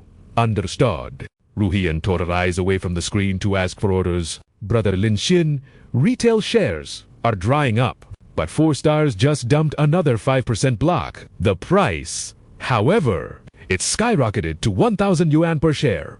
Do we bite? He rubbed his chin, calculating. Expensive. Yes. But it meant Li Hosung was shedding armor. He didn't hesitate. By it all, this is a golden opportunity to rip shares directly from his hands. We cannot miss this. She shouted a spirited yes, ready to ride the storm with him. She pointed at the frantic chart, cheering. Our stake just hit 15%. He nodded, letting out a thoughtful hum. Watching Lin Shin's stiff expression on the monitor, the villain gloated. Not smiling anymore? Are we? Husung had already written the script for his enemy's demise. I see your hand. You need 700 billion for that 36%. You've burned 450 billion, leaving you with scraps. I still hold 30%. You can't touch me, kid. He hallucinated a chain around Lin Shin's neck, a financial noose. Now, I will slowly squeeze the life out of your wallet, draining every last cent. By the time you gasp for air, your fortune and your life will belong to me. Meanwhile, Ruhian stared at the updated nightmare on the screen. Brother Lin Shin, they released another 5%. Their holdings are down to 25%. He lunged forward. Are you sure? Her voice trembled with the grim reality. But, the price has inflated sevenfold. She whispered the astronomical figure. It's hitting 1,400 yuan per share. He calculated at lightning speed. To swallow this 5% block, I need 350 billion. I'm short. I only have 250 billion. Ruhian gasped in panic. What do we do? Lin Shin stormed out to the balcony, making sure the spy cameras caught his desperate negotiation. I'll find a way. Yes, mortgage the 29 properties and the 3 companies in Yodu. I don't care about the loss. Just liquidate them now. He hung up, turning back with a grim, it's done. She clenched her fists in excitement. What? You raised the funds? That's a miracle. Secretary Sani caught the signal instantly. Yes. Chairman, executing the purchase immediately. With the crisis averted, Ruhian turned to him. This brings us to 20%. But, Brother Lin Shin, are you all right? He clutched his forehead, feigning exhaustion. I'm fine. She hesitated, then voiced a terrifying theory. Brother, the stock is artificially inflated. It's bound to crash. I feel like we're walking into a trap. Is Li Hosung baiting us? Maybe we should. Bam! He slammed his fist on the table, eyes blazing. No, there is no retreat. That animal dared to threaten me. I will have my vengeance. The money is just temporarily tied up. Once I seize control and crush that bastard, I'll regain everything tenfold. Watching this outburst, the villain raised an eyebrow, accepting the challenge. So, you want to dance with death? Let's play. The secretary secured another 5%. Shanghai barked her acknowledgement, while Juke screamed a warning with all his might. Hosung, think carefully. With this acquisition, the Wanjin company holds 25%, leaving you with a pathetic 20%. He turned, sneering at his own father with venomous mockery. The logic was simple enough to laugh at. That brat was totally penniless. If he wanted to fight back now, he would have to use the forbidden technique, the absolute last resort. But every move danced within the palm of my hand. His voice boomed like thunder, a declaration that froze every shareholder and partner in pure shock. From the screen, Lin Shin's voice remained terrifyingly calm. The 4 Stars Group releases another 5% of shares. Ha ha ha! Greed blinded Li Hosung the moment he smelled money. He forgot his own share ratio. He didn't realize the predator swallowing his shares in the shadows was me. He arrogantly revealed his hand. Just a little more. Once I devoured this final 5%, the throne of this stock war is mine. Due Hun was sweating bullets beside him. We need 350 billion won. Your plan? Is it really safe? The news said ... His eyes locked onto the charts like a hawk. He still held one final trump card for this critical second. Jaebok gasped in horror. What? That Chinese brat still has a way out? How can he raise capital at death's door? Husung smirked calmly. I saw through him ages ago. Great minds think alike. So they thought. Circular share. Pledging. Choi Guk lunged forward in disbelief, using subsidiaries to mortgage subsidiaries, an infinite loop of capital. It was leverage, stacked upon leverage. A tower of high interest, debt disguised as financial genius. A trap hidden under a double financial shell. Zhongti nodded grimly. Suicidal arrogance. He's walking a tightrope over hell. He must be leveraging his assets back in China. It works, ... for.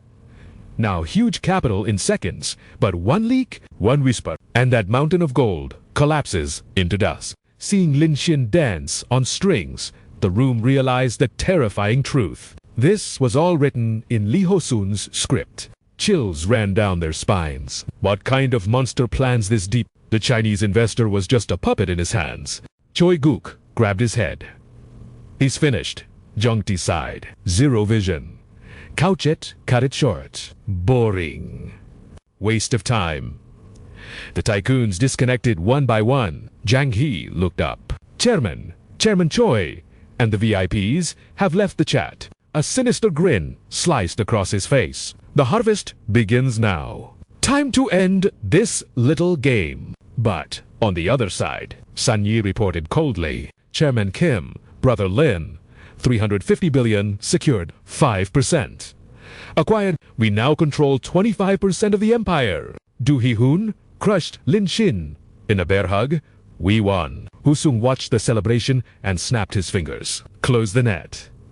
He glared at the numbers. At his signal, the rankings flipped instantly. J-Box screamed at his phone. Where are these shares coming from? The old fox scanned the room. In a flash, the rusted gears of his mind finally turned. I see it now. He roared at the board. It's you. You traders dumped your shares so Hosung could scoop them up at rock-bottom prices. J-Bok envisioned his demonic son crushing the world. Small percentages alone, but together, that's 15% of the company. If Hosung devours those scraps, he hits 35%. He crushes the director's 25%. The old man cheered like a fanboy. That's my son. Pure genius. I knew you were the true heir. But wait, the price rocketed to 150,000 800 yuan. One share is a fortune. We can't afford that. The villain smirked, explaining his dark arts. Circular pledging. Cross-share. I mastered this trick years ago. It was always the plan. Zhang He read the report, eyes gleaming. Execution. Perfect. Chairman, I mobilized 600 billion in advance. We bought the 15%.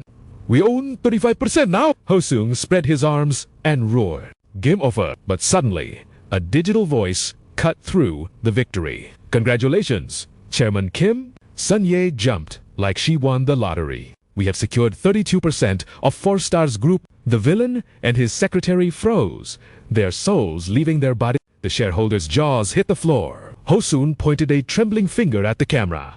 What? What is that? Which babbling about? A mistake? Impossible. Zhang He frantically stabbed at her tablet. Wait, give me a second. How can this be? Reality hit her hard. Kim Do-hoon found a massive war chest. He swept up shares from retail investors. They're at 32% and rising. They'll overtake us in less than an hour. The traitorous shareholders groaned in nausea. Impossible. The Chinese guy was bankrupt. We watched him. Where did he hide the money? Did he stash 350 billion in a mattress? Hosung smashed his fist onto the armrest. Check again. Finally, how did that foreigner conjure a mountain of cash? Don't stop. Keep buying. I will not lose to him. The room erupted into chaos. But Hosung, we drained the 60 billion already. Sell your private companies. Mortgage your real estate. I don't care how. That's our personal wealth. And at 170,000 won a share. Do you know what it costs for just 1%? The villain's eyes burned with malice. Are you? If he wins, he takes everything. Your shares become toilet paper. We die together or we win together. Cornered like rats, the shareholders gritted their teeth and bowed to fate. No way out. They started pledging their souls. I have 3 factories. I can raise 1.6 billion. The ticker updated Lee Husung. 45%, Kim Do-hoon. 40%. Hosung glued his face to the screen. 40.5%. The room exhaled. Jang Hee tallied the final numbers. Hyantan's growth has flatlined at 40%. They stopped. They tapped out. Their war chest is empty. The villain threw his head back and laughed maniacally. Ha ha ha! I told you, I am the king. Ha ha!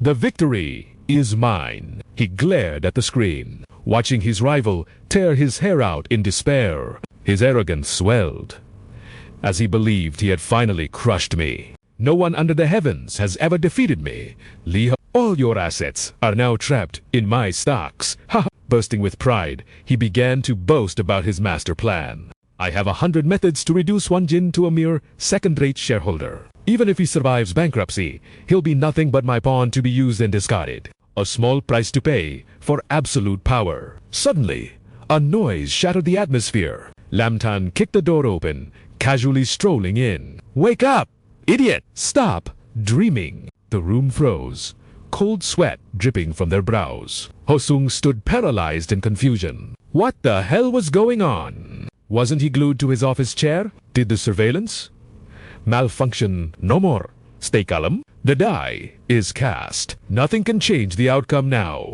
Desperate for logic, he convinced himself the main character took a helicopter just to beg.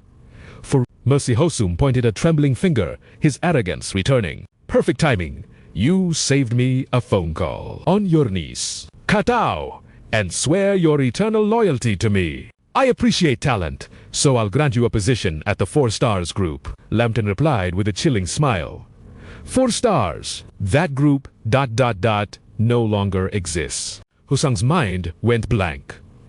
What are you babbling about? Suddenly, the heavyweights stepped out from behind Director G.A. Director Jung and Director Choi. Husang looked as if he'd seen a ghost. You ... aren't you supposed to be... Lam Tan gestured politely. Gentlemen, please reveal the cruel reality to him. Director Lee seems confused. Someone enlightened him. Choi Guk spoke first, his voice dripping with false apology. Sorry, Director Lee, I didn't have time to send a memo. President Lin contacted us with an offer we couldn't refuse. Naturally, we cut ties with you immediately. Hosung gritted his teeth, the memory surfacing. In his eyes, they now looked like treacherous demons. He promised to split the shares equally once we took you down. So, we accepted. Together, the 4 of us hold 55%. Checkmate. Director Lee, you've lost. Hosung's sanity began to crack. Impossible. I've been watching you 24/7. How did you coordinate this? Lam Tan sighed, ready to expose the trick. I knew about your little spy games from the start. He turned to reveal the method. Tell him how easily we played him. With my resources, I deployed elite hackers to loop the feed. My team controls the digital world. Freezing a few cameras was child's play. Hosung stared at the monitor in horror. What? That's pre-recorded. But how did it respond to my questions in real time? Lambton mocked his ignorance. What era are you living in? We used real-time AI generation to synthesize the visuals. I just provided the voice from a distance. Seeing the villain's dumbfounded face, Lam Tan couldn't resist twisting the knife further. If you don't believe me, Director Lee, enjoy this special screening. He switched the feeds, making Hosung scream in sheer terror. The shareholders erupted into chaos. Damn it, what the hell is that? My eyes? I wish I was blind. Lam Tan shrugged calmly. Honestly, I have so much money I can't spend it all. I didn't need investors. The hardest part was just acting out the script. Hosung snapped completely, veins popping. Shut your mouth. Damn you! How could a brat like you defeat me? Someone with infinite money. Before he could rage more, Chuguk cut him off. Director Lee, you're cornered. If you don't sell your shares, how will you pay your debts? Ha ha ha ga added a sinister threat. You've lost everything. Hand it over obediently? Or would you prefer a more physical form of negotiation? Suddenly, Hosung burst into maniacal laughter, freezing the room. Ha ha ha! His voice turned demonic. You dare act arrogant in my territory. Are you Retarded? Instantly, a squad of heavily armed mercenaries stormed in. Choiguk stumbled back in fear. HMPH? Did you think we came unprepared? Jay barked a warning. If you try anything, you'll regret it. But the momentum shifted. Hosung's private army surrounded Lam Tan's group. Seeing his enemies trapped, the villain's sadistic glee returned. Zhang Hai heard her master's command and launched. With a single kick, she obliterated Lam Tan's guard. Landing, she punched the wall, shattering concrete with inhuman force. The three directors stood petrified. Hosung smirked, presenting his ultimate weapon. Allow me to introduce the nightmare I prepared for you. A human weapon costing hundreds of millions. My greatest trump card. Behold, the terrifying power of Zhang Hai. The directors cursed in pure terror. Damn it. Open fire. The bodyguards unleashed a hail of bullets. But incredibly, Zhang Hai blocked the muzzles with her bare hands. Two men pulled the triggers, the gunshots deafening. Yet, with a slight twist of her wrist, she bent the steel barrels like rubber. She followed up with a devastating knee strike and a lethal elbow. The directors watched in horror. Hosung beamed with pride. Truly, my masterpiece! She is the queen I selected from thousands of special forces. I equipped her with titanium alloy arms. Your trash bodyguards don't stand a chance. He turned to his lethal doll. Zhang Hai, leave the directors alive, but exterminate everyone else. She flashed a seductive smile before resuming the slaughter. In mere seconds, one guard was finished, and the rest lay broken on the floor. The directors collapsed to their knees, spirits crushed. What kind of monster is she? Hosung praised his weapon. That's my precious treasure. Zhang Hai let out a satisfied hum from her throat. Hosung shoved his hands in his pockets, his aura exploding. Now, ... What were you saying earlier? You wanted my shares? Didn't you say you wanted to try some other forms of entertainment? The tables had turned completely. Standing on the high ground, he laid out his demands. 400 billion in shares to buy back your worthless lives, quite a bargain, wouldn't you say? The three chairmen could only grind their teeth in silent fury. But under Ho Exium's EC command, they had no choice but to kneel like obedient dogs and sign their empires away. The game ends right here. You are far too weak. Otherwise, this gun might actually have been a threat. Lin Shin's expression remained colder than ice. In a blur of motion, he snatched the bodyguard's weapon, turning the tables in a heartbeat. Li Hosun's hatred boiled over. Shock painted Zheng his face. The shareholders trembled in sheer terror, their souls leaving their bodies. Only the three chairmen watched, praying for a miracle reversal. Smack. Lin Shin's hand met the chairman's face with a casual warning. Relax. A man of your value. I won't let you off the hook that easily. Desperate, the tyrant summoned his ace, Zheng He. She launched a devastating strike, pouring every ounce of power into it. Yet, Lin Shin caught it with a single hand. Jaws hit the floor across the room. Li Hosun's mind went blank, unable to process the impossible sight before him. How could this be? A heavyweight champion punches with 360 Zhang He's cybernetic arm hits with 500. How did he stop a wrecking ball with his bare palm? After halting the lethal blow, Lin Shin smirked. Such a gentle massage from a beauty. Put a little more back into it next time. He released her fist. Li Hosun's reality shattered, leading to a delusional laugh. Zhang He held back because she feared killing you. Yes, that must be it. You dare provoke us? Even I can't stop her rage now. You are dead me, kid. Zhang He shifted gears, unleashing a barrage of high-speed attacks. She threw an ironclad punch, but Lin Shin's counter was faster than light. With a casual shove, he sent the cyborg flying across the room like a wreck. Zhang He lay broken, coughing up blood, her mechanical body utterly spent. Seeing his undefeated weapon crumble, Li Hosung's arrogance vanished instantly. Impossible. Get up, Zhang He. I spent a fortune on your upgrades, and you lose like this. You useless piece of trash. Lin Shin stepped forward, his foot finding the chairman's head. TSK, TSK.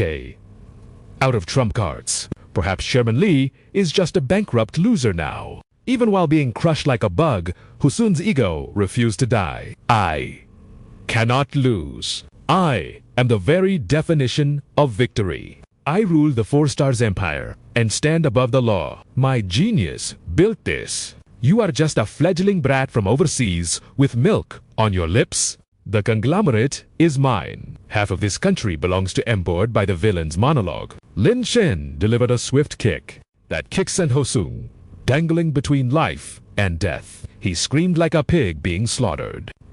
Lin Shen leaned over, pressing down. Sorry, what was that? I couldn't hear you. The tyrant turned into a beggar instantly. Save me. Pull me up. I was wrong. I admit my mistakes. Picking his ear, the MC grinned. Wow, the wind is loud up here. Can't hear a thing. My leg is getting tired. Maybe I should just let go. Snot and tears ruined the chairman's expensive suit. Please, Boss Lin. I was blind. I didn't know who I was messing with. I beg you, don't drop me. Step on me all you want. Trample me. Just let me live. His dignity gone, he offered everything. My shares. Take them all. They are yours. I surrender. Lin Shin flashed a devilish smile. Signing is mandatory, of course. But first, take a good look at the world below. You have always looked down on these ants from your ivory tower, haven't you? Starting today, your perspective is going to change dramatically. On the streets below, the crowd pointed and gasped. Heavens! Is that broken glass? Wait, is that the untouchable Li Hosung hanging there? What is happening? He looks like he is about to fall. Chia! Let the trash die. Hosung squeezed his eyes shut, terrified of the plummet. Suddenly, phones everywhere lit up. A breaking news alert swept through the nation. Social media was exploding with the scandal of the century. Breaking news: 4 stars. Empire fall. Kim Do-hoon takes 100% control. A damning video of Hosung's rant was spreading like wildfire. Police are just my dogs? The internet erupted in fury. The public opinion shifted instantly. Li Hosung was finished. He drove that actress to suicide. The buried truth resurfaced. Justice at last. The corrupt dynasty was crumbling before everyone's eyes. Li Hosung was officially ousted. Moments later, the fallen king walked out in handcuffs, unable to lift his head in shame. As he stepped out, camera flashes blinded him. We have waited years for this. Do not show mercy. Prison is too good for this monster. The angry mob surged forward. Someone landed a solid kick on the fallen tycoon, and chaos erupted as everyone joined the beat. The tyrant is down. Keep him down. The police screamed for order, but their voices were drowned out by the roar of the people. Ignoring the authorities, the citizens vented their rage. You bastard! Think of the lives you ruined. Feel our pain. Cornered and beaten, the mighty chairman sobbed. Police! Save me! I don't want to die! He coughed up blood, broken in body and spirit. Bah! I sigh. You said I would be spared. High above, Lin Shin watched the chaotic performance with amusement. Oh my... Didn't I just call your trusty police friends for you? Who knew the public adored you so passionately? Hosung lay in the dirt, gasping. I am not... resigned. Lin Shin waved the contract. Look at him sleep. And thank you, gentlemen, for your cooperation. Say no more, Boss Lin. We have already signed everything. No more hesitation. Kim Do-hoon now holds 100% of the shares. The remaining chairman bowed, sweating profusely. Your methods are terrifyingly effective. We are in our way. Our shares were small anyway. Please, take them as a gift. Just let us be friends with the great Boss Lin. Haha, ... We will take our leave now. As they scurried away, Lin Shin's voice cut through the air. You are too kind. Even after leaving, shivers ran down their spines. Did you see that ruthlessness? Keep your mouth shut, or we will be the ones flying out the window next. He is untouchable. I have an idea. Let's wire him 200 billion each. Maybe then he won't harvest our souls. YES.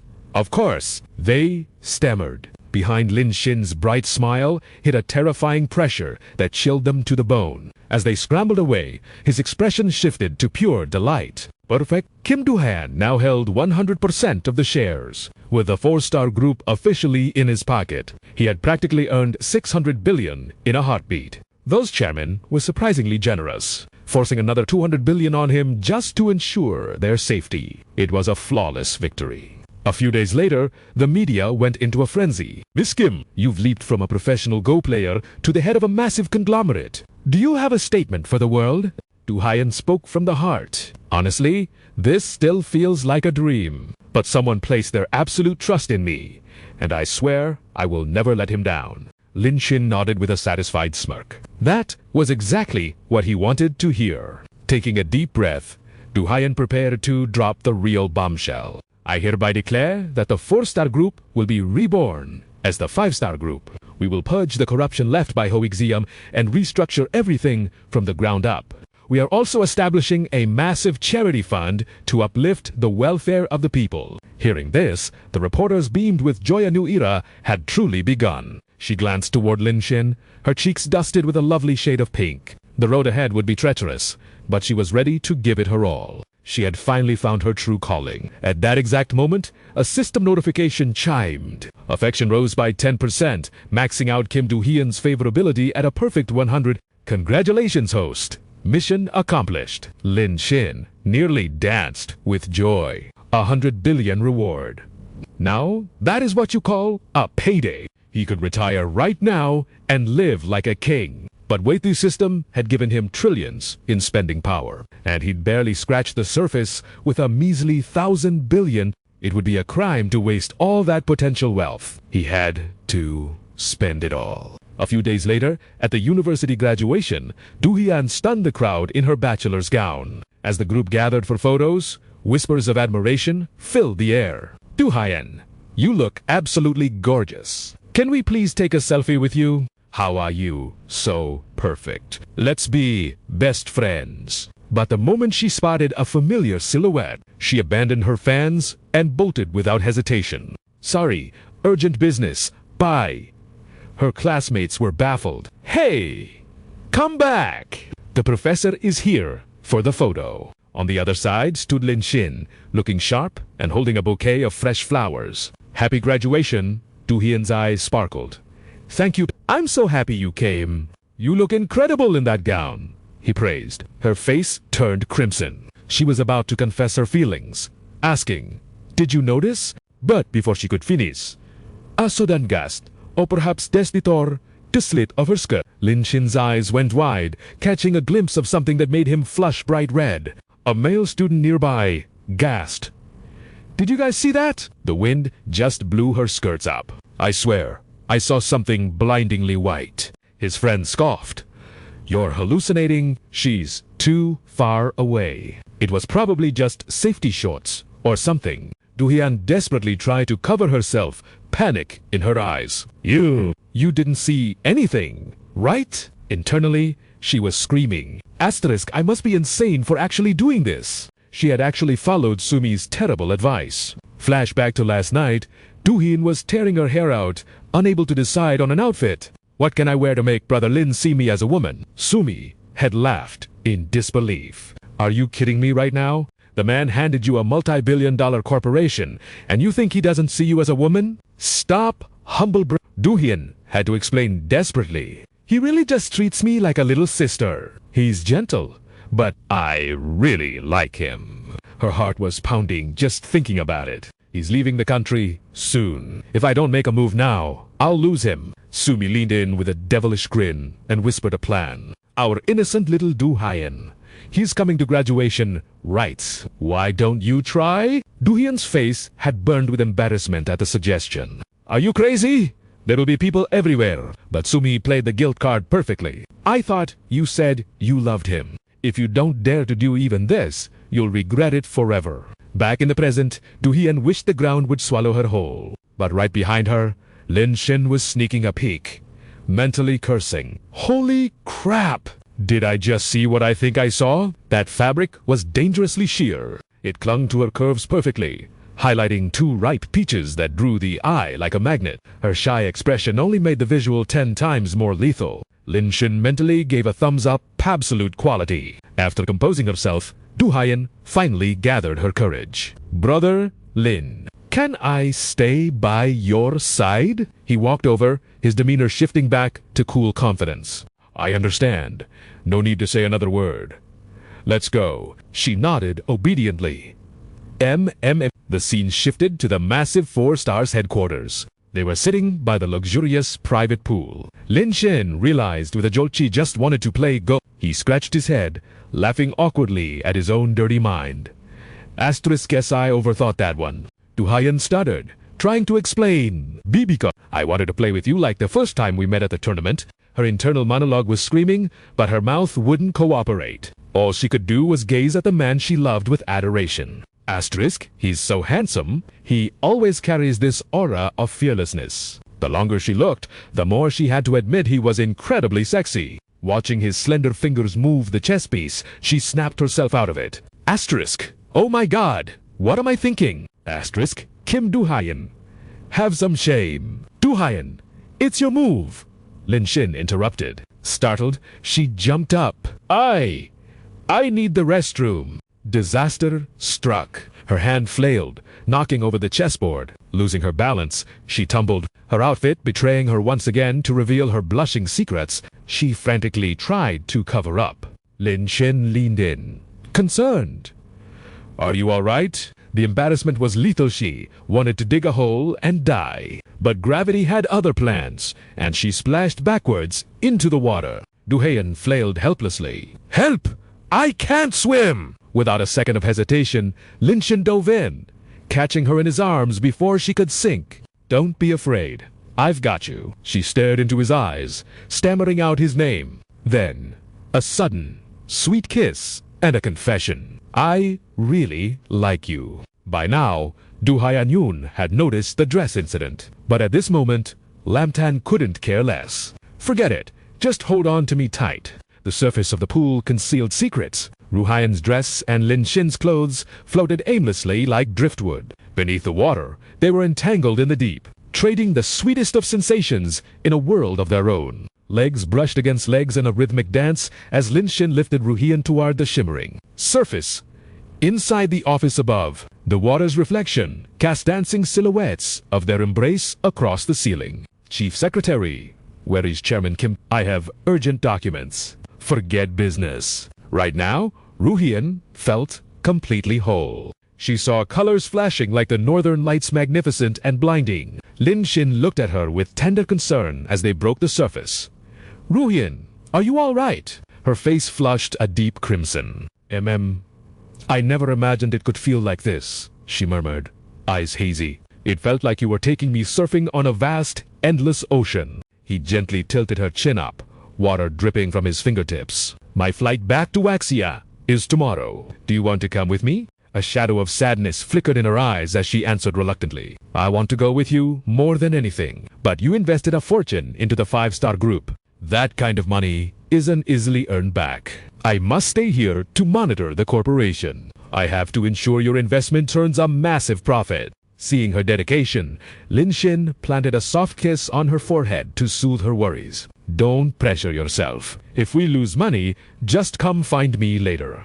Immediately, Du Haiyan's mouth lifted, and she whispered into his ear with a mischievous grin. You are too good to me, Brother Lin. Can we... feel that floating sensation one more time? Under the gentle water again. Lin Shen laughed, happy to indulge in their passion. Of course, we can. We have the entire night ahead of us. But their blissful time ended all too quickly. The next day, he was back in the city. Lin Shen kicked open the dorm room door. Children, Daddy is home. Did you miss me? The reaction was the opposite of a warm welcome. His roommates screamed in unison, Get lost. Don't interrupt us. We are playing Black Myth. Undeterred, he shook his head. Where is the love? Where is the brotherhood? Let's go out to eat my treat. Hearing the magic words, they instantly dropped their controllers and ran over to flatter him. Well, if you put it that way, let's go eat. I heard there is a legendary ice cream spot nearby that also does barbecue. To abandon a boss fight just to walk with him? That was true brotherhood. The sun began to set, painting the sky in the soft darkness of a gentle evening. Understritzeng. How wouldn't stop yuppie? That game is a masterpiece. Woozy chimed in excitedly. God, it took me over 20 tries to beat that one boss. When they reached the crowded stall, they cheered. We're here! This is the place. It was a stall selling smoking ice cream, run by the hardworking little Jin. The foggy treats looked mesmerizing. Ice cream? That breathed smoke? That is actually interesting, Woozy said, hyping everyone up. Come on, let's buy some to taste. Get in line, over there. 20 minutes passed, and they were still waiting. Little Jin was working tirelessly. Here is your ice cream. Please hold it carefully. The customer beamed. Wow, I can't wait. The boys craned their necks, watching with anticipation. Finally, almost our turn. This better be delicious. It has to be worth this long wait. Only Ling Xin felt something was off. Why did the owner look so familiar? Just as they reached the front, Woozy raised his hand. Hello, 4 orders, please. But suddenly, a shrill voice cut in from the side. I want 1 portion of the Grand Feast ice cream. Lin Xin, seeing the injustice, immediately spoke up. Hey beauty, you need to queue up. The line is back there. But the woman arrogantly ignored him. Didn't you hear me? Grand Feast? Now. Little Jin looked flustered. The crowd behind started complaining. We have been waiting for 20 minutes. Have some manners, will you? The beauty Tianyu glanced at the long line and scoffed. Humph.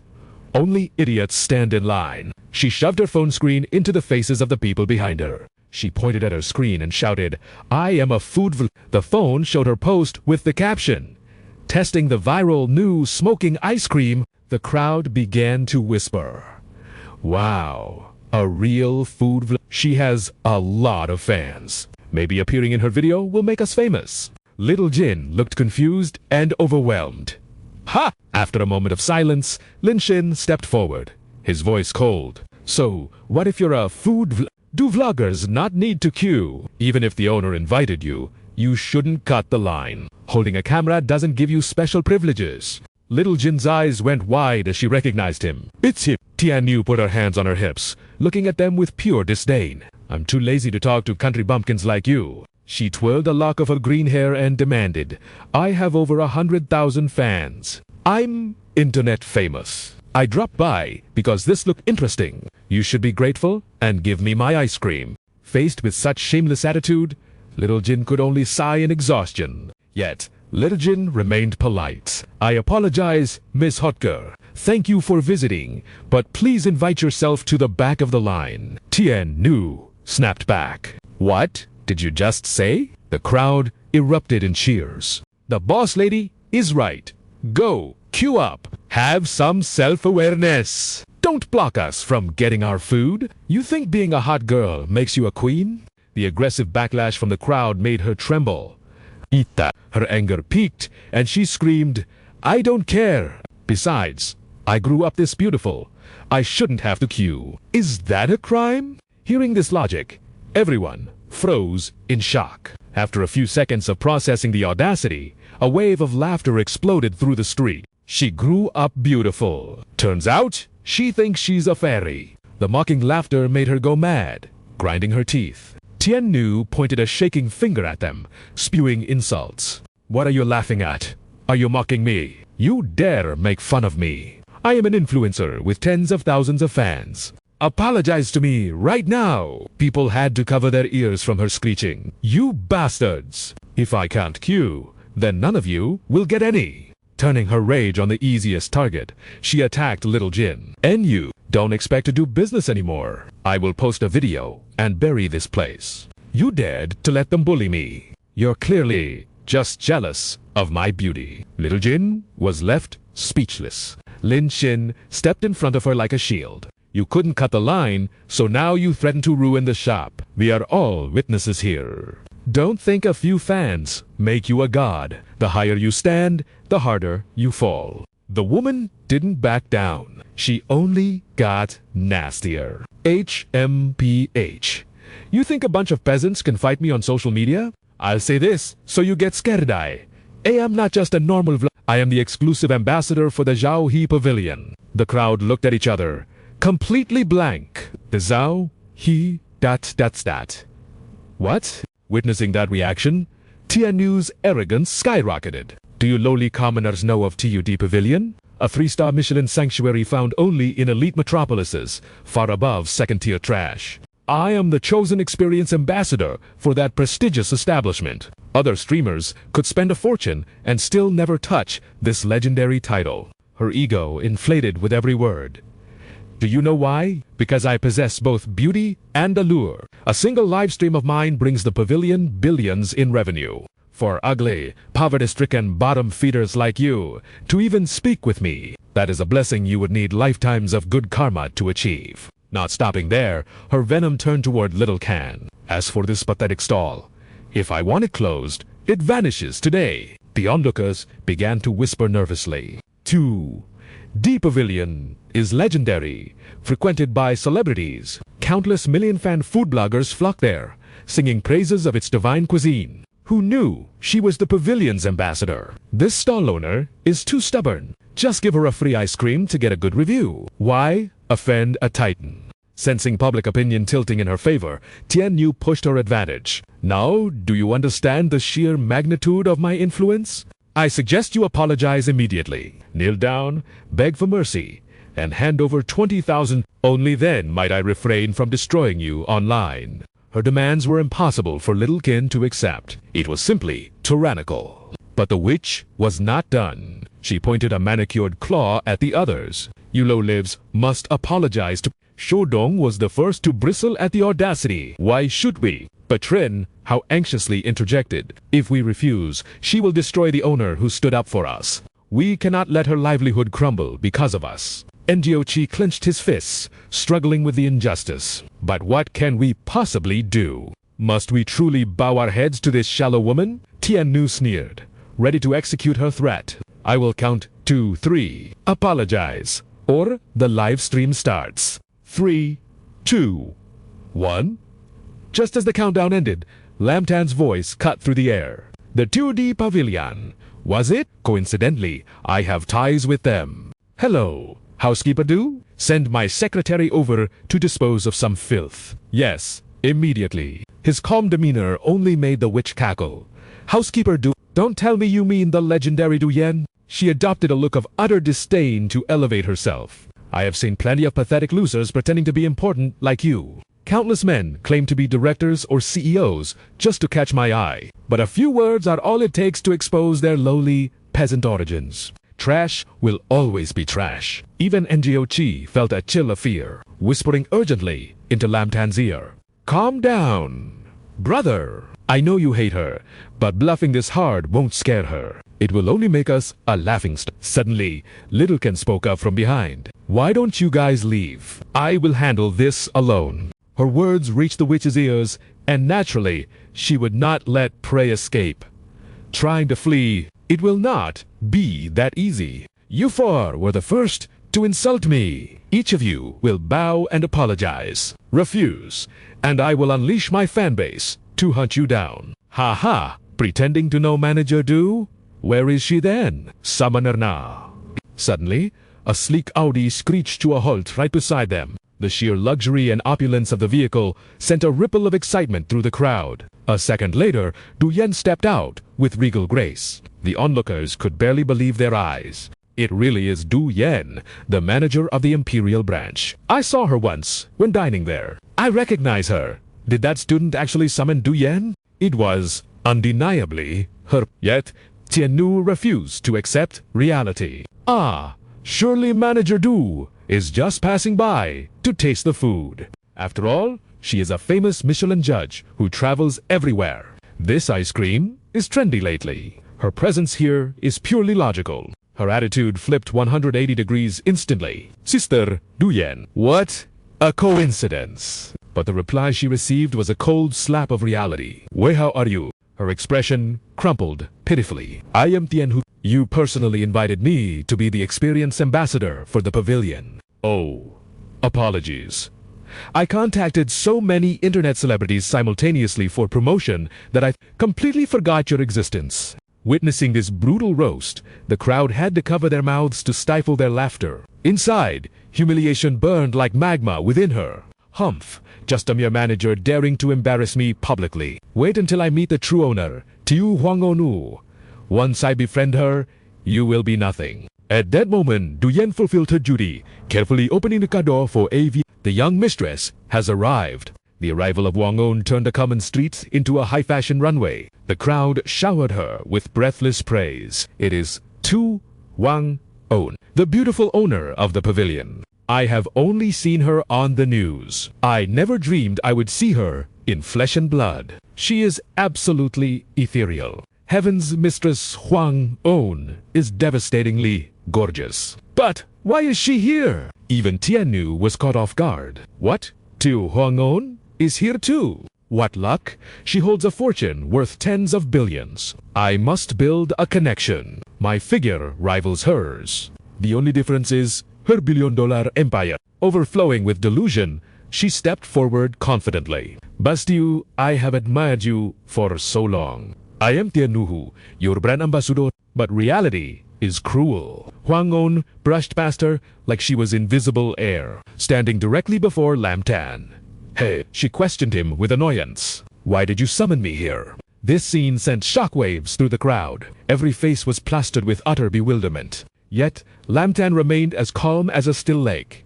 Hey, the contract clearly states you must address me as boss. Do not forget it. Though reluctant, Wang On forced the words, Fine, boss.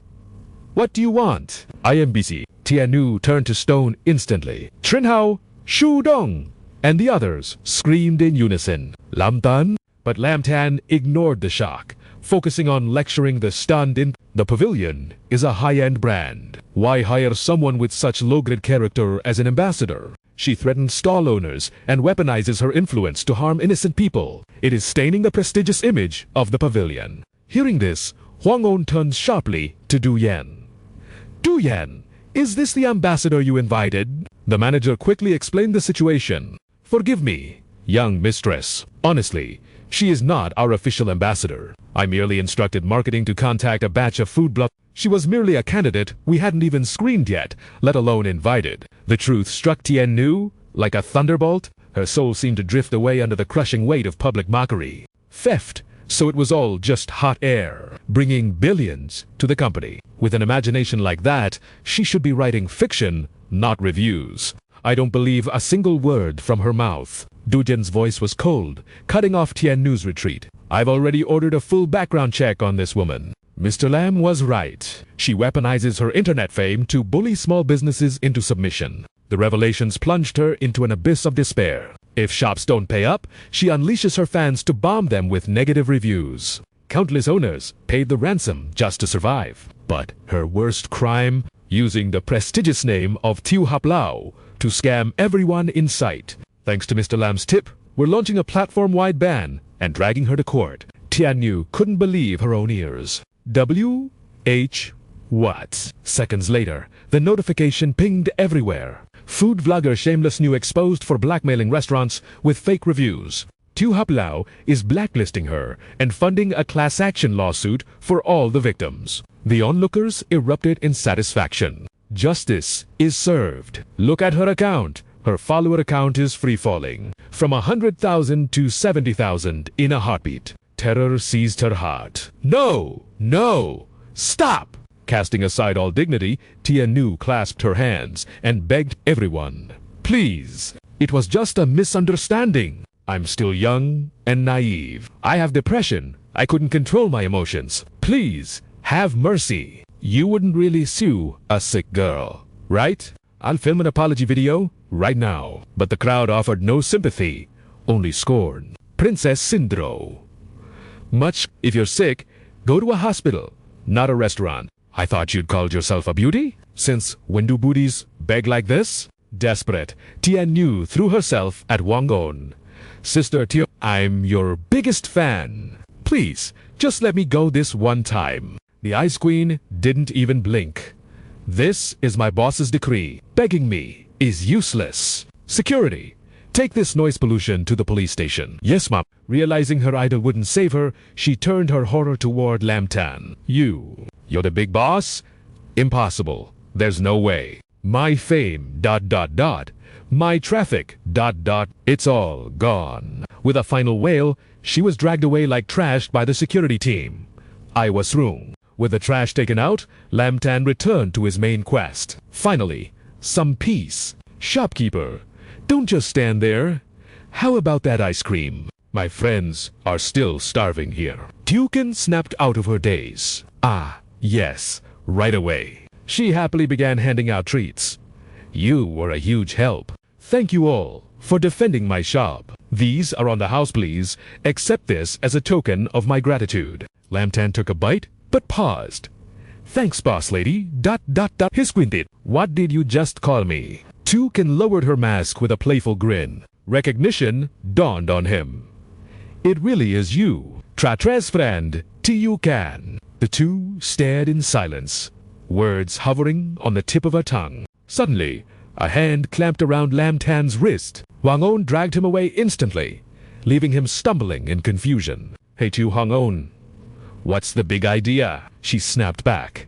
Cut the chatter. Once they were out of earshot, the interrogation began. Did you summon me just to handle that petty drama? Do you seriously think of me as your personal errand girl? He shrugged. Well, you are my secretary. A secretary appears when the boss calls. Is there a problem with the job description? Steam practically blew out of her ears. Humph! Du Yen. We're leaving. Wait. Secretary. You came all this way. Have some ice cream. She looked at it with aristocratic disdain. You expect me to eat that common street food? Seeing the direct approach fail, he switched to a taunt, scared. I'm just worried you'll fall in love with the taste and never forget it. The trap snapped shut on her pride. Excuse me. Ignoring her, Lamtan turned to the shop. Can mind if I borrow your kitchen for a moment? Without hesitation, she nodded.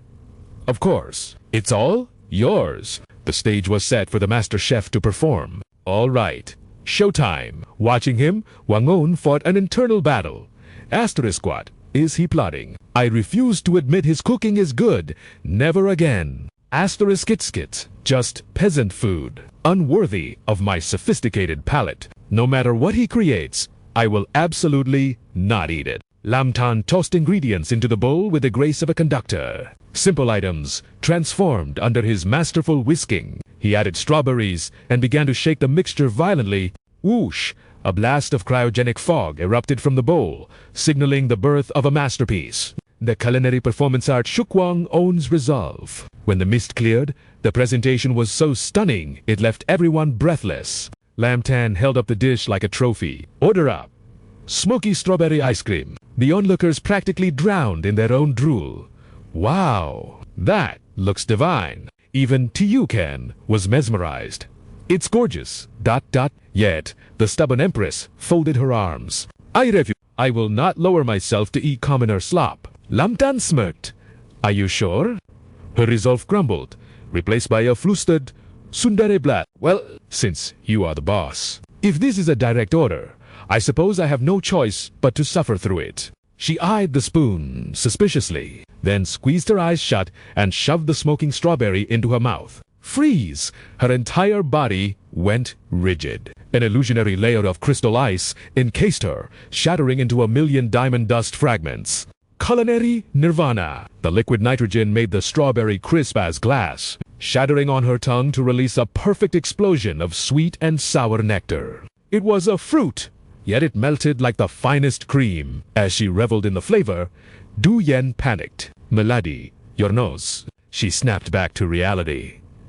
Oh no! The extreme cold was forcing 2 streams of white vapor out of her nostrils like a dragon. My elegant image is ruined. That roguish smirk on Lamtan's face only fueled Hwang-on's fury. That scoundrel definitely did this on purpose, just to humiliate her. Her mind was spiraling into chaos.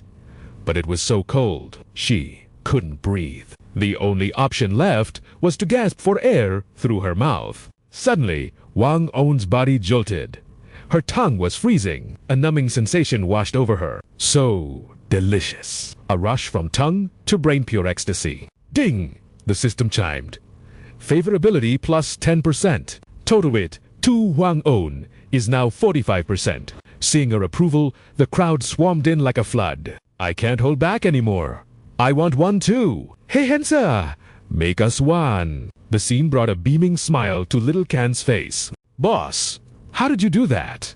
Can you teach me? Lamtan didn't hesitate. No more problem. Once you master this, customers will flock to you. She chirped happily.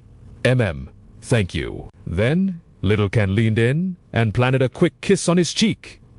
You're my lucky star. Meanwhile, Hwang-un watched from a distance, silently judging. Why would he teach such a premium ice cream technique to a mere street vendor? A patent alone would be worth millions. She pouted, disdain dripping from her thoughts. And that girl is shameless, kissing a man in public like that. Disgusting. Hwang-un couldn't take it anymore and turned toward the car. Du Yan, we're leaving. Her companion obeyed instantly.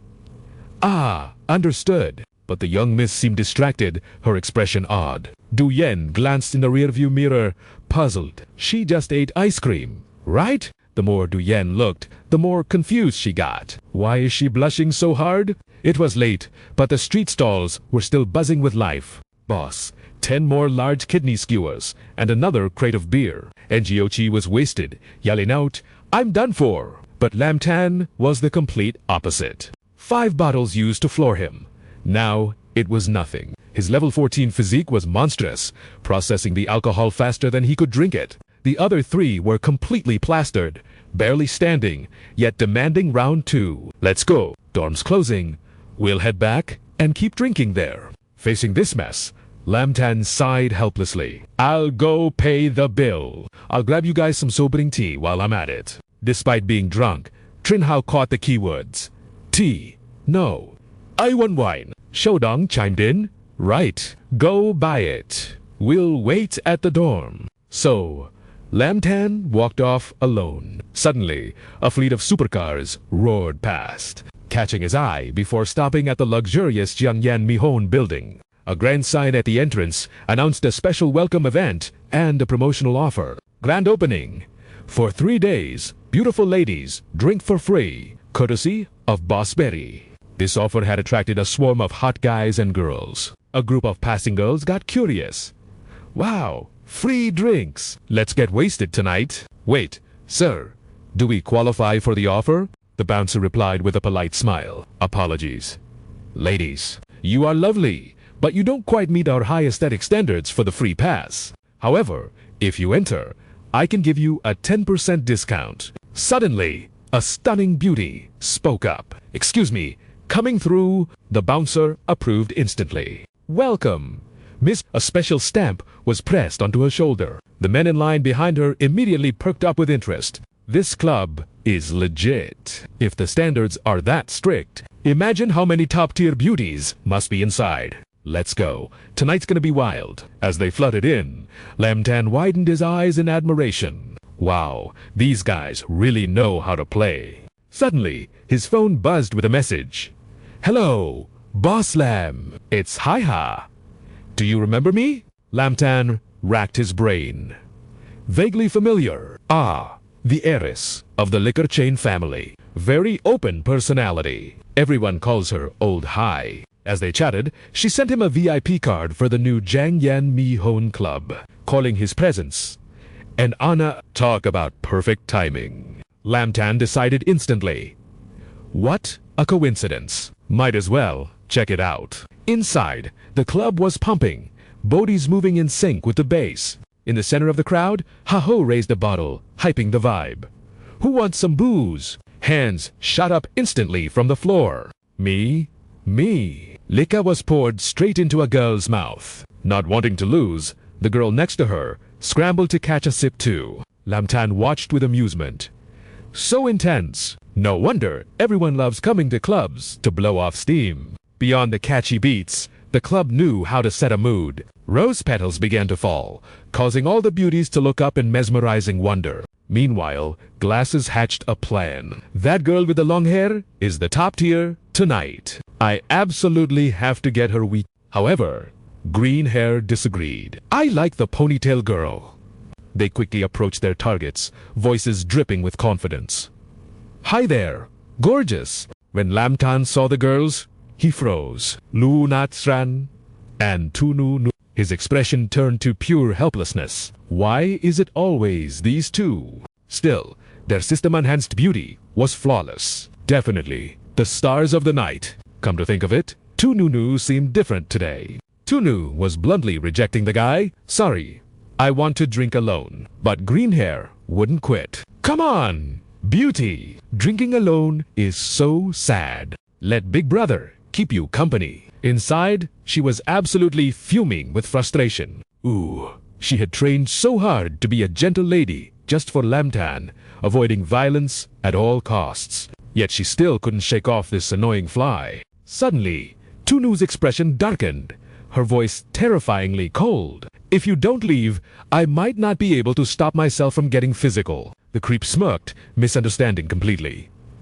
Oh, really? Let's find a room then. I promise I won't resist. Just then, Nat Tran's cheerful voice cut through the tension. Lin Shin's peace was short-lived. Tunu greeted him with a warm smile, but Nat Tran launched herself at him like a guided missile. She went for a bear hug, but his evasion skills were max level. Scram!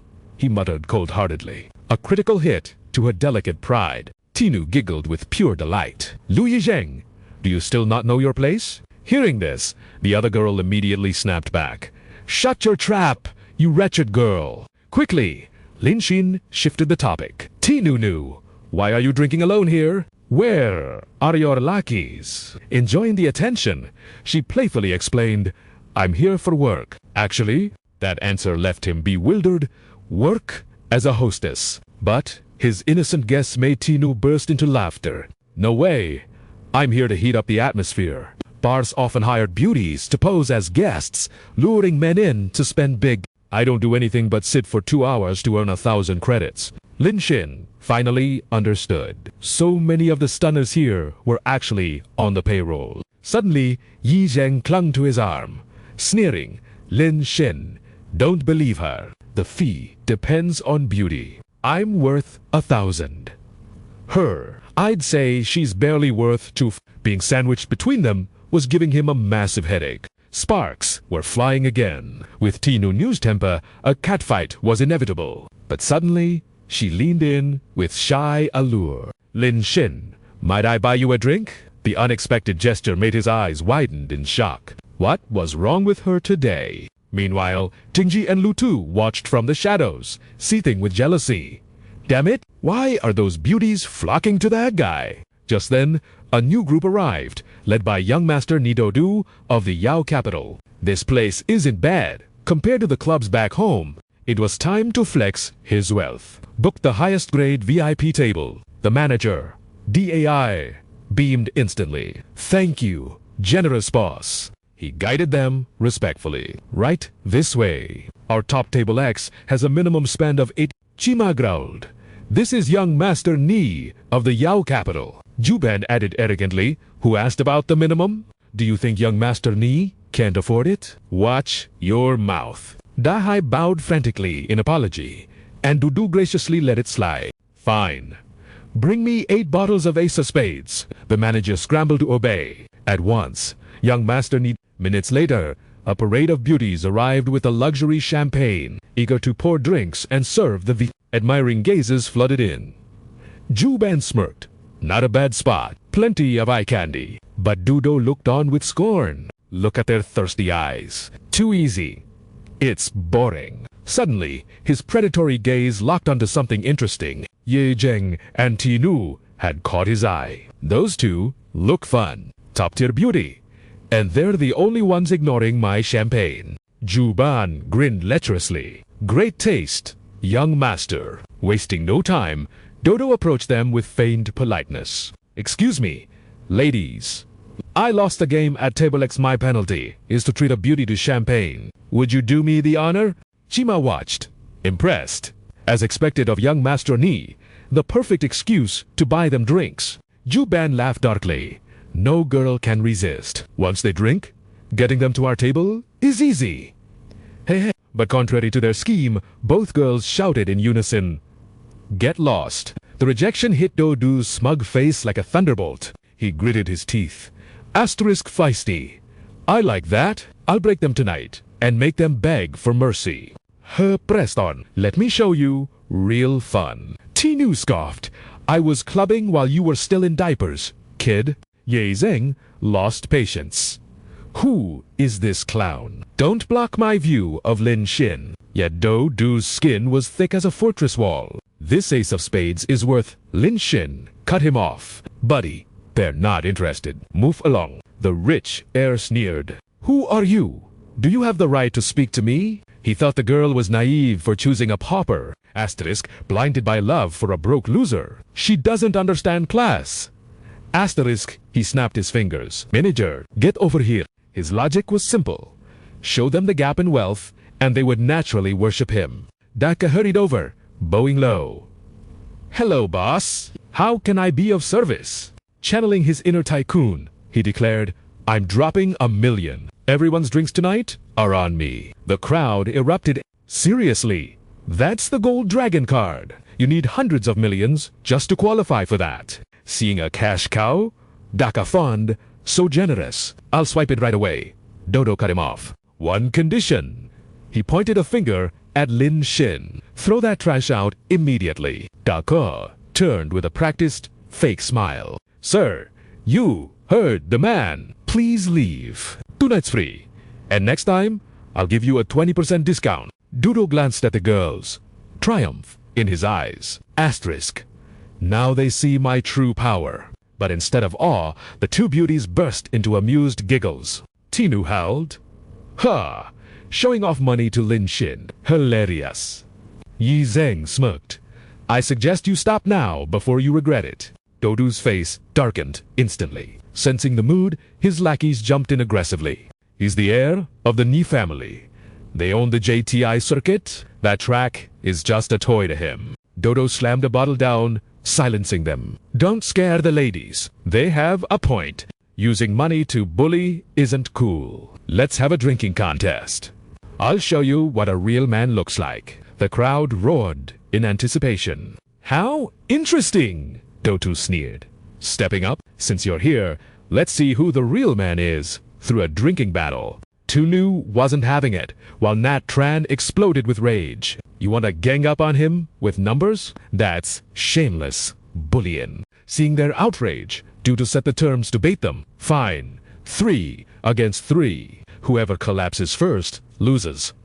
If you win, I walk. A poor student like you has probably never tasted premium liquor. Don't worry, the tab is on me. His smugness was palpable. Kids like you can't fathom our alcohol tolerance. Prepared to learn a harsh lesson from the real world, boy, his mind was already in the gutter. Get the pauper blackout drunk, then drag the two beauties to a hotel for a wild night of royalty. The mob roared, fueling the fire. Take the bet, kid. Free, top-shelf booze. Even if you lose, you win. I'm so jealous. Tu Nu hatched a sudden plan.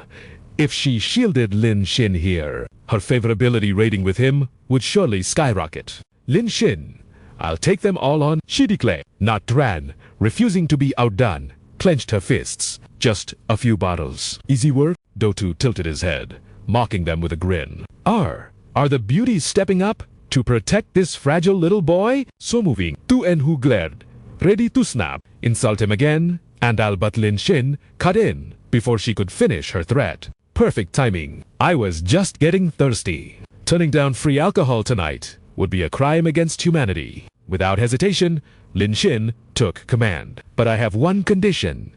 Mr. Ni, when you lose, you have to literally roll out that door. Us lose, Ju Pan scoffed.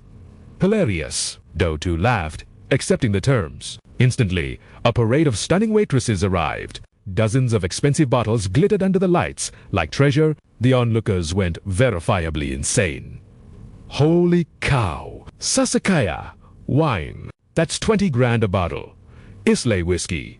Henry IV. My poverty literally limits my imagination right now. Basking in the admiration, Du Tu led them to a long table. The arena immediately surrounded by gossip-hungry spectators. Tu Nu grabbed a bottle instantly. Lin Xin, watch me destroy them. Nat Tran chimed in.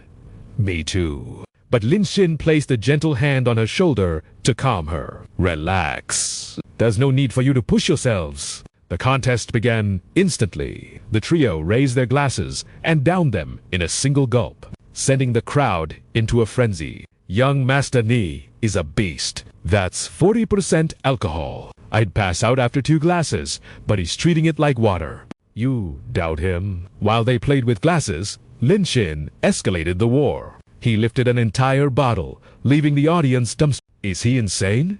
Chugging a whole Hennessy? Dotu, forced to save face, sneered, just showing off. Anyone can do that. He tilted his head back, face turning crimson as he forced it down. Slamming the empty bottle, he gasped.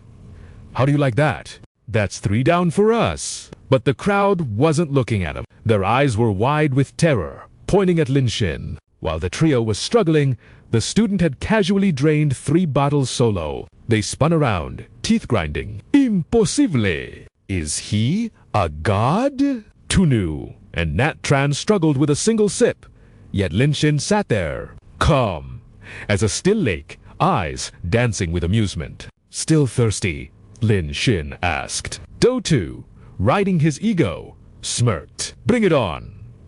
Soon, empty bottles littered the table like corpses. Red Horse whispered, trembling. Boss, is he a monster? Dota hissed back. Monster or not, he goes down tonight. He can't possibly outdrink the whole club. Jupan nodded, a light bulb flickering in his dim mind. I have a plan. They switched to terrible acting. Jupan patted Dotu's shoulder. Boss, we know you're the goat, but let's not overdo it. Red Horse chimed in. Exactly. If you get too drunk to type your bank password later, it'll be awkward. Glasses guy calculated quickly. If the boss loses, who pays? Greenhead pointed to himself. I'll act as his knight. Fill him up, seeing the blatant cheating. Nu exploded with rage. What is this nonsense? You're teaming up on him now. Red Horse wagged his finger. Rookie mistake. Bar rules allow a knight to sub in, provided they drink double the amount. Jupan sneered. Fair is fair. You can ask for help too. Tunu turned to Lin Xin, panic rising in her chest. Don't worry. Lin Xin closed his eyes coolly. Ants are still ants, no matter how many. He poured 2 full bottles into a massive tank. I'll down this liter of vodka. Since there are 4 of you, you handle 4 glasses. Simple math. Dotu's face went pale. A liter of vodka. The knights started sweating bullets, cursing their bad luck silently. Lin Xin raised the tankard and drank like a god of wine. The girls felt their hearts stop, while the crowd screamed in disbelief. Is he even human? That's 50 proof. Fire water. How is that boozer still standing upright? Dotu's minions dropped like flies, vomiting in corners. Meanwhile, Lin Xin stood tall, completely unfazed, glass held high. Bosni, your nights are pathetic. 1 glass left. Looks like it's your turn. The crowd jeered, turning on the loser. Just give up already. Don't drink yourself to death over a little pride. You call yourself a man. Drop that. Nu snapped, fury burning in her eyes like wildfire. What the hell are you screaming about? If you've got the guts, come over here and drink. Across the table, the arrogant young master Ni gloated, drunk on confidence. Open your eyes. The entire crowd is praying for your downfall. Dying from alcohol poisoning is a trivial matter, but robbing everyone here of their free drinks, that is a capital offense. Yet, Lin Xin remained an unmovable mountain, completely unfazed. Are you finished barking? If you are done talking, then lift your glass. The victor has not yet been decided. Seeing his psychological warfare fail, the young master grit his teeth in frustration. Damn it, how is this penniless trash so resilient? This is 50-degree vodka. 1 more bottle, and I will be greeting my ancestors. But I absolutely cannot lose face here. Desperate, he sprang up and turned to his entourage. Who here has the guts to be my Black Knight? Is there no one? Silence met his plea, fueling his rage. Useless trash. All of you. Finally, Nitu played his trump card bribery. I don't care who it is. Drink this pauper into the ground, and my personal supercar is yours. I, young Master Ni, always keep my word. The crowd erupted in chaos, though some remained skeptical. What kind of car? It is a limited edition GT racer worth over 9 million. For a prize like that, even I would risk my liver. He was betting his entire fortune on this hand. Lin Chin, however, had lost all patience with these theatrics. Dropping the act. Fine, I permit you to buy your reinforcements. But the stakes have changed. When you lose, the car stays, and you vanish from my sight forever. Furious Ni Tu slammed his hand on the table, eyes bulging. What? A peasant like you dreams of owning my ride. My pocket change could buy your life 10 times over. But today, I want to watch you drown in alcohol. Deal accepted. Suddenly, a squad of veteran drinkers charged in. Young Master Ni, allow us to serve you. Delighted, he sneered. Perfect. One more bottle, and this kid is finished. I am counting on you. The mercenaries puffed out their chests, posturing like warriors. They threw insults like confetti. Prepare your will, little boy. You are done for. Each of us can handle 2 bottles, easily. Yet, when the war began, Lin Chin downed 3 bottles like water. Meanwhile, his opponents collapsed after barely finishing 2. Witnessing this monster, Naitu's jaw dropped, grinding his teeth. Impossible. How is he still standing? Is this guy even human? It is over. I have lost. Lin Chin swirled his glass, mocking him. Any more soldiers, young master? You still owe me a bottle. He leaned in, enjoying the moment. If you cannot drink, then kneel and admit defeat. Leave the keys and crawl away. The scornful gazes of the beauties pierced him like arrows. Ni Tu clutched his head, madness taking over. How could a king like me lose to a pup? Absolutely not. Humiliation turned to murderous rage. He grabbed a bottle and lunged. Go to hell! But Suro was faster, intercepting him with lethal grace. You are the one checking out early. The crowd gasped, jaws hitting the floor. Rip, she tore off her restrictive evening gown. Finally, pretending to be a delicate lady all night was suffocating me. She pinned the young master to the floor and rained down fists. You want to act tough. You dare ambush Lin Chin in my territory. Let me beat the arrogance out of you. Terrified a murder was unfolding, bystanders rushed to intervene. Stop! You cannot beat him to death here! Stop! Lin Chin, however, just smiled with sadistic amusement. Keep going. I will cover his medical bills. Pinned and helpless, the young master screamed like a pig being slaughtered. Arg, you are dead. Just wait until my crew gets here. He frantically dialed his phone, but the voice on the other end was cold. Young master, we want to help, but we cannot enter the bar. He grit his teeth. What do you mean? Outside, a wall of Suru's toughest enforcers blocked the entrance, led by the fierce Mimi. Big Sis is having fun inside. None of you are taking a step forward. The reinforcement side, give it up. Young master! Even a strong dragon cannot crush the local snake. Inside, Ni Tu rolled in agony on the sticky floor. What kind of excuse is that? Tell her to stop. I surrender mercy. Beating a man in broad daylight. Is there no law? Call the cops. Lin Chin finally chuckled. That is enough. Row, row. She stood up, beaming. Ha, just a light workout. Suddenly, a booming voice cut through the noise. Stop! Stop everything! A man rushed in, arms raised. Give me some face. No more violence. His presence instantly silenced the room. The crowd whispered in awe. It is the second master, the king of the nightlife district. The big boss is here. That poor kid is finished now. If the boss finds out he lost $1 million in revenue, he will skin that boy alive. Seeing his savior, Ni Tu crawled forward, begging, Help me, uncle!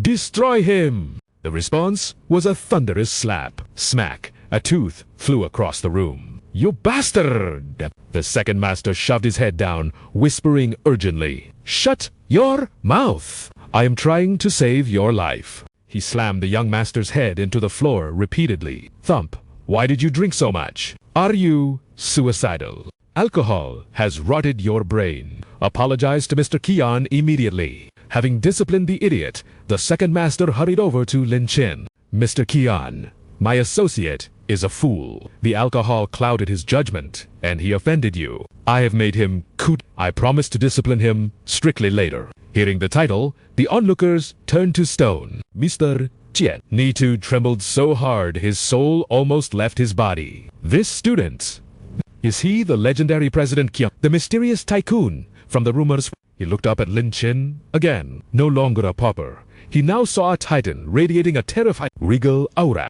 The man whose wealth rivals nations, the one who bought the Purple Star Group on a whim. All of Yanjiang wants to know him, and I just offended him. Terrified Nitu slapped his own face while bowing frantically. President Chen, it is all my fault. Please, I beg of your generosity. Forget this happened. Just treat me like a fart in the wind. Lin Chen only responded with a cold, jagged smirk. Ah, Bunny.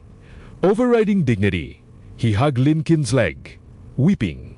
President Chen, take the car, and I will throw in the racing circuit too. It is worth 100 million. If you don't accept, I won't let go. The second master chimed in nervously. Mr. Qian, young Master Ni, seems truly repentant.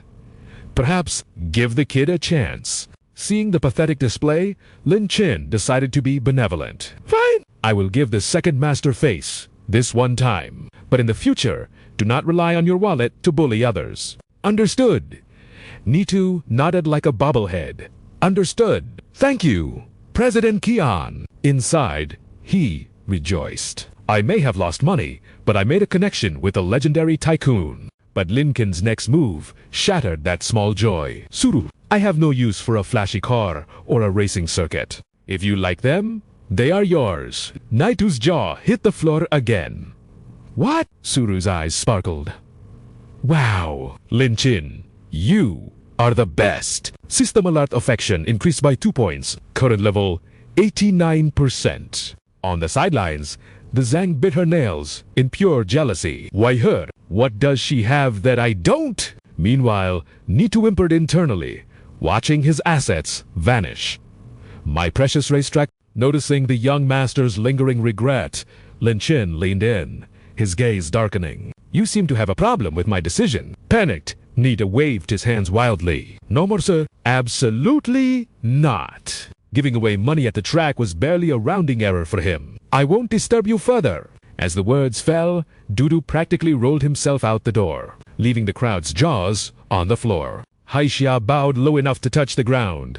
President Chen, I deeply apologize for this mess. Tonight's tab is entirely on the house. The same people who stood against him seconds ago instantly flipped the script. President Qian, your reputation precedes you. Please, forgive my blindness. I'll punish myself. Sir, can I have your autograph? Seeing the shameless mob swarming in, Suro couldn't take it anymore and stepped up as a human shield. Can't you see how much Lin Qin has already drunk? Back off with the toasts. Once the vultures finally scattered, Lin Qin slumped back into his seat. He let out a weary sigh. Even with his maxed out physical stats processing the alcohol, that top shelf liquor hit hard. The world was spinning just a little. Suddenly, the club plunged into darkness. The DJ's voice boomed from the stage, announcing the moment everyone had been waiting for. The Neon Glow Party. Show off your luminous style and let's go wild. Instantly, the room was bathed in a seductive, hazy twilight.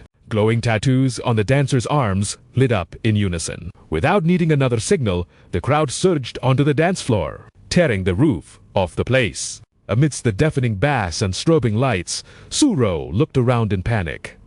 Where was Lin Qin? Taking advantage of the chaos, Yizheng had already dragged him away into the shadows. President Jian Haixia prepared a special exclusive performance just for you. Right this way, to the VIP lounge. Lin Qin was still too dazed to process it. Her voice is sharp, he thought. Asterisk, that kid Haixia really knows how to serve a boss. After shoving Lin Qin inside, she pretended to leave. Please, take a seat on the sofa, sir. I need a moment to freshen up. He stumbled slowly into the room. Why would a performance need a sealed private room? Suddenly, a soft click echoed. The bathroom door creaked open, and a mysterious, glowing silhouette glided toward him. Through the gloom, Lin Qin narrowed his eyes. It was Yizheng, adorned in a dazzling fluorescent outfit. every curve highlighted by shimmering patterns.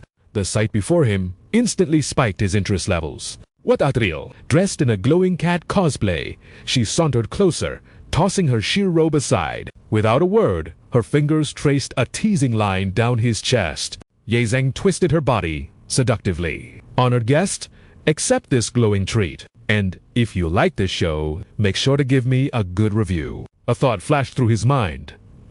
Asterisk, this spicy dance? Not bad at all. Her next move was sudden, yet somehow exactly what the moment called for. Her long hair was in the way, so she bowed her head to tie it back, a calculated move of pure allure. She grabbed the candy and boldly placed it between her lips. The provocative scene brought a flush to Lin Shin's face. This kind of VIP experience was truly top tier. Seeing his reaction, Yizheng cheered internally.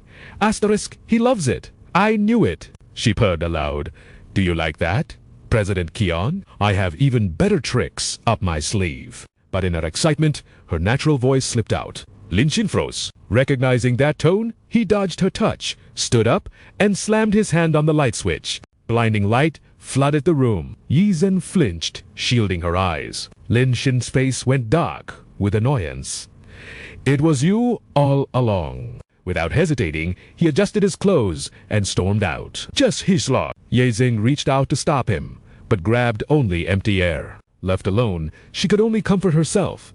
Asterisk, HAA, Lin Shinsent is still here. Even just that was enough to send a wave of twisted euphoria through her. Meanwhile, a digital chime rang out. Affection increased by 0.1%. Current level, 99.8%. Suddenly, Suro burst in, eyes blazing with fury. What were you trying to do? Dragging him in here? The war between the two queens was officially on. Where is Lin Shin? Yizheng smirked, launching a direct attack. He didn't come looking for you. I guess you really don't hold any space in his heart after all. Suru scoffed, wearing a mask of arrogance. Lin Shin stormed a cult's den to save me. He gifted me a race car and this entire stadium, and you say I don't matter. Does a nuisance like you even compare? But Yizheng just shrugged, unbothered. So what? You only got his material possessions, meaningless pocket change. However, I got him. The implication shattered Suru's composure. Excuse me.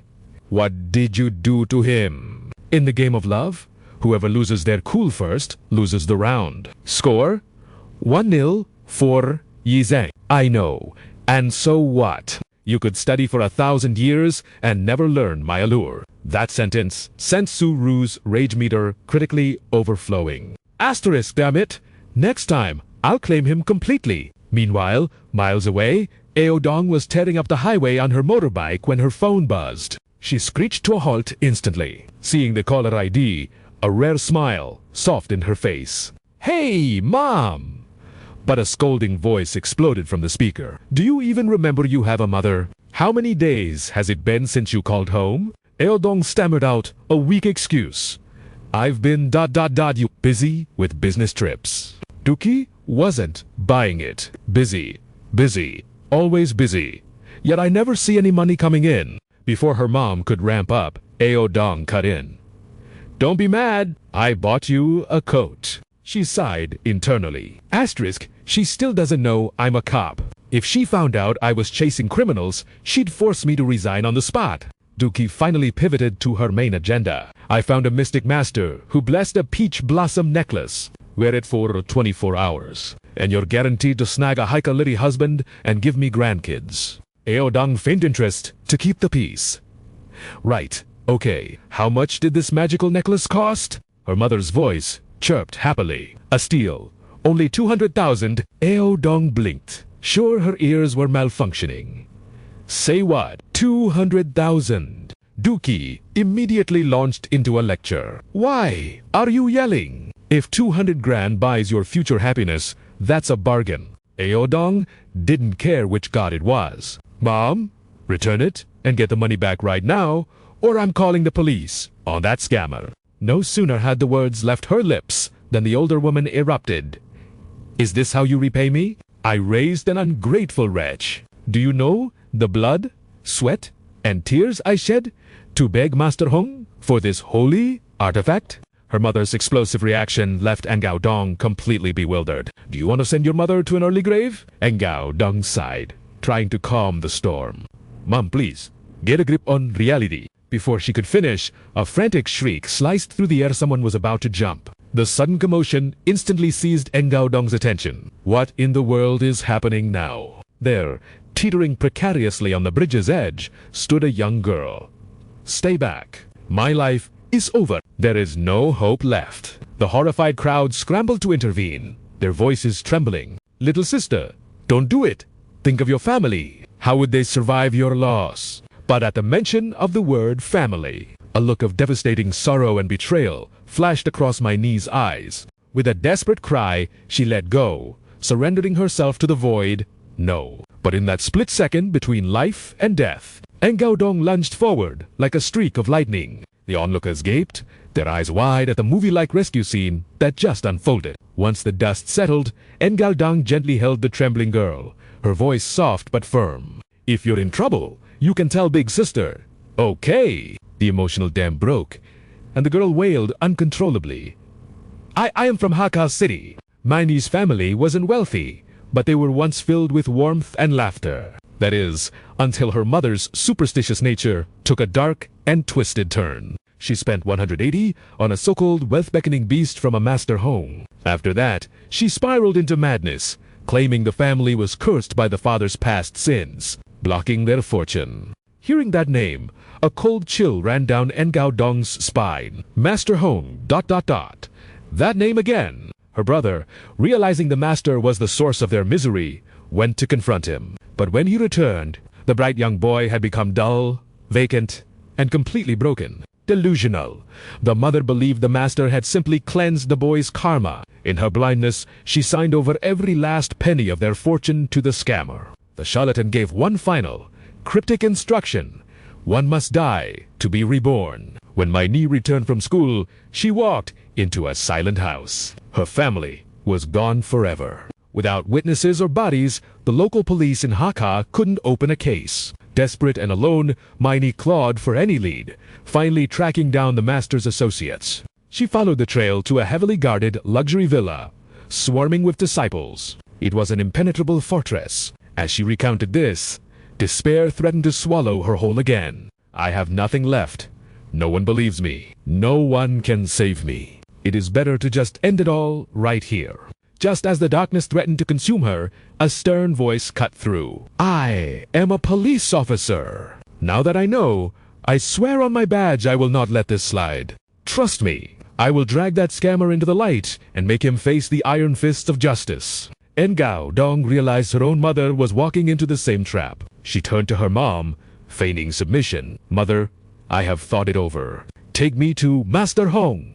I want to pray for my career. Under the cool, clear night sky, the hunt began. Engao Dong followed her mother to a lavish estate, guarded like a fortress against the outside world. The opulence was staggering. This master lives in an $80 million mansion, she thought, suspicious. Beside her, however, Dukai wore an expression of pure, blind worship. A true immortal-like Master Hong wanders freely. This humble abode was gifted rent-free by a tycoon in Dimjiang Dukai, explained with reverence. Engao Dong's detective instincts were screaming. Something was off about this place, and even her mother seemed strange in a way she couldn't quite place. Her thoughts were interrupted as the heavy doors swung open. Instantly, a wave of noise and manic energy washed over them from inside. It was a carnival of desperation. People from all walks of life gathered together. Engao Dong was stunned. So many potential victims in one place? Are they all here begging for magic trinkets? She decided to play the part of the observer, keeping her cover intact to assess the situation. Slipping into the crowd like a ghost, she secretly recorded everything evidence for the prosecution. Suddenly, the crowd roared as Bat Gia made his grand entrance. Thank you for your patience, believers. The master has finished his celestial meditation. At the sight of him, the crowd surged forward like a pack of starving wolves. I finally get to see the living immortal. He is the one who guided the destinies of superstars. To think such a transcendent being would deign to read our fortunes. I am weeping with joy. A man named Hatam scrambled up and threw himself at the scammer's feet. Oh, great! Immortal! I have a massive contract on the line. But my rival is formidable and stands in my way. Is there a cursed artifact to ... eliminate him? I will pay anything. And Gaodong couldn't believe her ears. What kind of twisted sect offers hitman services via magic? Even more chilling was the crowd's reaction of one batted an eye at the request for murder. The scammer feigned a difficult expression. Whether you can invite such a powerful artifact depends entirely on your destiny and your monetary merit. Ha! Tam shouted. I have money. But before he could finish, the Ahai shoved his way in. Master, about the golden arrow charm I bought last week. His face was a mask of misery. You promised the arrow would sever my crush's bad romances and keep other men away from her. But I still saw her getting into some guy's car. Sensing the crowd's doubt, Bat Gaya let out a theatrical, sorrowful sigh. He shook his head as if dealing with a slow child. I told you, the charm's potency is fueled by sacrifice. How much wealth did you offer for it back then? Have you forgotten? It was a blatant scam, yet Dahai nodded, enlightened. Ah, I see. I misunderstood your divine wisdom, Master. But the tiger wife at home controls the purse strings. I cannot scatter my wealth even if I want to. What should I do? And Gaodong was left completely speechless. This guy has a wife, yet he is buying voodoo dolls to stalk another woman. Batkia adopted a grave tone. Spending wealth builds merit. If your wife opposes this, it proves her mind is clouded by heavy karmic debt. This obstruction can be fatal. We must cleanse it. He spread his hands, radiating a fake aura of infinite compassion. If anyone in your family is blinded by such karma, bring them to me. I will cleanse their souls. Absolutely free of charge. Looking around, it seemed Ing Gaodong was the only soul in this place still clinging to sanity. Hong Chan Tien is truly a living Buddha reborn. I must bring my family to him to cleanse their sins. My wife's karma is just too heavy. And Gaodong was certain now. This so-called true immortal was nothing but a dangerous criminal. But without solid evidence to arrest him, she had to bide her time. But in a moment of distraction, disaster struck. Thanks to her training, her reflexes were What are you doing? Bat Chung roared, his voice booming. She had sneaked into the villa, but he had caught her filming. You thought we wouldn't notice? Who sent you? Two words flashed in Ing Gaodong's mind. Game over. Suddenly, her own mother charged forward. Dong, how could you? Why has your attitude changed so fast? You want to cause trouble for the true immortal? Kneel and beg for forgiveness. Now, with no evidence and her cover blown, retreating was the only option. She could easily crush these disciples in a fight, but without proof. Violence would only complicate things. Time to vanish. These fools had no idea who they were dealing with. As they moved to block the door, and Gaodong unleashed her ultimate technique, the Great Escape. She ignored the door and launched herself over the high wall. But fate had a cruel twist in store. Instead of the soft earth, her landing pad turned out to be a very solid, innocent bystander. She hadn't calculated that into her escape plan. Ah, I'm so sorry. Are you alive? Lam Tan sighed. He had finally shaken off Liu Yizheng and taken a shortcut back to school, only to be flattened by a falling woman. Was this a new kind of insurance scam? When the stars cleared from his eyes, Eng Gaodong screamed, It's you again! He stared back in shock. Well, knowing the culprit made things simpler. Why are you flying over walls? He gave her a knowing look. New job. She knew he was misunderstanding everything, but she didn't have the energy to explain. Never mind that. Just run. She groaned internally. Why did every undercover mission end with bumping into him? Suddenly, a voice cut through the air. Eng Gaodong cursed under her breath. Female disciple. It was Batkia, feigning concern. Why are you running? Your mother is worried sick about you. Lam Tan blinked. This was ... unexpected. What is this? A traveling circus. Since when is there a Taoist temple here? She whispered urgently. They are con artists. They fake hauntings and miracles to scam people. The victims are completely brainwashed. Hearing this, Lam Tan activated his spirit vision to scan their auras. What he saw made his blood run cold. Soul-binding arts. Several of them are already under a spell. This is dark magic mixed with hypnosis and drugs. Without my system's analysis, I wouldn't have even detected the mind control technique. Batgia signaled his goons with a sinister smirk. Go. Invite our lost lamb back to the flock. Seeing actual dark arts in play, Lamtan couldn't just walk away. I can't let a scumbag like this roam free. Unbeknownst to them, a shadow watched from above. Liu Yizheng had arrived. Her calculations were perfect. The southwest sector reveals his weakness. Her gaze locked onto Lamtan and Engaodong. Those two, they are the key to breaking this formation. Batgia had no idea death was staring at him. Liu Yizheng's eyes blazed with fury as she glared at the fake immortal. Hong Batgia, that traitorous janitor who pretended to be humble back at the mountain. He stole 3 sacred artifacts while I was away to commit evil. I must retrieve them. She assessed the situation. Too many guards for a direct assault. A plan formed in Liu Yizheng's mind as she watched the chaos unfold. If I use that boy to disrupt the formation, I can take back everything. Down below, Lamtan moved like a phantom, instantly neutralizing 2 attackers with barely a touch. Silence fell over the crowd. Even Engaodong gasped. Incredible. He hit their pressure points with a single finger. How is that possible? Batgia realized he was losing control. He roared. Demons have possessed them. Don't let them escape to harm others. We must cleanse them. I will sacrifice my own cultivation to save their souls. Bring out the Dharma artifacts. The weapons they drew hummed with a strange energy. The crowd, fueled by his words, went into a frenzy. Dong, dong! What demon has taken you? Praise the true immortal. I will help catch the demons. I need the merit points. Let me help. Engaodong shouted, desperation in her voice. I am a police officer. Back off. Kidnapping carries a sentence of 5 to 10 years. Lamtan shook his head. They are too far gone for logic. Your badge means nothing here. Run. I will hold them off. I can't leave my mother. But her hesitation cost her. Her own mother tackled her to the ground. Master, I caught the demon. Engaodong looked at her mother in horror. A disciple lunged with a weapon, but suddenly a voice thundered.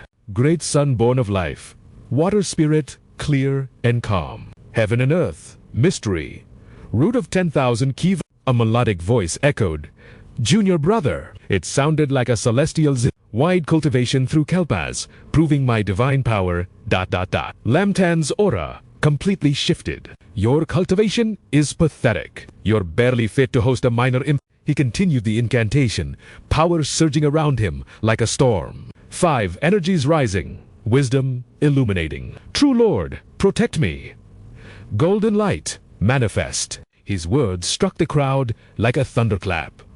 Junior brother, even Li, you found herself momentarily bewildered by his audacity. Junior brother.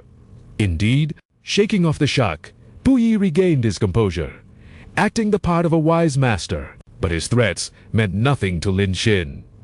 Why the rush, old man? Just watch closely, and the truth shall reveal itself. He silently triggered his skill. Grandmaster of traditional medicine, Lin Xin locked onto his targeteo. Dong's mother, you are suffering from severe kidney key deficiency, aren't you? It causes endless misfortune, chronic body pain, and sleepless nights. The woman's rage vanished instantly, replaced by pure shock. How could you possibly know that? Without missing a beat, Lin Xin borrowed a weapon from a nearby disciple. Fear not. I shall now perform the Vajrashock exorcism using this demon subduing staff. He executed a series of dazzling, complex movements with practiced ease before gently returning the item to the bewildered disciple. It is done. Try moving your leg now. Everyone thought he was just stalling for time, but Mrs. Du suddenly gasped in disbelief. The pain. Is it truly gone? My knee arthritis has plagued me for years, yet it healed in an instant. Great master, you are so young, yet possess such profound cultivation. Are you truly Immortal Huang's senior brother? The crowd erupted into chaos. Did you hear that? He's a real master too. Unbelievable. He proved his power with a single move. Even the best hospitals couldn't fix her, yet he cured it in a heartbeat. Even the skeptical Ao Dong felt her resolve wavering before this miracle. How on earth did you do that? The doctor said her meniscus was permanently damaged. Do you actually know magic? Lin Xin shot her a playful wink. I merely used some traditional Chinese medicine techniques. I sealed a few acupoints to temporarily block the pain signals. That's all. Explaining science to them is pointless. I call this using magic to defeat magic. Realizing she'd been teased, Ao Dong pouted. Not bad. You even managed to fool me. Suddenly, a system notification chimed. Asterisk affection increased by 5%. Shen Ao Dong's affection level. 57% asterisk. Lin Xin's expression instantly shifted back to solemnity. This concerns the honor of our sect. I, Taoist, Qian Duo, and this immoral Huang were once fellow disciples, but he practiced forbidden dark arts. Our master sentenced him to reflection in the back mountains, yet he betrayed the sect and fled. I have descended the mountain for one purpose only. To capture this traitor. His storytelling was so convincing that even Bu Yi, a professional con artist, felt preposterous. You speak absolute nonsense? However, the crowd was conflicted. Master, we admit you have skill, but those are heavy accusations against immortal Huang. Lin Xin knew this wouldn't be resolved with mere words. If you doubt me, I challenge him to a Taoist duel right here. One test will reveal the truth. Unless ... He is too cowardly to accept. As expected, his arrogance triggered the fanatic devotees. Immortal Huang is a true deity walking among us. How could he possibly use dark arts? If you are his senior brother, can you also change our fate and avert disaster? I need a talisman for my career. Bu Yi's patience was snapping. Asterisk I actually guessed some things right. ... Did my master actually take in another disciple? No, that pain relief was just acupoint manipulation. He's a fraud, just like me. But if I defeat him here, my fame and my profits will skyrocket. After weighing the risks, the scammer straightened his posture and declared, "Why would I not dare to accept? You have slandered my name, and for that, there is no forgiveness." Bu Yi exuded arrogant confidence. We shall compete in 3 rounds. Best 2 out of 3 wins. If I lose, I leave the Jianghu world forever. If you lose, your fate is in my hands. Do you accept? Lin Xin didn't even blink. Deal. His recklessness left Liu speechless. This brat dares to challenge Huang Bu Yi. He's like a newborn calf trying to kick a tiger. She calculated silently. Asterisk Huang Bu Yi uses underhanded tricks. The kid is doomed. But if the scammer reveals a weakness during the duel, that will be my chance to strike. Li Yu's eyes flashed with cold resolve as she concealed her presence. The first round. The art of soul summoning. The rules are simple. We select a random guest, summon their deceased relative, and answer questions only the family would know. The guest will judge the authenticity. The crowd buzzed with anticipation for this supernatural showdown. Immortal Huang shall go first. Bu Yi immediately began his performance under the hopeful gaze of a young woman named Zhao Feng. Grandma. Yes, Grandma hears you, child. Your granddaughter, Jiang Xiaofang, is calling you. Suddenly, his body convulsed, as if struck by invisible lightning. He collapsed to his knees. Tears streamed down his face as he embraced Zhao Fang. Fang, my precious Fang, why have you become so thin? The girl froze in shock. Her grandmother choked out through him. My grandma, she always called me Fang Fang, and even when I was chubby, she always worried I was too thin. While the crowd gasped in awe, Lin Xin and Ao Dong watched with analytical eyes. The possessed Bu Yi spoke tenderly.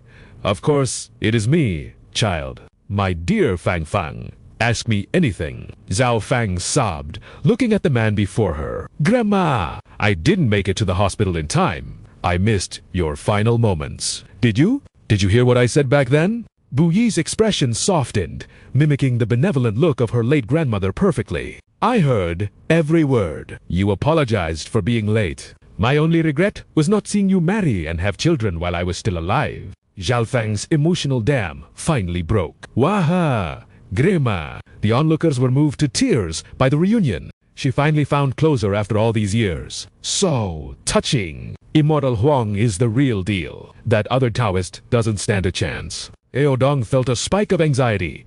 Asterisk Thies has to be an act, right? But how can he actually summon a soul? The momentum was shifting against them. Suddenly, Lin Xin leaned in and whispered to her, "I need a favor." Meanwhile, Zalfang, lost in nostalgia, asked one final question. "Grandma, do you remember my favorite food? I stopped eating it after you left." Bu Yi immediately recoiled. The spirit ... has departed. Internally, he let out a sigh of relief. Asterisk, the hell knows what you like to eat. Thank God I researched my targets beforehand. Asterisk, kicking the girl who writes public diaries was the winning move. Asterisk, he smirked arrogantly. At Lin Xin Taoist Qiandua, it is your turn. After a moment of calculation, Lin Xin turned his gaze toward the alluring Mei Hu. "Excuse me, beautiful benefactress. Did you perhaps lose a loved one recently?" Despite her surprise, she retorted sharply, "My useless father died last month. You want to summon his soul? Think carefully. He was absolute trash. If you'll bring him back, we will just brawl right here." As expected, the spectators immediately erupted into mocking laughter. "Great choice of target. Just pick someone else. You are doomed to fail." They wanted a show, but Lin Xin remained unshakable in his decision. "No worries. Maybe we can resolve your daddy issues." Since he insisted, Mei Hu played along, feigning obedience in front of the crowd. "Fine. Do it." A disciple stepped forward, eager for the drama. "Taoist master, here is your soul-summoning banner. Let the show begin." But Lin Xin ignored the prop and turned to the empty air beside him. "Your father is already here, right by my side." The declaration sent shivers through everyone. "What?" He casually began a one-sided conversation. "Oh, you left something for your daughter? Really?" At the Lotus Pond in Yanjiang Villa, near the South Bridge. "Okay, got it. Goodbye." Turning to Bulun, Lin Xin barked an order. "Get me a shovel." The crowd finally snapped out of it, roaring in protest. "Giving up already?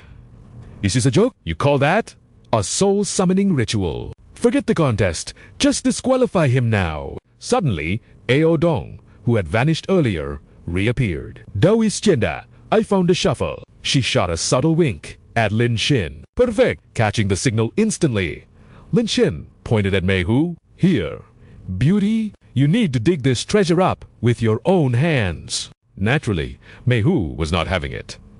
"Hey, do you think I am actually going to wade into the mud because you said so? Do I look like an idiot to you?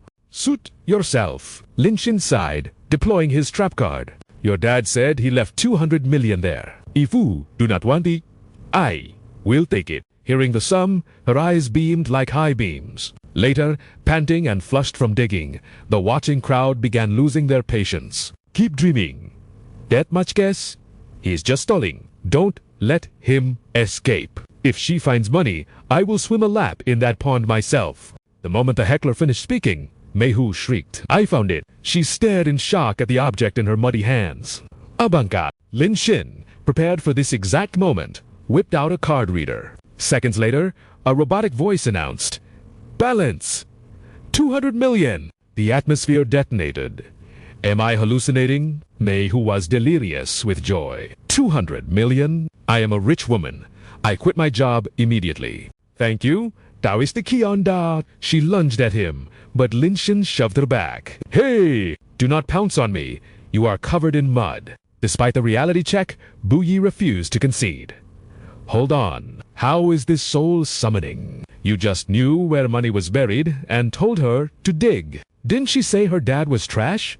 Why would he leave money? It is fake." But with cash in hand, Mei Hu did not care if he was a god or a ghost. "He left me 200 million, so he is the best father in the world. Hey, can you summon a mother who will leave me 300 million next?" Her sharp tongue left Bu Yi speechless. Finally, the spectators remembered the actual competition. So ... How do we determine the winner here? Immortal Huang just talks big, but Taoist Qianda actually helped her find 200 million in cold, hard cash. Maybe the Taoist planted it beforehand. I still trust Immortal Huang. Suddenly, Bu Yi raised his voice. Silence. He glared provocatively at Lin Xin. "If we cannot agree, call this a draw. 2 rounds remain. True skill cannot be faked forever, while a fraud can only deceive once." Taoist? Qianda? Do you agree? Lin Shin responded with infuriating calmness. Right? Right. Whatever you say. Round 2. Feng Shui at Red River Ridge. We must select a blessed land to bring fortune to descendants. The best location wins. The crowd trailed Bui as he held his compass, pretending to calculate fate. His disciple whispered, Master, in such a wild place, it will be hard to trap them. He scoffed with confidence. Ha! That policewoman's mother obeys my every word, and that bootlicker Qianda is too greedy to run away now. Bouye could not stop his mind from wandering to the beautiful young officer. Once I crush this amateur, my fame will skyrocket. Stroking his goatee with a perverse grin, he Then I will exorcise that policewoman and make her my loyal servant. The disciple immediately heaped praise upon him, as expected of, Master, everything is within your control. At the back, Ao Deng questioned her mother. Mom, how do you know this immortal? He reeks of bad karma. Her mother began to recount the tale. While the mother spoke of a hair salon visit, Lin Shin stopped, drawn by a sound. Behind the brush stood Li Yu, looking like a descended celestial. Huang Buyi is not as simple as you think. The draw was sheer luck. Her expression was as cold and calm as a glacial mountain. Next, he will use insidious methods, especially now that he has his spiritual artifacts. Confusion washed over Lin Shin's face. Who are you? Is that fraud's real name? Huang Buyi? Li Yu did not answer, simply pressing a small object into his hand. Keep this safe. In his palm lay a folded triangular talisman. A gentle breeze lifted her striking white hair as she turned. Before vanishing, Li Wei warned, if Wang Buyi curses you, this talisman will heat up. Throw it at him and run immediately. It might just save your life. Suddenly, the system chimed. Ding, Haivalu, female detected. Triggering counterattack mission. Lin Shin grimaced. System, what kind of mess are you dragging me into? Counterattack, the Taoist nun? He looked at the charm, smiling. Is she a fellow disciple of that fraud Huang Buyi? Did my made-up story hit the mark? Interesting. The air lingered with the scent of sandalwood, white tea, and a faint floral fragrance. Nestled amidst the lush greenery, a voice echoed with arrogance, with the mountain acting as a throne. This was the prime feng shui spot of the Crimson Ridge. The charlatan smirked, radiating absolute confidence. Simply move the ancestral tomb here. Once I align the stars and birth charts, your family will enjoy 3 generations of overflowing fortune. The gullible sheep bleated with desire. Such legendary feng shui. Heavens! This would bless my family for 3 generations. The village chief stormed out like a raging bull. You have some nerve. Outsiders trying to scam us out of our ancestral treasure. Keep dreaming! This land belongs to the Scarlet Village. The tension spiked as the crowd began to gossip about the chief. That old man is grittier than a dragon. Negotiation is impossible. Nobody gives away a golden goose like this. Not satisfied with just words, he roared. Get off my mountain immediately, or we won't be polite anymore. A thug swung a heavy rake, terrifying the no more, please. But before the steel could strike, the master stopped it with just 2 fingers. Holding the weapon effortlessly, he looked like a saint. Peace, brother. Please, stay your hand and listen to reason. The chief ignored the act and kept screaming. Hump, save your silver tongue. I won't sell no matter how sweet your words are. Chief, look at that, dense forest. In 10 years, the energy will shift from a blessing into a curse of azure dragon bloodlust. So what? I'll just chop it all down. The master smirked, like a fox. Do you have the fortune required for such a task? Striking while the iron was hot, he added, excavation costs a fortune. Why not let others buy plots and fund the construction? Everyone wins. Finally, the chief crumbled under the logic. The Grand Master actually makes a solid point. Fine, I'll release 5 grave sites. No more. The desperate crowd instantly turned into a chaotic auction house. Only 5. 2 million. Chump change. This is a heavenly treasure. 5 million. 8 million. Take my entire life savings. Seeing the stubborn chief yield, the crowd worshipped the master. Master Huang is truly an immortal walking among us. Thank you for this blessing. The master waved it off humbly, a trifle. But turning away, his face twisted into a sinister grin. The old man's acting deserves an Oscar. The sheep are totally hooked. The chief winked. Your script was flawless, master. A worthless hill, sold for millions. We split it, 50. Satisfied, the master turned his gaze to his silent rival. Oh, Taoist, Moneybag is still here. My turn. Arrogance oozed from him. I've won the cash and the fame. You have nothing to fight me with. The brainwashed mob praised their living saint. There is no contest. In terms of cultivation and mercy, Master Huang is supreme. Master Huang is a god. That other guy might know some parlor tricks, but he is just a bug compared to a dragon. Li Yu watched from the shadows. Disappointed. It is a clear scam, yet I see no Is he truly not the chosen one? Ignoring the insults, Lin Chin stood there, calmly playing on his phone like he was bored at a bus stop. Pathetic. The rival disciple scoffed. My master reads the heavens, while you check your text messages. Can anapret fate. Lin Chin pocketed his phone and pointed down. I am just saying, you are paying millions to buy a curse. This mountain is trash. Literally, it is slated to become the city dump. Anyone buying here has rocks in their head. The crowd erupted in laughter, expecting wisdom, but getting nonsense. You predicted that? You are just a delusional amateur. If you are going to lie, at least sound convincing. I actually thought you had some skill. What a letdown. The rival disciple cracked his knuckles. Spouting nonsense means you forfeit. You lose this round. Want to quit the next one? 2? It is over! Grab him! Engao Dong stepped in to defend him. But suddenly, the roar of a helicopter drowned them out. As the chopper landed, curiosity gripped the crowd. Which tycoon was making such a grand entrance? Who is that? Men in expensive suits stepped out. The locals gasped. Isn't that the CEO of the biggest real estate firm in the city? Director Xu and Director Fei, the richest titans in town. But who is the man standing between them? Director Xu ignored the peasants. Director Luo, this is the mountain we planned for the landfill. Perfect location, right? The words landfill hit the scam artists like a truck. The chief and master shrieked in unison. WHAT. The crowd turned pale.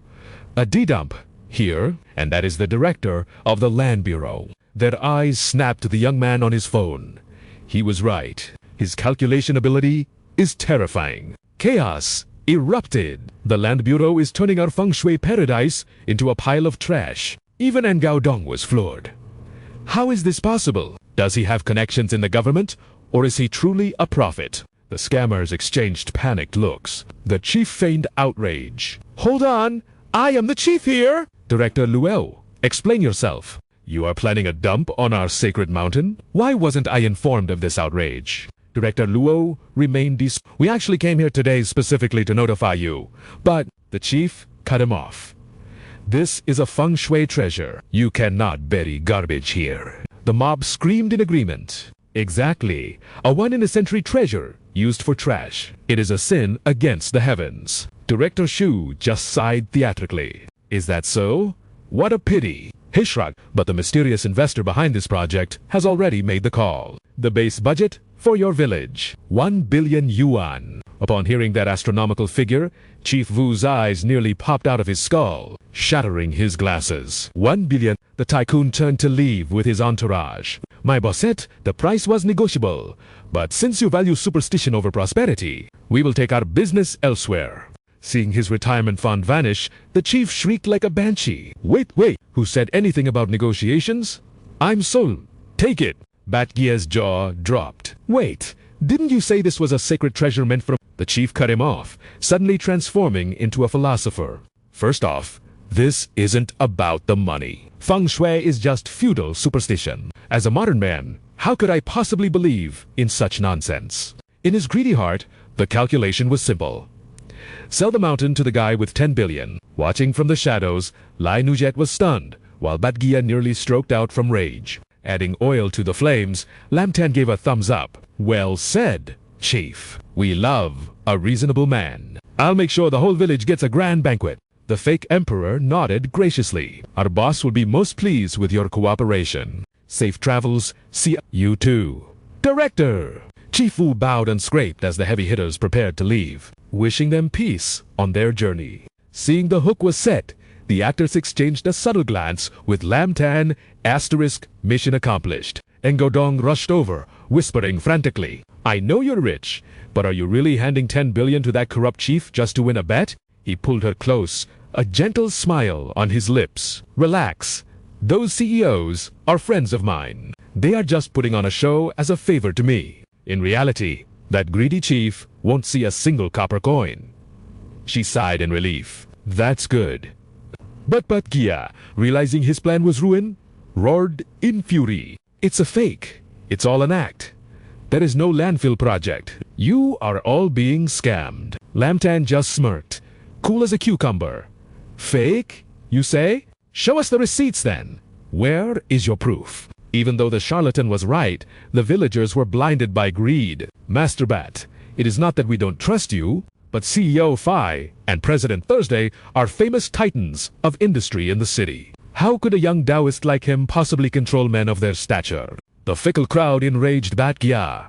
He ground his teeth in frustration. "I see it now. His name is Tianda, simply because he has too much money. He has no magic. He is just crushing me with the weight of his wallet to win these rounds." Cornered, he pulled the Bagua mirror from his sleeve. "You forced my hand." He held it aloft. "Listen, you fools. This boy is possessed by a supreme evil spirit. Those two tycoons are not acting freely. They have been enslaved by his dark arts and mind control." The crowd gasped in shock.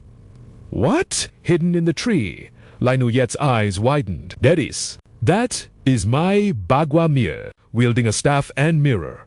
Bat Gaia began a high-level chant. "I summon the great sage, equal to heaven. Fiery eyes, golden pupils. Reveal the demon and strike down the evil. Divine soldier, heed my command." A blinding light erupted, causing the villagers to shield their eyes in awe. "It is a manifestation. Oh my god, I've only seen this on TikTok. This is real magic. Is Tienda really possessed by a demon?" Liu Jet didn't hesitate. She leapt from the branches, rushing forward. "He has the purple copper ghost-beating staff too. To use my own divine tools against a layman. I knew he was scum, but I didn't think he was this vicious." Panic raced through her mind. "The protective talisman I gave Lam Tan can't withstand a direct hit. From that artifact, he is going to die." The mirror's beam locked onto Lam Tan. "My infinite Bagua mirror suppresses evil energy and protects the home.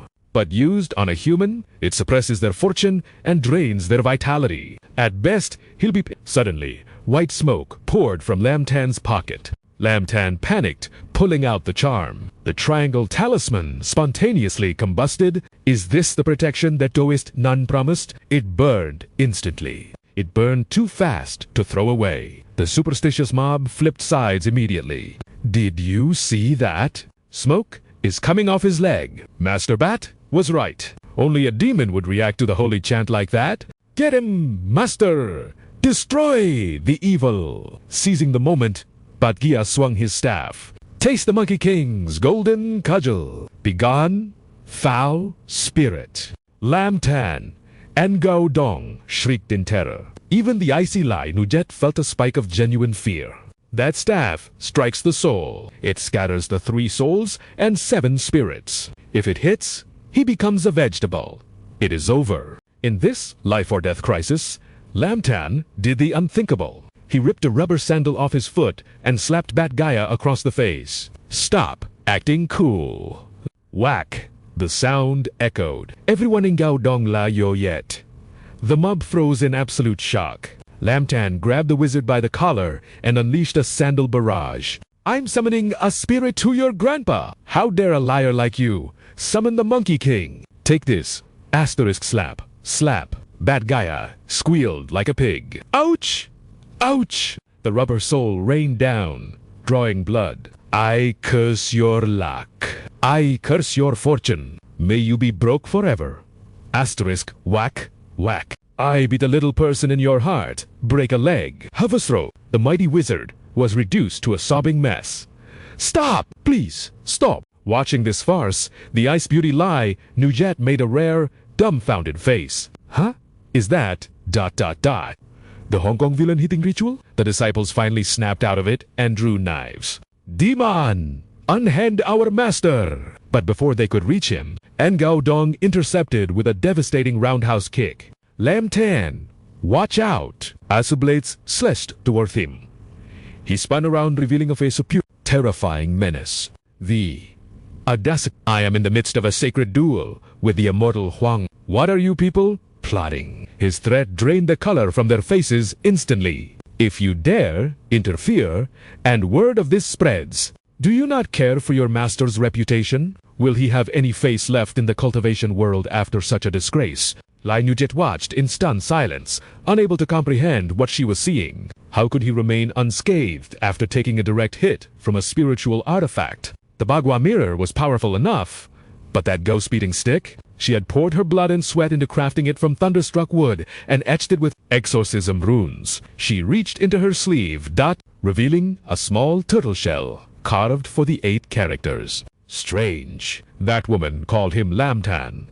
That name alone is enough to peer into his destiny. She snapped her fingers, summoning a brilliant, mystical flame. Ancient script detailing his fate began to manifest in the air. Suddenly, Lai Nujet's eyes widened in pure shock. It was the minor 6 Ren divination. Rising behind Lam Tan, a majestic golden dragon surrounded by radiant coins. This man possesses the aura of an emperor and the destiny of the god of wealth. With such overwhelming fortune and noble destiny, no wonder spiritual artifacts are completely useless against him. Just who exactly is this sacred being? Ngao Dong rushed over, panic written all over her face. Are you all right? I reacted too slowly to stop that copper staff. Lam Tan merely smiled gently.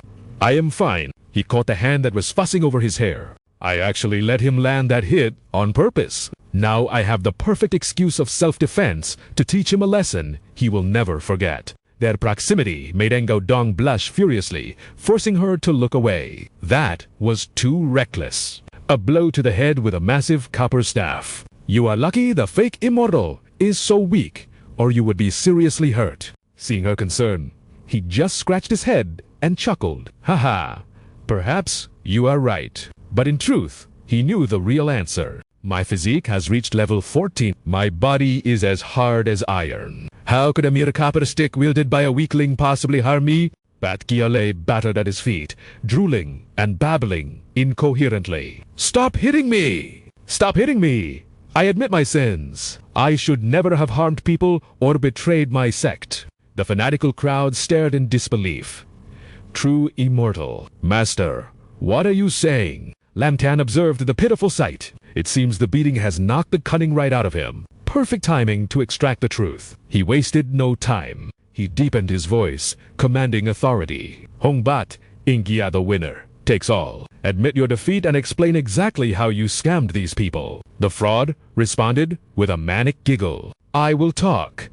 I will talk. I am just a third-rate Taoist. I learned a few cheap tricks, wrote a script, and hired actors. It was all a play to trick these idiots into handing over their cash. Hee Bat Gia cackled like a madman, exposing everything. I just needed a little fame, and you sheep spread the rumors for me. You made me famous for free. Even the village chief is my accomplice. We fleeced you all dry. Ha ha ha! His confession pierced the crowd's hearts like a dagger. It was all a lie. Master, stop talking. You are digging your own grave. In a flash, their worship turned to murderous rage. They swarmed him like a tidal wave. Give me back my money. You deserve to die. My son became disabled because of your fake rituals. Give me back my son. But Gia screamed as the kicks rained down. Ouch! It hurts. You said you would not hit me if I told the truth. On the ground, the copper staff was picked up by a trembling, slender hand. Tears streamed down my niece's face. Mom, Dad, little brother, I can finally avenge you. Without hesitation, she swung the heavy staff down on Bad Gia's head. Ngao Dong embraced her, whispering gently, It is over. The police are on their way. You are safe now. Miney leaned into her, sobbing her gratitude. Thank you. Thank you so much. Boo. Suddenly, Dukai rushed over and wrapped Engao Dong in a tight bear hug. My precious daughter, Mom was so wrong. I have finally woken up. That scammer gave me some strange tea last time. Afterwards, I felt so groggy. I believed every lie he spouted. She confessed her confusion aloud. Mother Lamb watched the reunion with a relieved smile. But with Bad Gia exposed, the fanatical crowd realized something else. Wait, if he is a fake, then Taoist Tianda must be the real true immortal descending to earth. That is right. They swarmed him like a hurricane. Sycophants begged for lottery numbers and blessings, their greed unchanged. Seeing them still trapped in delusion, Lam Tan's expression hardened. Have you all not learned your lesson? Even if gods exist, you must keep your hearts pure and do good deeds. Change your own fate through hard work.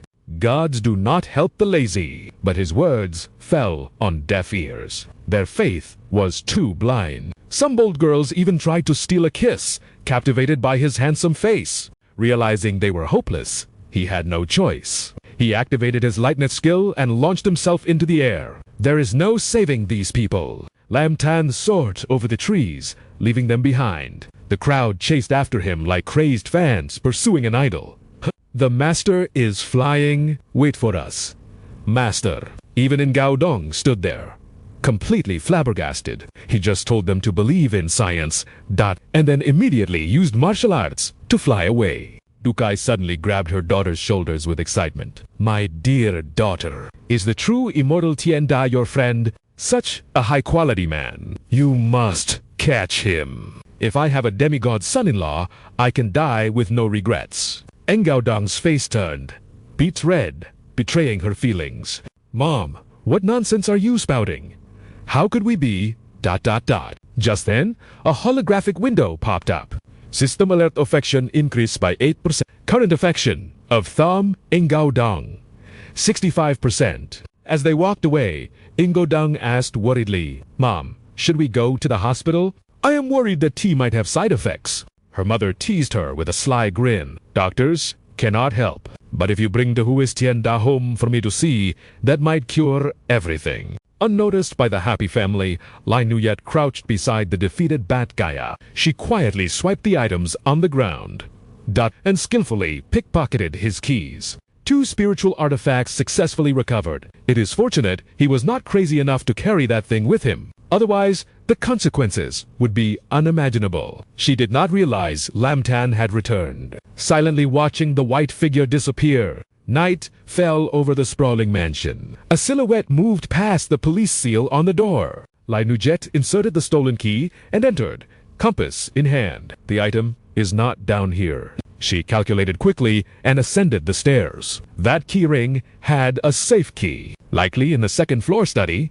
The safe must be in there. The moment she entered, a suffocating black aura radiated from the safe. Found it. Inside lay the 3 corpses statue, pulsing with malevolent energy. This is bad. During the time Hong Bat Gia Hadet, the evil entity has grown far more dangerous. Lai Nuyet immediately sat in a lotus position, raising her artifact. She began to chant the purification mantra. Dissipate the dark mist. Heaven and earth, naturally clear. Mysterious void of the caves. 8 directions become divine. Create the 9 heavens. Spirit treasure command. But instead of suppressing the evil, the dark energy surged, defying her control. Suddenly, white flames erupted, engulfing her in panic. What is this? My protective talismans ignited. Just as doom approached, a torrent of water cascaded from above, extinguishing the inferno in an instant. The savior was none other than Lin Shin. TSK, it is fortunate, Irab, or you would have been reduced to ash. Liyu's eyes widened in sheer disbelief.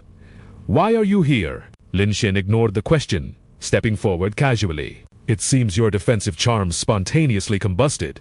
Did they not? I thought you were trying to ambush me, but it seems they were just cheap goods. She immediately they only ignite to ward off evil. Curiosity piqued. He asked, Don't tell me you are that ungrateful Huang's junior sister. What are you doing out here in the dead of night? Without a hint of fear, he reached out barehanded toward the 3 corpses statue. What exactly is this thing? Seeing him touch the cursed object, she screamed in terror. "Stop! Do not touch that vile artifact!" Yet, defying all logic, Lin Xin remained unharmed, casually flipping the question back. "Huh?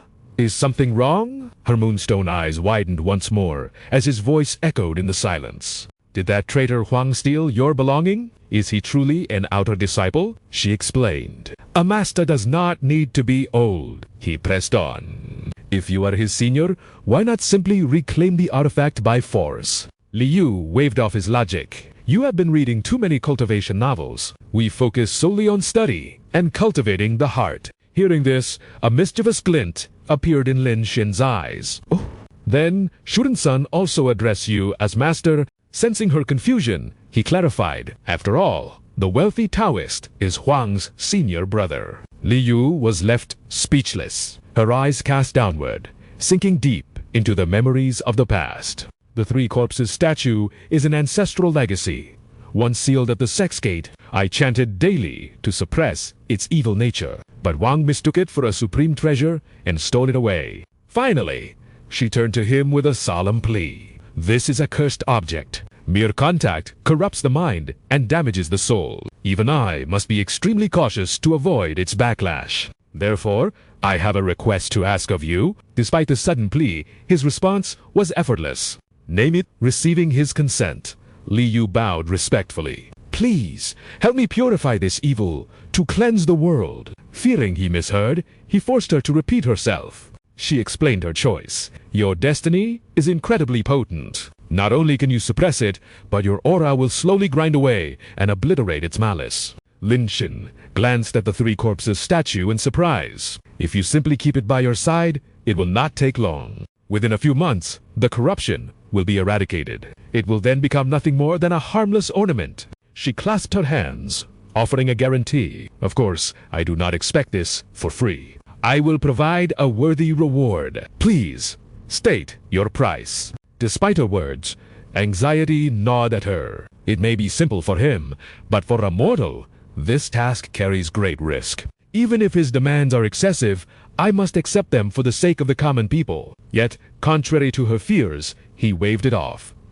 "Reward? I need no such thing. It is a responsibility I cannot refuse." Internally, Lin Xin was rejoicing like a mouse in a rice jar. He was just looking for an excuse to maintain their connection, and fate delivered it on a silver platter. "As for this statue, I see no issue. I will just treat it like a keychain and carry it around." She had prepared for a difficult negotiation, so his swift agreement stunned her. You agree? Just like that? Do you have no other requests?" "Li," you cried out internally. Does he not realize the weight of this burden? Suddenly, Lin Xin leaned in close. "A request, you say? Well, I do have one condition, though it might seem rather eccentric. I hope Master will not refuse her disciple." Liu's cheeks flushed a deep crimson. Could it be ... that he wants ... for the greater good?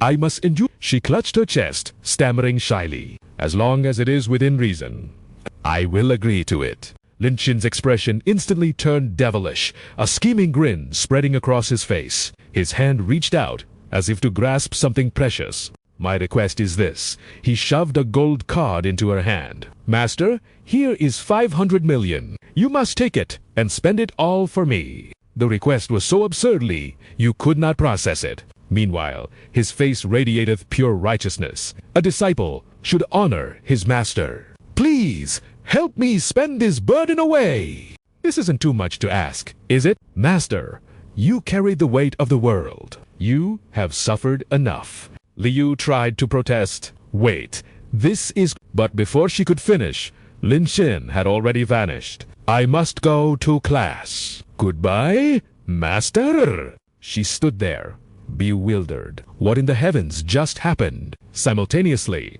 the system chimed. Affection increased to 15%. Under the same night sky, the scene shifted to the residence of Jiang. She had just stepped inside, her face weary and ready to relax. Bang! Suddenly, her family popped confetti cannons in celebration. Staring at the chaos, Xian's face screamed, "What is going on?" Zhang Ling spoke in a soothing tone. "My dear daughter, in the past, we ignored your dreams. Zhao Hua grabbed her hand. Affection. Is your birthday not approaching? We have invited many tech CEOs. It is the perfect chance for you to discuss business and collaboration. Xian was genuinely moved. Mom, Dad, ... But the emotion died within 3 seconds as her father added coldly, "Just remember to invite Mr. Money to the party." Realizing their true scheme, she exploded. "What you call supporting my career is just the trap to set me out with that CEO, isn't it?" Her fury blazed like an inferno. Fang Qing quickly tried to extinguish the flames. "Yanor, calm down. We truly are proud of you." Though angry, her mind began to wander. If Lin Xin attended her birthday holding a rose, looking dashing and gentlemanly ... Imagining him wishing her a happy birthday, her cheeks burned hot. "Fine, arrange the party as you wish. But I cannot guarantee that he will accept the invitation." Seeing their scheme succeed, Zhang Ling whispered to his wife, "Darling, that move was truly legendary." She replied with immense pride, "Naturally, that was a masterclass strategy." Meanwhile, under the warm yellow lights of the Luo villa, Luo Yaxi lay prone on her bed, her hair cascading over the pillows, her silhouette alluring in the dim light. Nahai slowly guided the molten cheese roll toward its target. With a delicate bite, the rich sauce overflowed, prompting her to catch a stray drop with her finger and savor it with bewitching allure. Lying beneath her, Lin Xin's gaze wandered over her stunning curves. "Hey," he murmured, resting his head back to enjoy the magnificent view, wondering how she made eating look so dangerous. She licked her lips with sparkling eyes, utterly addicted to his handmade cheese rolls, a flavor she could never tire of. Besides, this was no ordinary. Massage this was the art of dragon taming. It burned serious energy, so refueling was an absolute necessity. A sudden ringtone sliced through the air. Lin Xin sat up cheerfully to answer, only to hear, "Short on cash. I can wire you a few billion right now. Your birthday is the day after tomorrow. I'll be there." On the other line, she ran, squealed, "Perfect. My bestie is coming to..." "She's a total goddess. I have to introduce you." His expression instantly petrified. Like a broken robot, he stuttered out, "Oh, ... wow, ... that sounds ...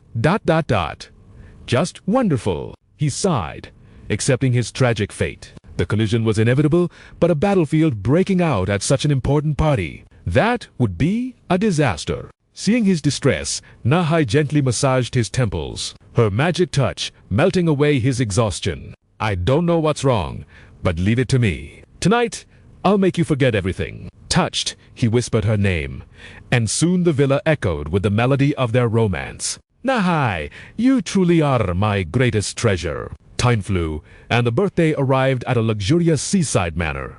Guards stood like statues at the gates, while guests in dazzling attire strode down the red carpet. Like royalty, Lin Xin assessed the venue as he walked. The Jiang family of Yanjiang really lived up to their real estate tycoon reputation. The air practically smelled of old money. Near the fountain, whispers from wealthy heirs drifted over. "A birthday party. Please, this looks more like a tournament to find a husband. Whoever bags the Jiang heiress gets the empire." And with Shiran's beauty, even that internet celebrity Han Yi would kill for a shot. With eyes as sharp as Miss Jiang's, what kind of man could possibly satisfy her high standards? I think we all know the answer. One of them frowned, glaring at a familiar figure. Isn't that him? That famous freeloader? Stay away from him." They didn't even bother to lower their voices, broadcasting their insults. "He's just a third-rate model who specializes in seducing wealthy sugar a smooth talker with a rotten reputation. He's definitely here to hunt the Jiang fortune." Suddenly, CEO Havan of Indian Tech and Oil, Tycoon Zaid approached. Havan spoke with supreme confidence. "Ignore the clowns. At our level, only profit and power matter. President Jiang needs a capable heir. Wealth and strength are the only metrics." Their presence sent the crowd into a frenzy. Heavens! Is that Havan, the CEO of that top 500 global tech giant? Even scarier, he's with Zaid, the oil baron. Han Yi smirked, raising a glass. "Gentlemen, your achievements in business are legendary. I am truly in awe." He lied smoothly, while internally scoffing. Too bad Miss Zhang isn't blind. She'd never pick these zombies with dark circles. She has money. She wants romance. Havan offered a compliment that dripped with condescension. Ha! The vitality of youth is enviable. But his eyes said the boy was naive. I've seen it all, and ultimately, the world bows to capital. The air crackled with tension. Athos, fill my glass. Boy. Lin Xin was speechless. Are they delusional? He decided to ignore them and find food, but fate had other plans. They glared at him, barking orders for wine. Caught in the crossfire, Lin Xin simply grunted and turned his cold back to them. I'm not a waiter. Get it, yourself. But they wouldn't let him leave, blocking his path with sneering arrogance. Not a waiter. A janitor then? My shoes are. Filth the gat down here and lick them clean. That's an order. Lin Xin wanted to keep the peace for Shi Ran's sake, but their stupidity was hilarious. He looked at them like they were rotting garbage. Hanye. And Havan? Was it? Lucky for you, I dabble in prophecy, and I have a vision for you. His voice was absolute iron. Miss Zhang wouldn't marry a single one of you losers. Their faces twisted in rage.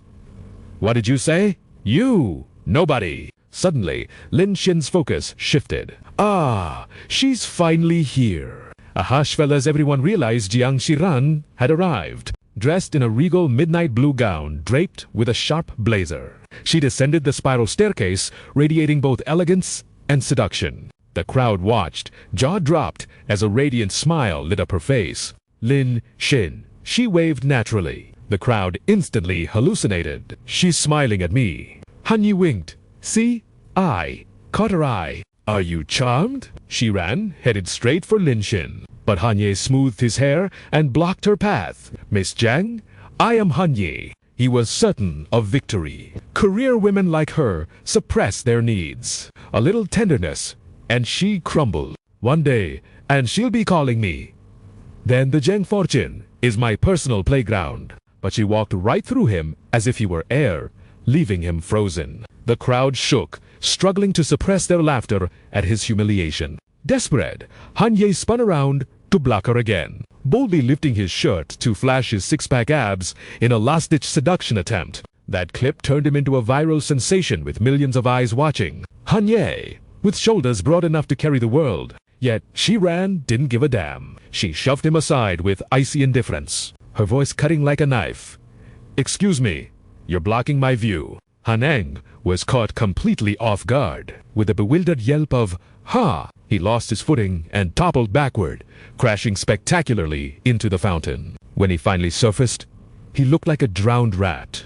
Cheap mascara streamed down his face like tears of ink, and his wig floated away to reveal a shiny bald head. Even his collection of shoulder pads was bobbing aimlessly on the water. The crowd erupted into laughter, unable to contain themselves. Bwahaha! Look at those pads! Was he trying to build a 60-centimeter shoulder span? So much for being a natural hot boy. Are you trying to give me a heart attack? He screamed, frantically covering his face in shame. Han merely sneered with disdain. A clown will always be a clown. He was certain the young miss was walking toward him instead. Tichkin's gaze was locked on a specific direction, but just then Han stepped in to block her view, oozing false charm. Miss Zhang, you look ravishing today. E.M. Han. She offered a polite, mechanical handshake. Pleasure to meet you. Mr. Han, from Draguaya. Han snapped his fingers confidently at his secretary. I heard you launched a tech company. Perfect timing,